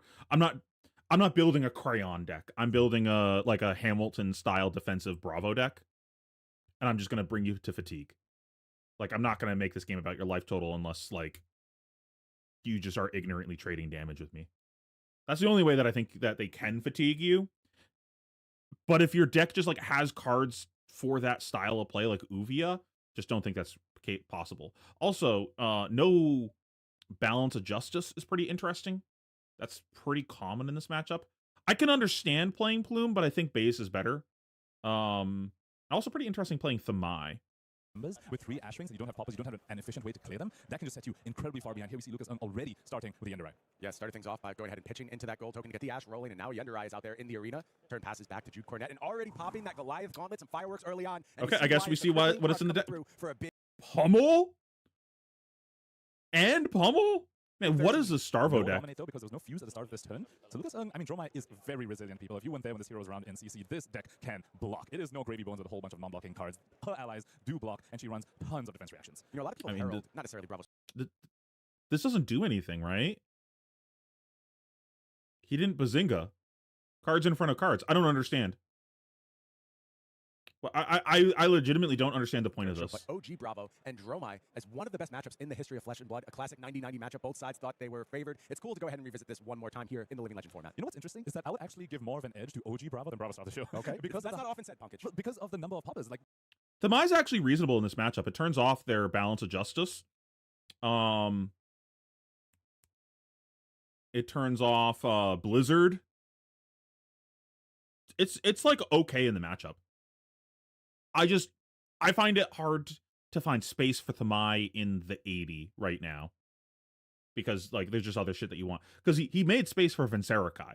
So what are you cutting for the Thamais? OG Bravo is 36 to 40 poppers. Bravo Star of the show, way fewer, does have access to those ice cards, though, and Dromai does not like being under ice. She's I'd assume that means he's not playing Max Uvias then? They played at Battlehardened Tacoma just 2 weeks ago, and they both made top 8. Not sure whether they played each other in the top 8, but they were both there, and Lucas eventually took the whole thing down, both from very similar regions, regions that are close to each other. Why is this getting armor? Why is this getting armor? His hand blocks, right? I'm pretty sure I saw, like, fucking block 13 in his hand.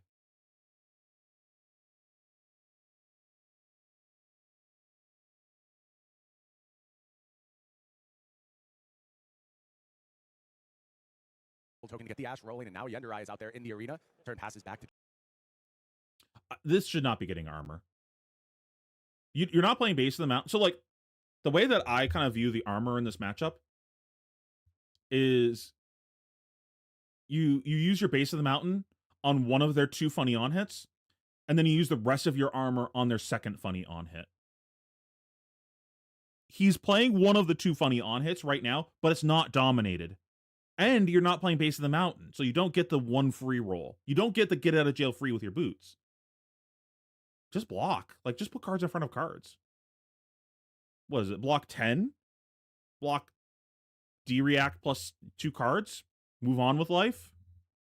I didn't catch what the arsenal is, but ideally it's like your arsenal is a 1 cost based on what he pitched during his turn, because he pitched a Kyloria, so I would assume whatever he's arsenaling is a different 1 cost dragon, so he can stay Ash neutral. You just pitch the Tumultai to play your 1 cost and move on with life. You want to pitch the Tumultai there, so that way in case the game does turn into fatigue, you have something to blow up his boots so your Burn Them Alls can kill. Jude Cornett already popping that Goliath gauntlet, some fireworks early on, and you see why it's the crippling crush coming through for a big 13. No dominate though, because there was no fuse at the start of this turn. So Lucas Ung, and Lucas Ung eventually took the whole thing down, both from very similar regions that are close to each other. Lucas Ung from Vancouver. I guess it's reasonable to pitch the Mara guy instead. Northwest team kill, my former home. Solid defenses here from Lucas. I don't really want to establish the Mara guy here. I don't think it's good. Eaten up early, though, for Jude Cornett. You love to see that as you move into the dominate phase of your game. For Lucas, it's going to be the dragon phase all the time. More and more dragons looking to join the fray, and Jude Cornett going to have to do some ally cleanup at some point if he's not going to let this army of dragons run away with the game. And we spoke about the lack of poppers in the Bravo Star of the show list. Bazinga! Guy taxing those poppers even further. There's going to be a little bit of go again on this turn, though. Fruits of the Forest getting juiced up by the Starvo ability. Yum, yum. 9, dominate, go again with the promise of a hammer, which I imagine would be used to clear the mirror guy, so that his Yindarai can be popped on the following turn, or Lucas might not just attack with it. That is another aspect of this matchup. It's very much on the Dromai to be careful of when they attack with the dragons. If you don't have the protection of, say, an extra action point from a Chromai, or the lack of Phantasm from Invoke Mirror guy, or from a passing Mirage, you don't want to just be losing your dragons to 1 card blocks from the opponent. Here's a Tome of Imperial Flame from... So he is playing Burn Them All, and he is playing Lucas, Uvia. An extra card here. And very importantly, going to generate him 2 I like pitching Ash. the 0 costs Ash, here. Stay Ash the way neutral. gold tokens are in Gravy Bones, where when they're sitting on a pile of gold, you might have a life lead, but that gold represents so much more. And Ash, a little bit similar. When the Dromai is sitting on a bunch of Ash, that represents a whole bunch of Ash Wings, either from Rake the Embers or even cards like Uvia, which is currently sitting in Lucas Ung's pitch zone. Flamescale Furnace activated here to get some extra resources. Now it's Asvalai joining the fray. Promise of some arcane damage coming in here from Lucas Ung. Jude Cornett, however, prepared for this, has brought in the Lightning Greaves, so does have some arcane barrier. But here is the Uvia as well, and this board looks problematic for Jude Cornett, and a passing Mirage comes down as well, and the board is well and truly set up. How does Jude want to approach this? With Lucas at 28, it feels early to start thinking face, but Bravo has this unique play pattern where he can just go ahead, use the go again from the hero ability to go face, and then do a little bit of extra cleanup on these dragons. And Lucas Ung not attacking with the Underwriter is exactly what we were talking about. You don't want to just sacrifice your dragons to a random popper from the Bravo side. You want to make them deal with the board. He establishes a passing Mirage instead of potentially swinging out with the entire board, saying, you, Guardian Hero, need to keep finding the fuse, otherwise you're just going to get overwhelmed by Spectra and dragons. Cadaverous Tilling buffed up here. No Decompose. Not enough Earth cards as of yet to get that additional buff, but it is going to have +2, Dominate, and Go Again. Crucial defense reaction from the Arsenal for Lucas. Damage leak reduced on this particular turn. Now we expect maybe a little bit more cleanup duty from this Winter's Whale. And this is the resiliency of Dromai showing itself over here. Defense reaction. Arsenal only leaked 1 from the Tilling. Also, it looks like this Winter's Whale is going to Lucas Ung. And this is use one to approach this. With Lucas at 28, it feels a little bit of extra cleanup on these dragons. And Winter's Bite. Okay. Winter's Whale.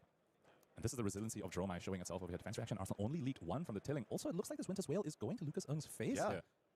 And I wonder if we've just seen Jude Cornett. Yeah, with him playing Remembrance. Okay, this board is actually already out of control. Cleanup doesn't matter all that much. Perhaps Frostbite more valuable here than actually taking care of a dragon. I feel like we don't need these boots in the matchup. The first dragon attack, so Jude Cornett can say, maybe saying, I'll just take the first one that you send, but I'll just pop the second dragon if I need to have some defensives. It is a bit of a risk, though. Jude Cornett so far has found the natural fuse from the Starvo Hero ability, but if you start leaving the board alone and you don't find the natural fuse, you can suddenly find yourself being incredibly overwhelmed. I don't believe this hand fuses, but there is a popper available in the form of Oakenold. So this hand is missing an Earth card, but you can activate Plume to go ahead and get that Earth It has no card. Phantasm, so the pop doesn't matter. There's no go again. Picked up again. And that's because he has an Oakenold as well, so this will be a Starvo fused, fully powered Oakenold. Yeah, and the decision for Jude to go face with that Winter's Whale on the last turn, looking good here. And here comes that Oakenold. Fans or haters of Starvo from the past. I really like the way that Jude big Oakenold coming through 4, represents 11, his dominate, mechanically how he does his mannerisms and everything.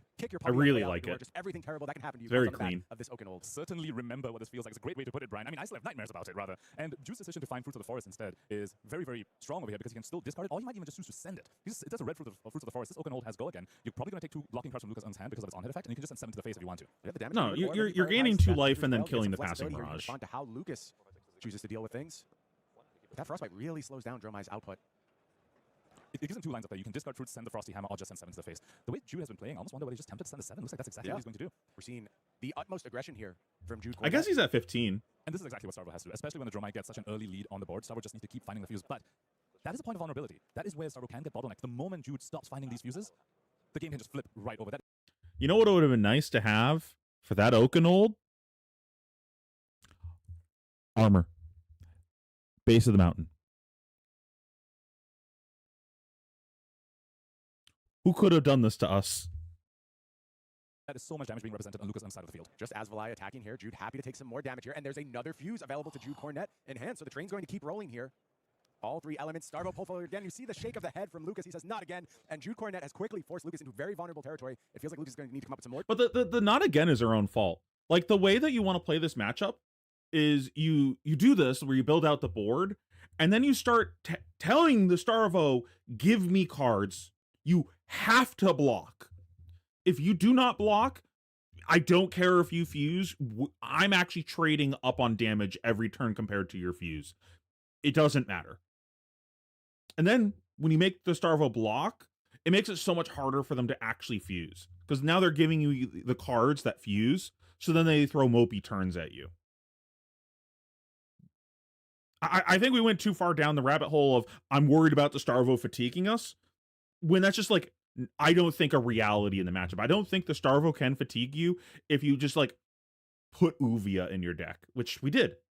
And he's also got Remembrance. Be able to weather the storm because the damage output is just not high enough yet from those dragons. Everything coming up. Jude Cornet over here. Old fused as well. I don't agree that the damage output is high enough, but like surge coming up from Arsenal to the phase 2. We're at 4. That is half of Lucas' earned life total. Does have the cover up, but Winter's Whale still looking to get involved, and Jude still with an Arsenal as we head into the next turn, and Lucas only at 4 right now. I believe Jude Arsenal Fruits of the Forest, or Red Fruits of the Forest, and that just tells us exactly what game plan is. Looking for damage. Send that. Find those 3 crayons combined. Let's take a look at Jude's hand here. I think he's done it again, Ponkage. I think he's got all 3 elements one more time. That's what he needs in this matchup. She's just everything's coming up. Jude over here. Can Lucas unpark a defense reaction in his Arsenal based on the way he's been blocking the past few turns? That is not a defense reaction in Arsenal, right? And I believe he's holding on to Tome of Imperial Flame, I think, which doesn't block. That's why he was forced to get the Flamescale Furnace. You can go ahead and cast it here. If you find 2 reds, you can just pitch it, make some Ash, and give it Dragon's Go again. Ash is made here. It's just Mirror Guy from Arsenal, and this could just be it for Lucas on the next which is redundant. As Jude is going to fuse one more time. Brian, you were there for this. You know a card that Dromai has that can let her survive evasive damage. I am yeah, Jude is definitely eating the crayons, but like, situations I'm of course talking about. I don't perceive this as like Jude getting lucky or high rolling or anything. Like, I think in this position as Lucas aside, it's really easy to look at this moment and be like, I'm getting high rolled, and yeah, your opponent is like getting some slightly higher upper variance on their side, but like I would expect the Starvo deck to fuse most turns. Like, I would just sit down and expect that to happen. If you can't beat the Starvo deck fusing most of the time, then you need to adjust your strategy. And that's what I'm getting at with the boots choice. Like, even if they're fusing most of the time, you still win if you have the base of the mountain, because you just need to make sure that you have the get out of jail free card when they fuse the 2 funny cards in the deck. You cannot let those hit. All their vanilla damage, I don't give a fuck. It's whatever. It's damage. I do more vanilla damage than you do. On my list, NCC used to run it. It's no different than LL. That is a way Lucas can survive the dominate. It's about to come his way on the following turn. And Lucas is getting the damage done this go around on the back of these dragons, but Jude just says, sure, send me the bill. And this is what we're talking about when it comes to resiliency. That was a 1 card. Lucas had 1 card in hand, 1 card in Arsenal, goes ahead and just sends so much damage to Jude Cornet's face. Ponkage, there's nothing there from Lucas. There's no defensive outs. There's no sigils to come and save the day. And that means this fruit is a blue one, Ponkage. And there's just enough defense here for Lucas to stay alive at 1. And a Dromai at 1 has stolen many a game over the history of Flesh and Blood. I don't know if you know this, Ponkage. 1, not 0. I was not aware. Thank you so much for informing me of that. I actually thought the game was already over. I was about to go to the winner's screen. Today you learned. Winter's Whale coming through. Now with the equipment gone, this is going to demand 2 cards, but there's still this army of dragons for Lucas, ready to go ahead and rumble into the red Did he zone. keep the burn them all? No, he kept the Chromite. The Chromite makes sense. Yeah, it's the board capable of just ending the game. Should Lucas Oaken and window, crippling. that window, it does look. So, like, in theory, if we presented different in this game, we have the other boots in play. Our opponent throws the gloves plus crippling turn at us. We called Jude a bozo for throwing a non-dominated attack on his one of his 2 funny cards. And then we just block with our hand. Like, wait, for free? I get 50% of the good cards out of your deck for free? Block, take 3. Nothing else matters. Like, this is a macro game. What matters? Getting hit by the 2 funny cards. That's not dominated, I'll block. And now I have my fridge of armor for the next funny card. Instead, Lucas blocked with armor plus cards so he could get a Mirage guy in play. Why? Just don't. Just block with your hand. And then when he throws his other funny card, we still have the armor in play. We tell him to fuck off, and we're lit. And ideally in that situation, we would have the base of the mountain in play still, and we're Omega lit. And then what happens then is, because we have the base of the mountain, odds are we can just make a block with base of the mountain to cover up the Okanold with like cards in our hand. And we can keep some amount of our armor in play, like our furnace. Like we probably go like base plus gloves, some combination of that. And then we get to keep our furnace around. And then what that lets us do is we can give our furnace twice on hammer to prevent frostbites. So we can't like brick our turn. Based on this deck construction, I'm thinking he actually cut some of the go again attacks from his deck. I was talking about earlier, like how he made room for the Thamais. Probably some of the go again attacks. He looks like he's playing E-Strike Rabble. I don't think we've seen a Blaze Headlong. He had a Race Face and Command and Conquer as well. For the first time, what is that emoji? Has failed to fuse here. I do not is that see a lightning monkey? card in hand. And no way to produce one out of thin head. There's no plume-like effect for the lightning cards, so Lucas might be selling a whole bunch of damage, and this board is quite insulated from a popper. Not only does this Chromite... Is that a smack? This Chromite generated an looks like he is playing it in the matchup. Jude has one popper in hand right now. He can pop the next dragon. One of the Starvos I was playing against, I believe, also did that. He just put it in the deck as a popper. These dragons can suddenly overwhelm... He had a 20-point life lead, and now it might go down all the way to just 10. One more turn like this, and Jude might just be out of the game. That is the strength of this Draconic Illusionist. Chromite turning the corner very quickly in this matchup. Jude falls to 17. This one's still not over. A lot left to play. Ash Wings coming in. Jude down to 14. Here's Asvalai. Is Asvalai going to get popped here? Looks like Jude might be saving the popper, or he might just want to be sending it. Yep, okay, saving it for the Yendurai. Also, important to note over here, Stalagmite does not generate a Frostbite when it is defending an ally attack. It will only work, it will only create the Frostbite if Lucas sends something like a Ravenous Rabble or Blaze Headlong, which we know is in his list. He has been blocking with his cards, but does not work on dragons. Look at that, just like this 7-point life lead from Jude Cornet from what was 20-something. Yeah, and Jude's going to need to find some offense here to make sure Lucas isn't able to keep a red card to play. There's so many, though. Sink below in hand as well. Winter's Bite does give a Frostbite very effective. Winter's Bite into Felling is fucking rude. Jude has a Felling, however, he has no Earth cards in Banish right now, so that Felling will at most be 4 power. If it was 8, this would be game right here, but because this is just 4, and Lucas has a Sink below, he can keep that Chromite that he has right now and just swing out the board once again. It gets the whole hand, though. And look at that, Lucas. Oh, does he have a Sink? Oh my god, he's lit. Attack with a double Chromite Mirror Guy board. Jude needs to start blocking. He needs to find multiple poppers in his hand. Oh my god, this game just flipped. He does go down to 0 Ash, though, and block of the Flamesteel Furnace is absolutely non-trivial. Going to 0 Ash is a vulnerable, almost a fail state for Dromine. Taking a look at Jude's hand now, we will not be fusing yet again. Does have a Felling, though. That can basically strip Lucas's entire hand, but can Jude survive this turn only holding Did 2 cards? Jude just lose? Because once the second Chromite swings, that is 3 action points for Lucas. Which is why if Jude wanted to survive this turn, he would have needed 2 or 3 poppers. But currently, I believe, has 0. That Felling of the Crown, not a popper, even if he had 4 Earth cards in the Banish Zone. You see a shake of the head from Jude, maybe wondering where things have gone wrong. Looks like he's asking some questions of our judge staff.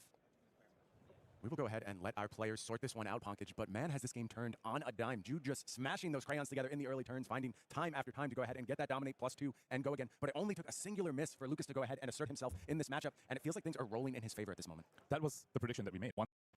Actually, Phantasm Pop would force close the combat chain. That way he could double use the Stalagmite on this turn. We'll see how that plays out. Not quite sure what the answer is, Punkage, actually. Cornet currently flicking his cards. If he can get to his turn with a blue and a Felling, that Felling will take, unless Lucas draws 2 defense reactions, that Felling will take all of his cards, and then Jude can have a moment to breathe. He's doing the math right now to figure out, can he go to his turn with those cards? I'm fairly confident, Punkage, if Jude does find a window to pop and close the chain, he can get an additional block from that Stalagmite. By the way, if you guys saw my Gravy video, Jude is the guy that did the crack Mage Master boots, pitch I, play chart the course, chart the high seas, miss, pass turn on turn 1. That was such a goofy game. It was just such a classic Gravy game of unlike the previous match, I think just shenanigans happening of just decks failing. Lucas also now knows that if one of his dragons is popped, Jude gets to block with the Stalag again. He's trying to see if he has a way to sequence around that or present the most awkward numbers to Jude. Also wants to think about the Incidental Arcane from that Asvalai as well. If you can sequence that at the end, if Jude's already at 1, that Asvalai itself forces 2 cards. What a high-pressure decision here for Lucas. These small edges matter so much. And it looks like we're going to break the flight path here. Ooh. To get a flight path is cute. No extra action point from the Chromite because it does say it once per turn. And that is the dragon that Jude chooses to pop. That is the highest attack dragon on Lucas' side. Yeah. Well, Asvalai as well, kind of. But yeah. Combat chain has now closed, meaning that the Stalagmite is going to be available further down. What let us steal this game though? Like realistically, we shouldn't. This is like a game that we shouldn't have won. What stole this game is the fact that we drew Chromai back to back when we went to single digits and were able to push the board. I don't think any other card would have allowed us to do this. Down the combat chain. Jude has 5 block remaining if he wants to keep a blue and a felling. Block the Channel Fissure, the Tunic, and the Stalagmite. Is that enough? Facing down to 3 from this Chromai. Jude forced back into the tank here. So he needs to do the math here. He needs to know whether he needs to block with the felling. Because if, say, the felling is forced, if an additional card is forced from him at the end of his turn, and he can only keep 1 card, he wants to know that now, so he can at least block with the felling as efficiently as possible, and just send an Icy Hammer Lucas's way on the following turn. Yeah, and you see he's doing the math right now to understand it is going to be the Channel Frigid block here. Arcane damage going to be coming through on the back of this Asvalai. It does its thing. Coming in for 2, Miragai comes in for 2, and Uvia comes in for 1. I believe you can survive at 1. Yeah, it looks like it. Here's the Tunic. And still has the last Stalagmite block. That Phantasm pop closing the chain was the difference maker. Jude needed that exactly to stay alive here, and now he has kept a hand of felling. What's the arsenal? Plus a blue, and there is the felling fired. Big attack here from Jude. Going to get to claim the whole hand, we suspect. It would take a miracle draw here. Otherwise, I think a sigil in hand for Lucas. And a defense reaction. So he actually ends his turn higher than his current life total. Gets to block 7 and heal up to 4. And then leak 1. And then here's where Asvalai gets so annoying in these end states, Brian. The Asvalai, which does not have Phantasm, so cannot be popped, is going to send the Arcane and 2 physical, demands 2 cards from... Well, it's going to be the Chromai first, because that gain 2 action points. This forces 3 cards. Good Cornet. I was going to Chromai first, of course, for the extra action points, so we can just continue swinging.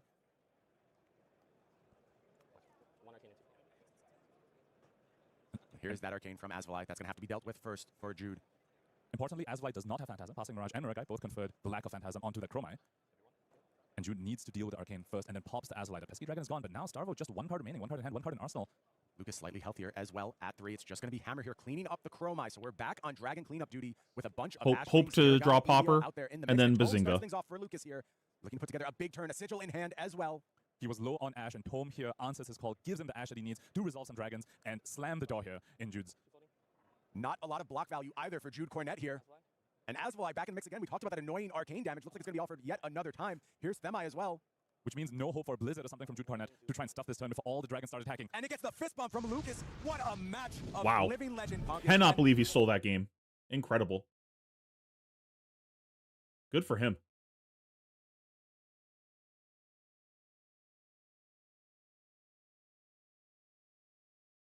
So it's 2 more LL games, and then it's CC. Okay.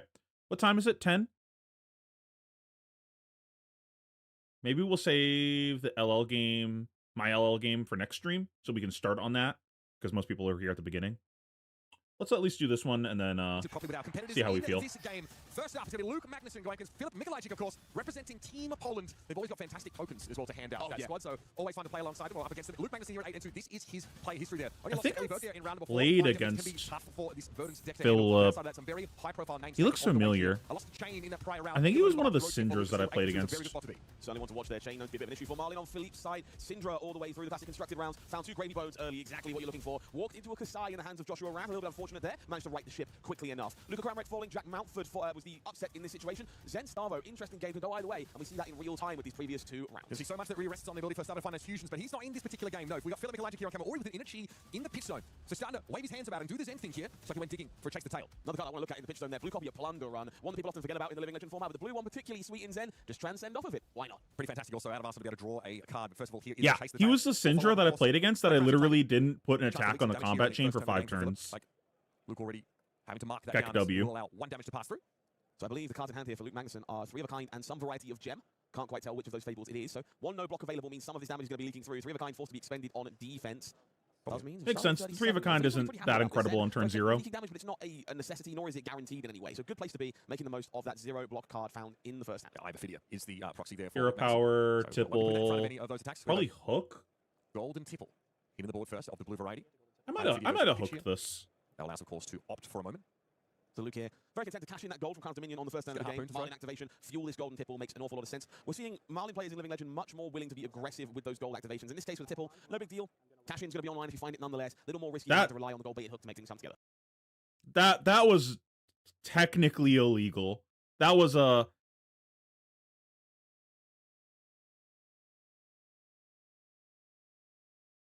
I think we all know that Luke always intended to discard to the hero power there, but he did draw and then go, sorry, my bad, I'll discard the thing. That's like, you got to be a little careful with that. I think we all know that's what he intended to discard, but like, I think if he said he wanted to discard one of the non-token cards from his hand, then things might have been a little suspicious there, but So, of course, all the conditions needed to be fulfilled We're by Golden safe. Tipple have been done. King Shark has a lot of okay, so catch the day maybe in the hand. The King Shark Harpoon, though, went into the arsenal. Pretty premium situation here for Luke. Did find the Harpoon to lock and load with Marlin. Finds 2 more blues in the hand, so Hammerhead activation will be available if they would prefer. Gold actually getting popped here. We are digging again. We found an Art of War off the top. Okay, very interesting choice from Luke. Typically, got to be a little safer with the gold in case of cash-in, but maybe suggestive that we're not expecting to see that card in this matchup. Instead, parking that Art of War in the Arsenal guarantees an Arsenal for Marlin. I think the crack gold was just so he could get an arsenal. He was just like generating an extra 10 resource. overpower on the King Shark Harpoon. Attack actions pretty readily available for Zen. This one likely to find some kind of bait at the end of its hook. Yeah, it's another game we're going to be examining Zen's resilience to that level of disruption. What can he do off those smaller hands? There's obviously you know, pretty easy to make these like relatively high-value small hand plays. We saw that was something that Cody Williams was sort of ready and willing to sort of operate under in his Zen game yesterday. 100 wins, excuse me, the only card allowed to be blocked with here. Also, it's a big deal getting this King Kraken in the graveyard. Now all of his codexes have a good target. So by blocking this way, Philippe is guaranteed some kind of turn, regardless of which card is selected to generate gold for Luke. Worth noting that hook now means there is 2 gold available. Luke being rewarded pretty heavily, I would say, for their liberal use of gold in this first few turns. Yeah, see, obviously Marlon in Living Legend just has so much more access to the top of the deck, so much access to Of card course draw, I can. like cash in. And in that kind of case, it was pretty simple stuff. It's the kind of stuff you'd see in Classic Constructed, right? Either video, I think that's how Zane looks good. Marlon discarding away a Harpoon. It's your bread and butter, but it gives you a nice overpowered attack with an effective Also, and relevant turn these back on. on. Is going to be the follow-up to Tiger Tame and Kokara. Very bread and butter turn here for Philippe Mikulagic. Love to see Harmony the Hunt finally play in this format. Tiger Generation proving to be a bit of a premium for these decks. More Tiger payoffs found in the Living Legend version of the deck. as well. Yeah. Absolutely, we saw as much as Territorial Domain from Cody yesterday. So all kinds of ways to make use of those Tigers. Happy to see additional generators. Never mind. I gotta like resize this and shit. I can't be bothered right now.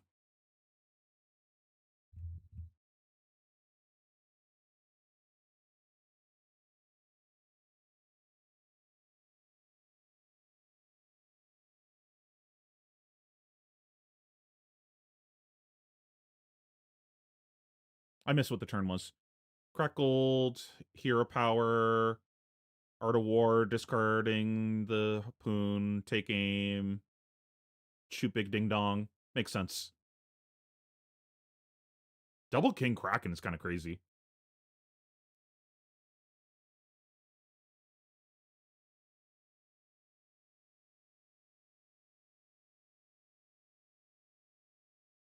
It's going really low really fast, which is kind of scary. Plunder Run? Wait, Plunder Run's crazy.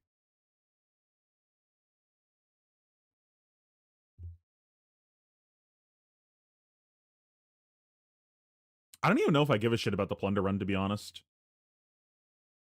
I think if my hand plays better with the card that I wanted to block, like, unless I can't use that card, I don't think I block there. We know the card in hand is Art of War. Like, who gives a fuck? I think the worst case scenario is he weapons us. Who cares? I just want to keep my foot on the gas.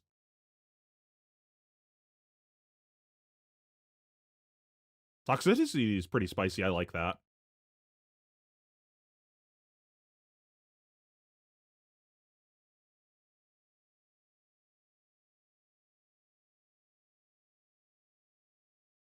He still has like wind chakras and harmonies, and apparently Plunder Runs.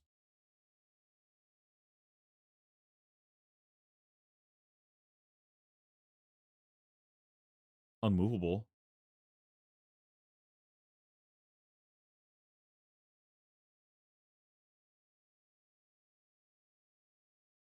Do we block boots and have we transcended yet? No, right?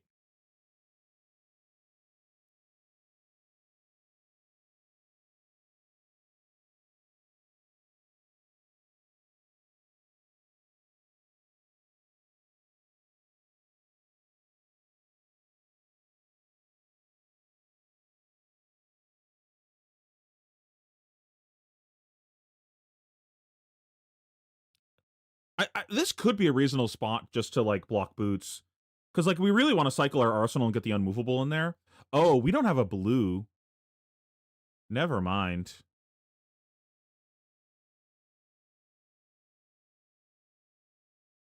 Sheesh.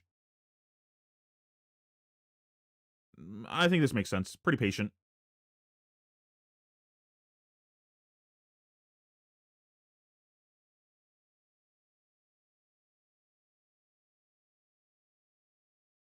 Cool! Pot of Greed!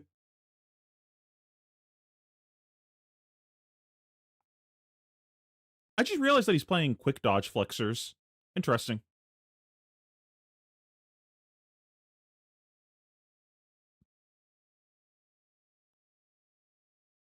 Did he? Okay, he did. Ooh.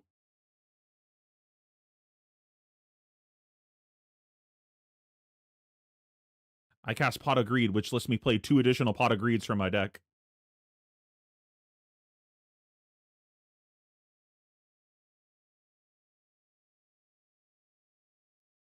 My God. Okay, so what are we doing? Do we have any float? We have 2 float.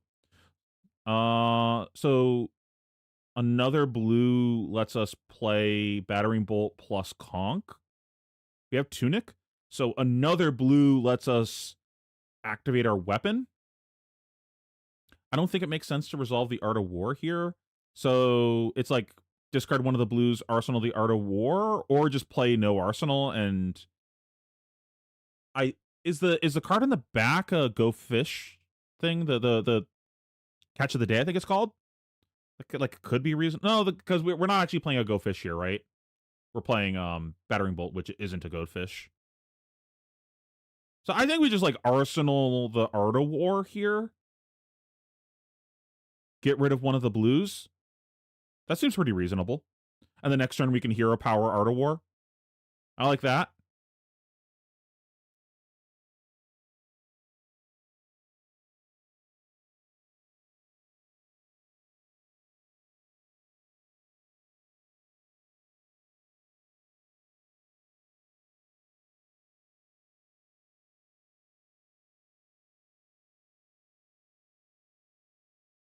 I'm confused. Don't we have 2 floating? Oh, I'm sorry. We used the 2 floating here. So okay, never mind. Never mind. So then we're pitching the last card not getting an arsenal.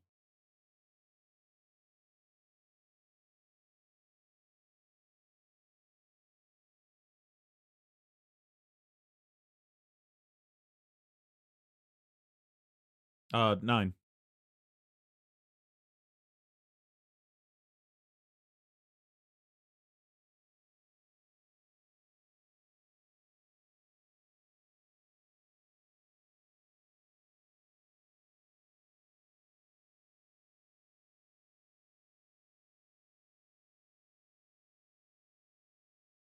See, this is the problem that I kind of have with playing these, like, let me play a bunch of D-Reacts into Marlin for a lot of the decks in the format. What are you actually accomplishing? Like, we're blocking efficiently, but we're still losing the turn cycle, right? Like, our deck doesn't actually operate on a small hand very well. So us blocking and preventing their on-hit really doesn't accomplish anything. We're just kind of stalling. You could argue that you're stalling till the point that you get out of the box, and that's how you win. Like, I just need to make sure I have enough life total that once they brick, I can go, and I can, like, no blocks the, like, mopey attack they throw at me. But it's something to consider. It's not just like a kind of catch-all answer of just playing D-Reacts, if that makes sense.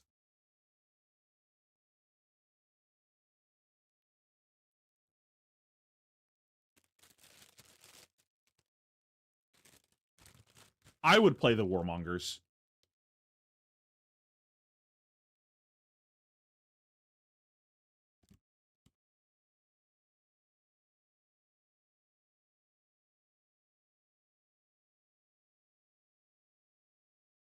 I don't think you win this game unless you resolve the Warmongers.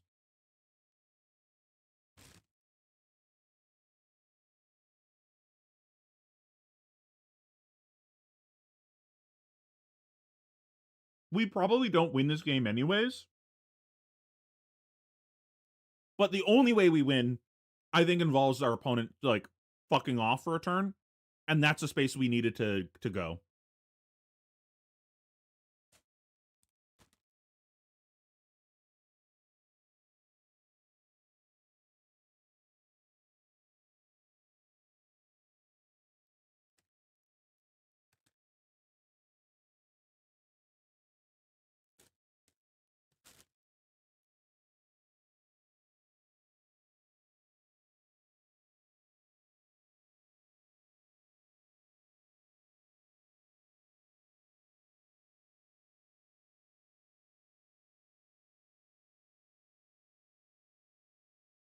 I think if Luke didn't have the golden play, it's reasonable to just block here and just say, I'm going to hope you brick next turn.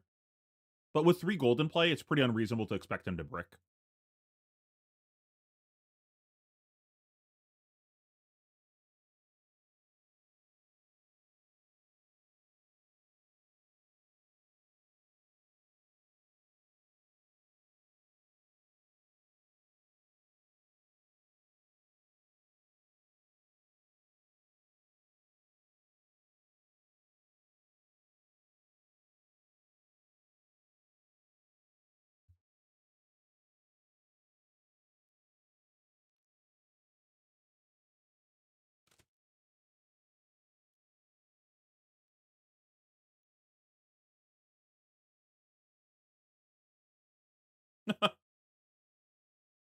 You still have to block this.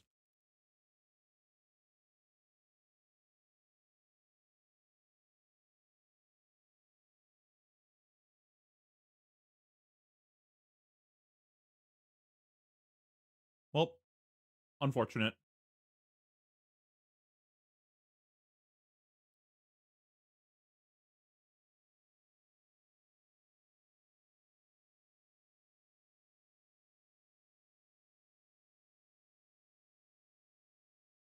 I honestly don't remember when he transcended.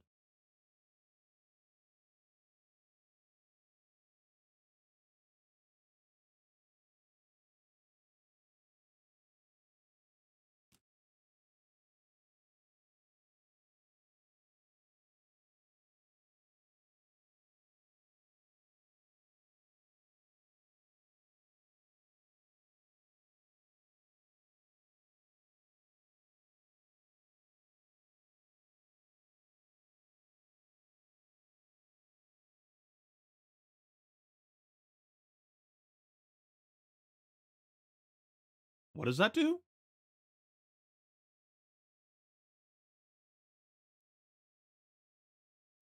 If Searching Strike was the last chain link, this gets +2, so it goes to 5. If this is played at chain link 3 or higher, he gets go again. So it's a 0 for 5.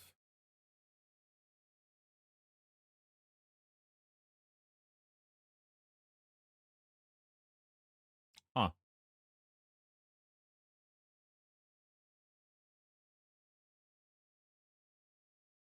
But that would require him playing a Surging Strike, so it's realistically probably just a 0 for 2? Or, I'm sorry, 0 for 3? I'm a little confused. Why would you play this card? Unless you're, like, renaming things, but even then, sure, is there not something better to grab?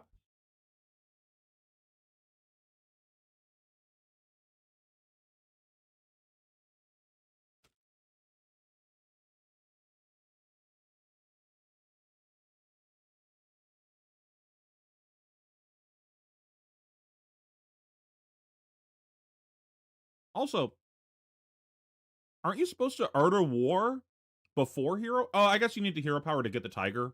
Okay, that makes sense.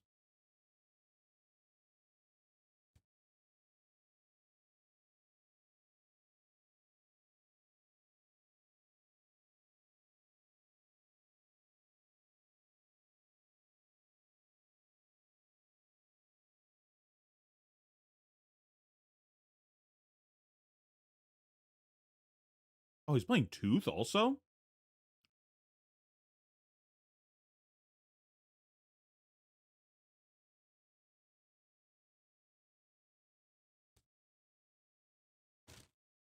Okay.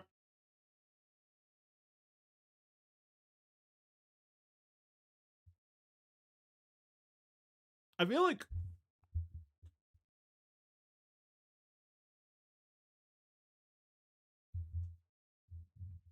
surely we'd never win the game by resolving Tempest Palm Gustwave, right?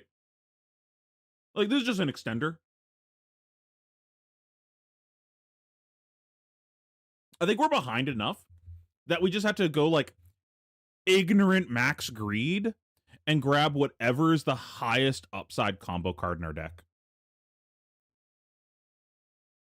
Like, either a Chase or something like that.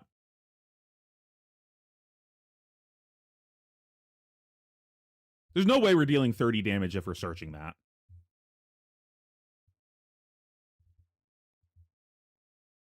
I know he's down horrendous, but like, you know, we're playing to win here, right?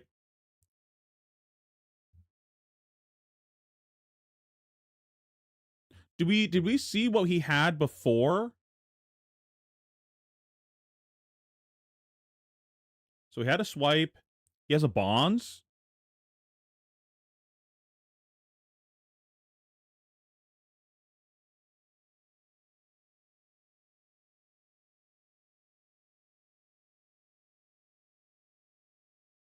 Bonds chi. And then we're going to see what he picks up.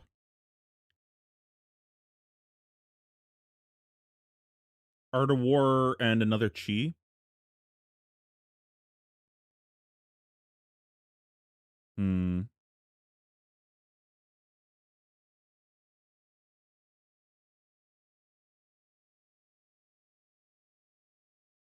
Is it not just grab Descendant Gustwave?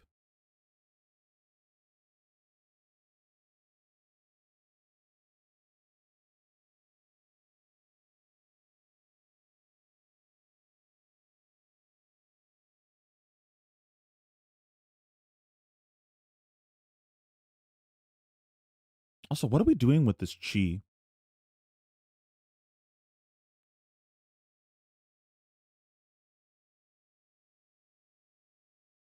Yeah, like, we have to do 1,000,000 damage.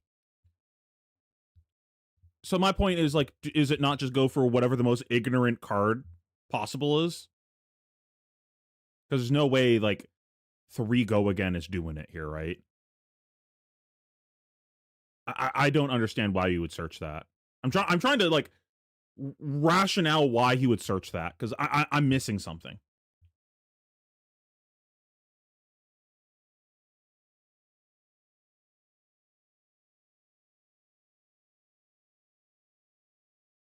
Why is that the correct play? You tell me. I want to learn. Why is that the correct play?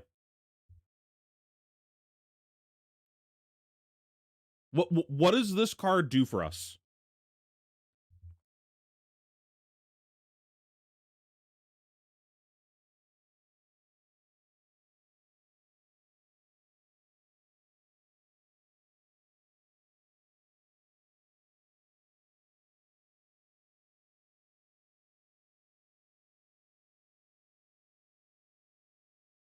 I assume we also have a stocked graveyard because this is like pretty deep into the game, so the bonds can hit most of the things that we'd want it to hit.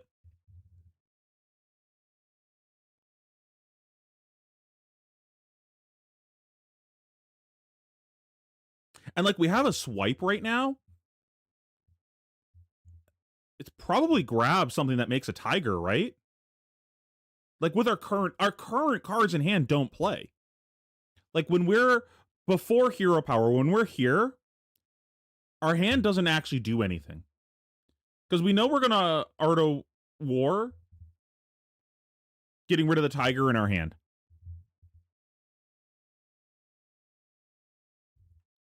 We have a bonds and a swipe and a chi.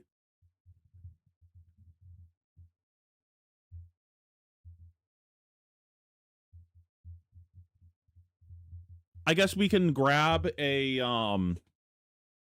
essence of whatever body from our graveyard with the bonds. So, like, I'm just trying to suss out, like, why we would do this. It makes sense to me to go for, like, a Descendant Gustwave. We go Gustwave, we go bonds, we grab body from our graveyard, because I assume that's in there at this point in the game. We play body, we play the swipe, and then we play whatever we drew off of the Art of War afterwards.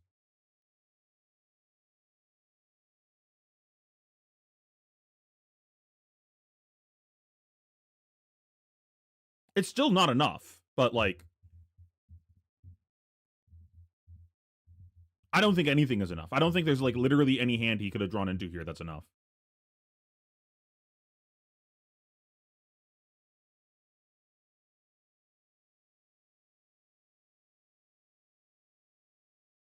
But I think this is, like, mostly a product of the D-reacts. Like, yeah, they looked good on the turns that you did them, but, like, I don't think it actually improved your win percentage in the matchup.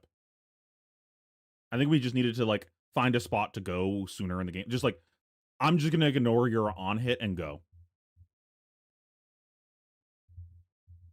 Either you miss on the turn, or you get one card from my hand and I just move on with life. Like, I don't care.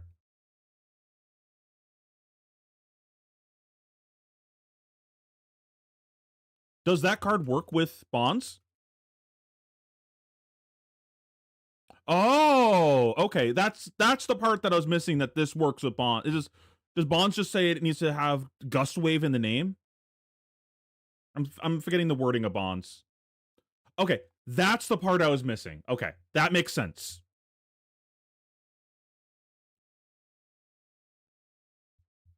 Completely missed that this had Gust Wave in the name. Makes sense. It comes after Surging Strike. Okay, that makes a ton of sense. Does it? Does that make any sense? It doesn't have Go Again, right? And we have extra resources on this turn.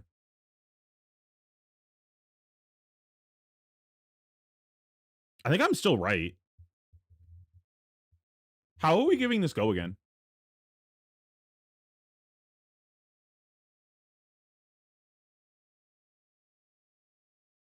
Like, we physically can't create 3 chain links with our current hand.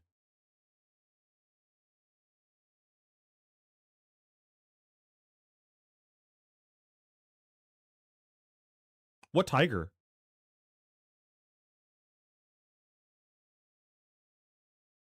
We don't have a tiger. So maybe we're hoping to draw any chain extender off of the Art of War. That's maybe reasonable. Like, we need to get lucky here, so I'm just gonna hope that either top card of my deck has Go Again. Okay, that's like kind of reasonable. We're down horrendous. We got to take the highest EV line. The other thing is, like, again, I think we have too many resources on this turn, right? Like, because we have a chi in our hand that we can't use.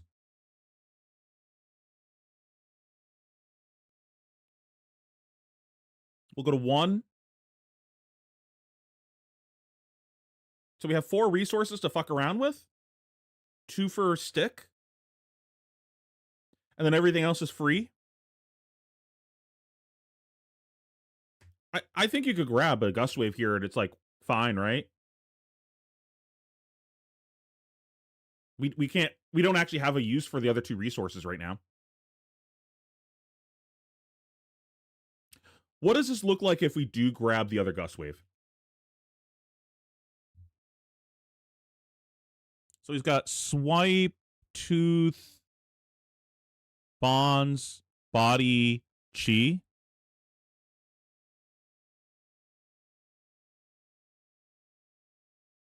The Tooth basically does nothing, right? Like, that's just a 1-for-4 chain ender. Like, we're never getting tigers.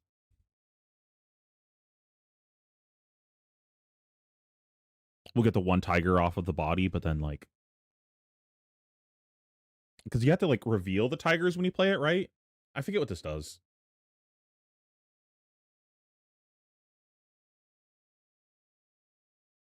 February.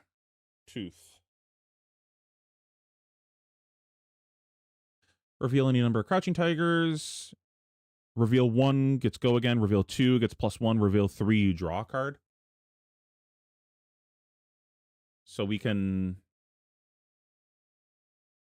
play the body, making 1. Play that, reveal the tiger. But does I forget, does body put it in banish?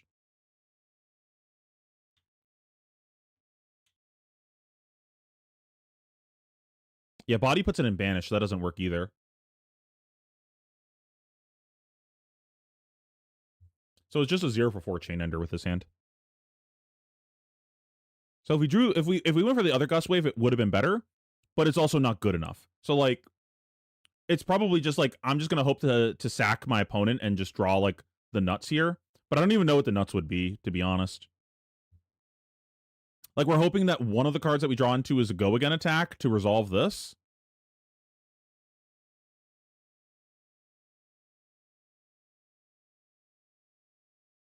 That's not good enough, right?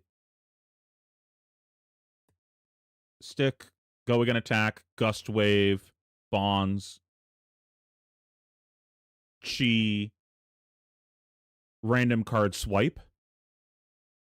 And then the swipe doesn't currently have a tiger. But we could grab something from a graveyard to make a tiger. Oh, it's all terrible. I don't think there's like literally any out here. I think if you like, if the Art of Wars said search your deck for 4 cards instead of draw 2 cards each, I think if we like literally searched our deck for the perfect hand, I don't think there's a hand that wins the game here. You need a red go again before the body. Well, you could play it after the bonds. Like, let's say in theory we hit a go again attack off of the Art of War. You go stick, go again attack, gust wave, bonds, body, make a tiger, figure out what I'm doing after that. Like, play the tiger, swipe, play out, tooth. Like, that plays. And that also plays if we just, like, grabbed a Descendant Gust Wave instead, but it's just not good enough. And that's, I think that's the biggest thing. Like, I think literally searching the best 4 cards in our deck instead of drawing 4 cards still isn't good enough.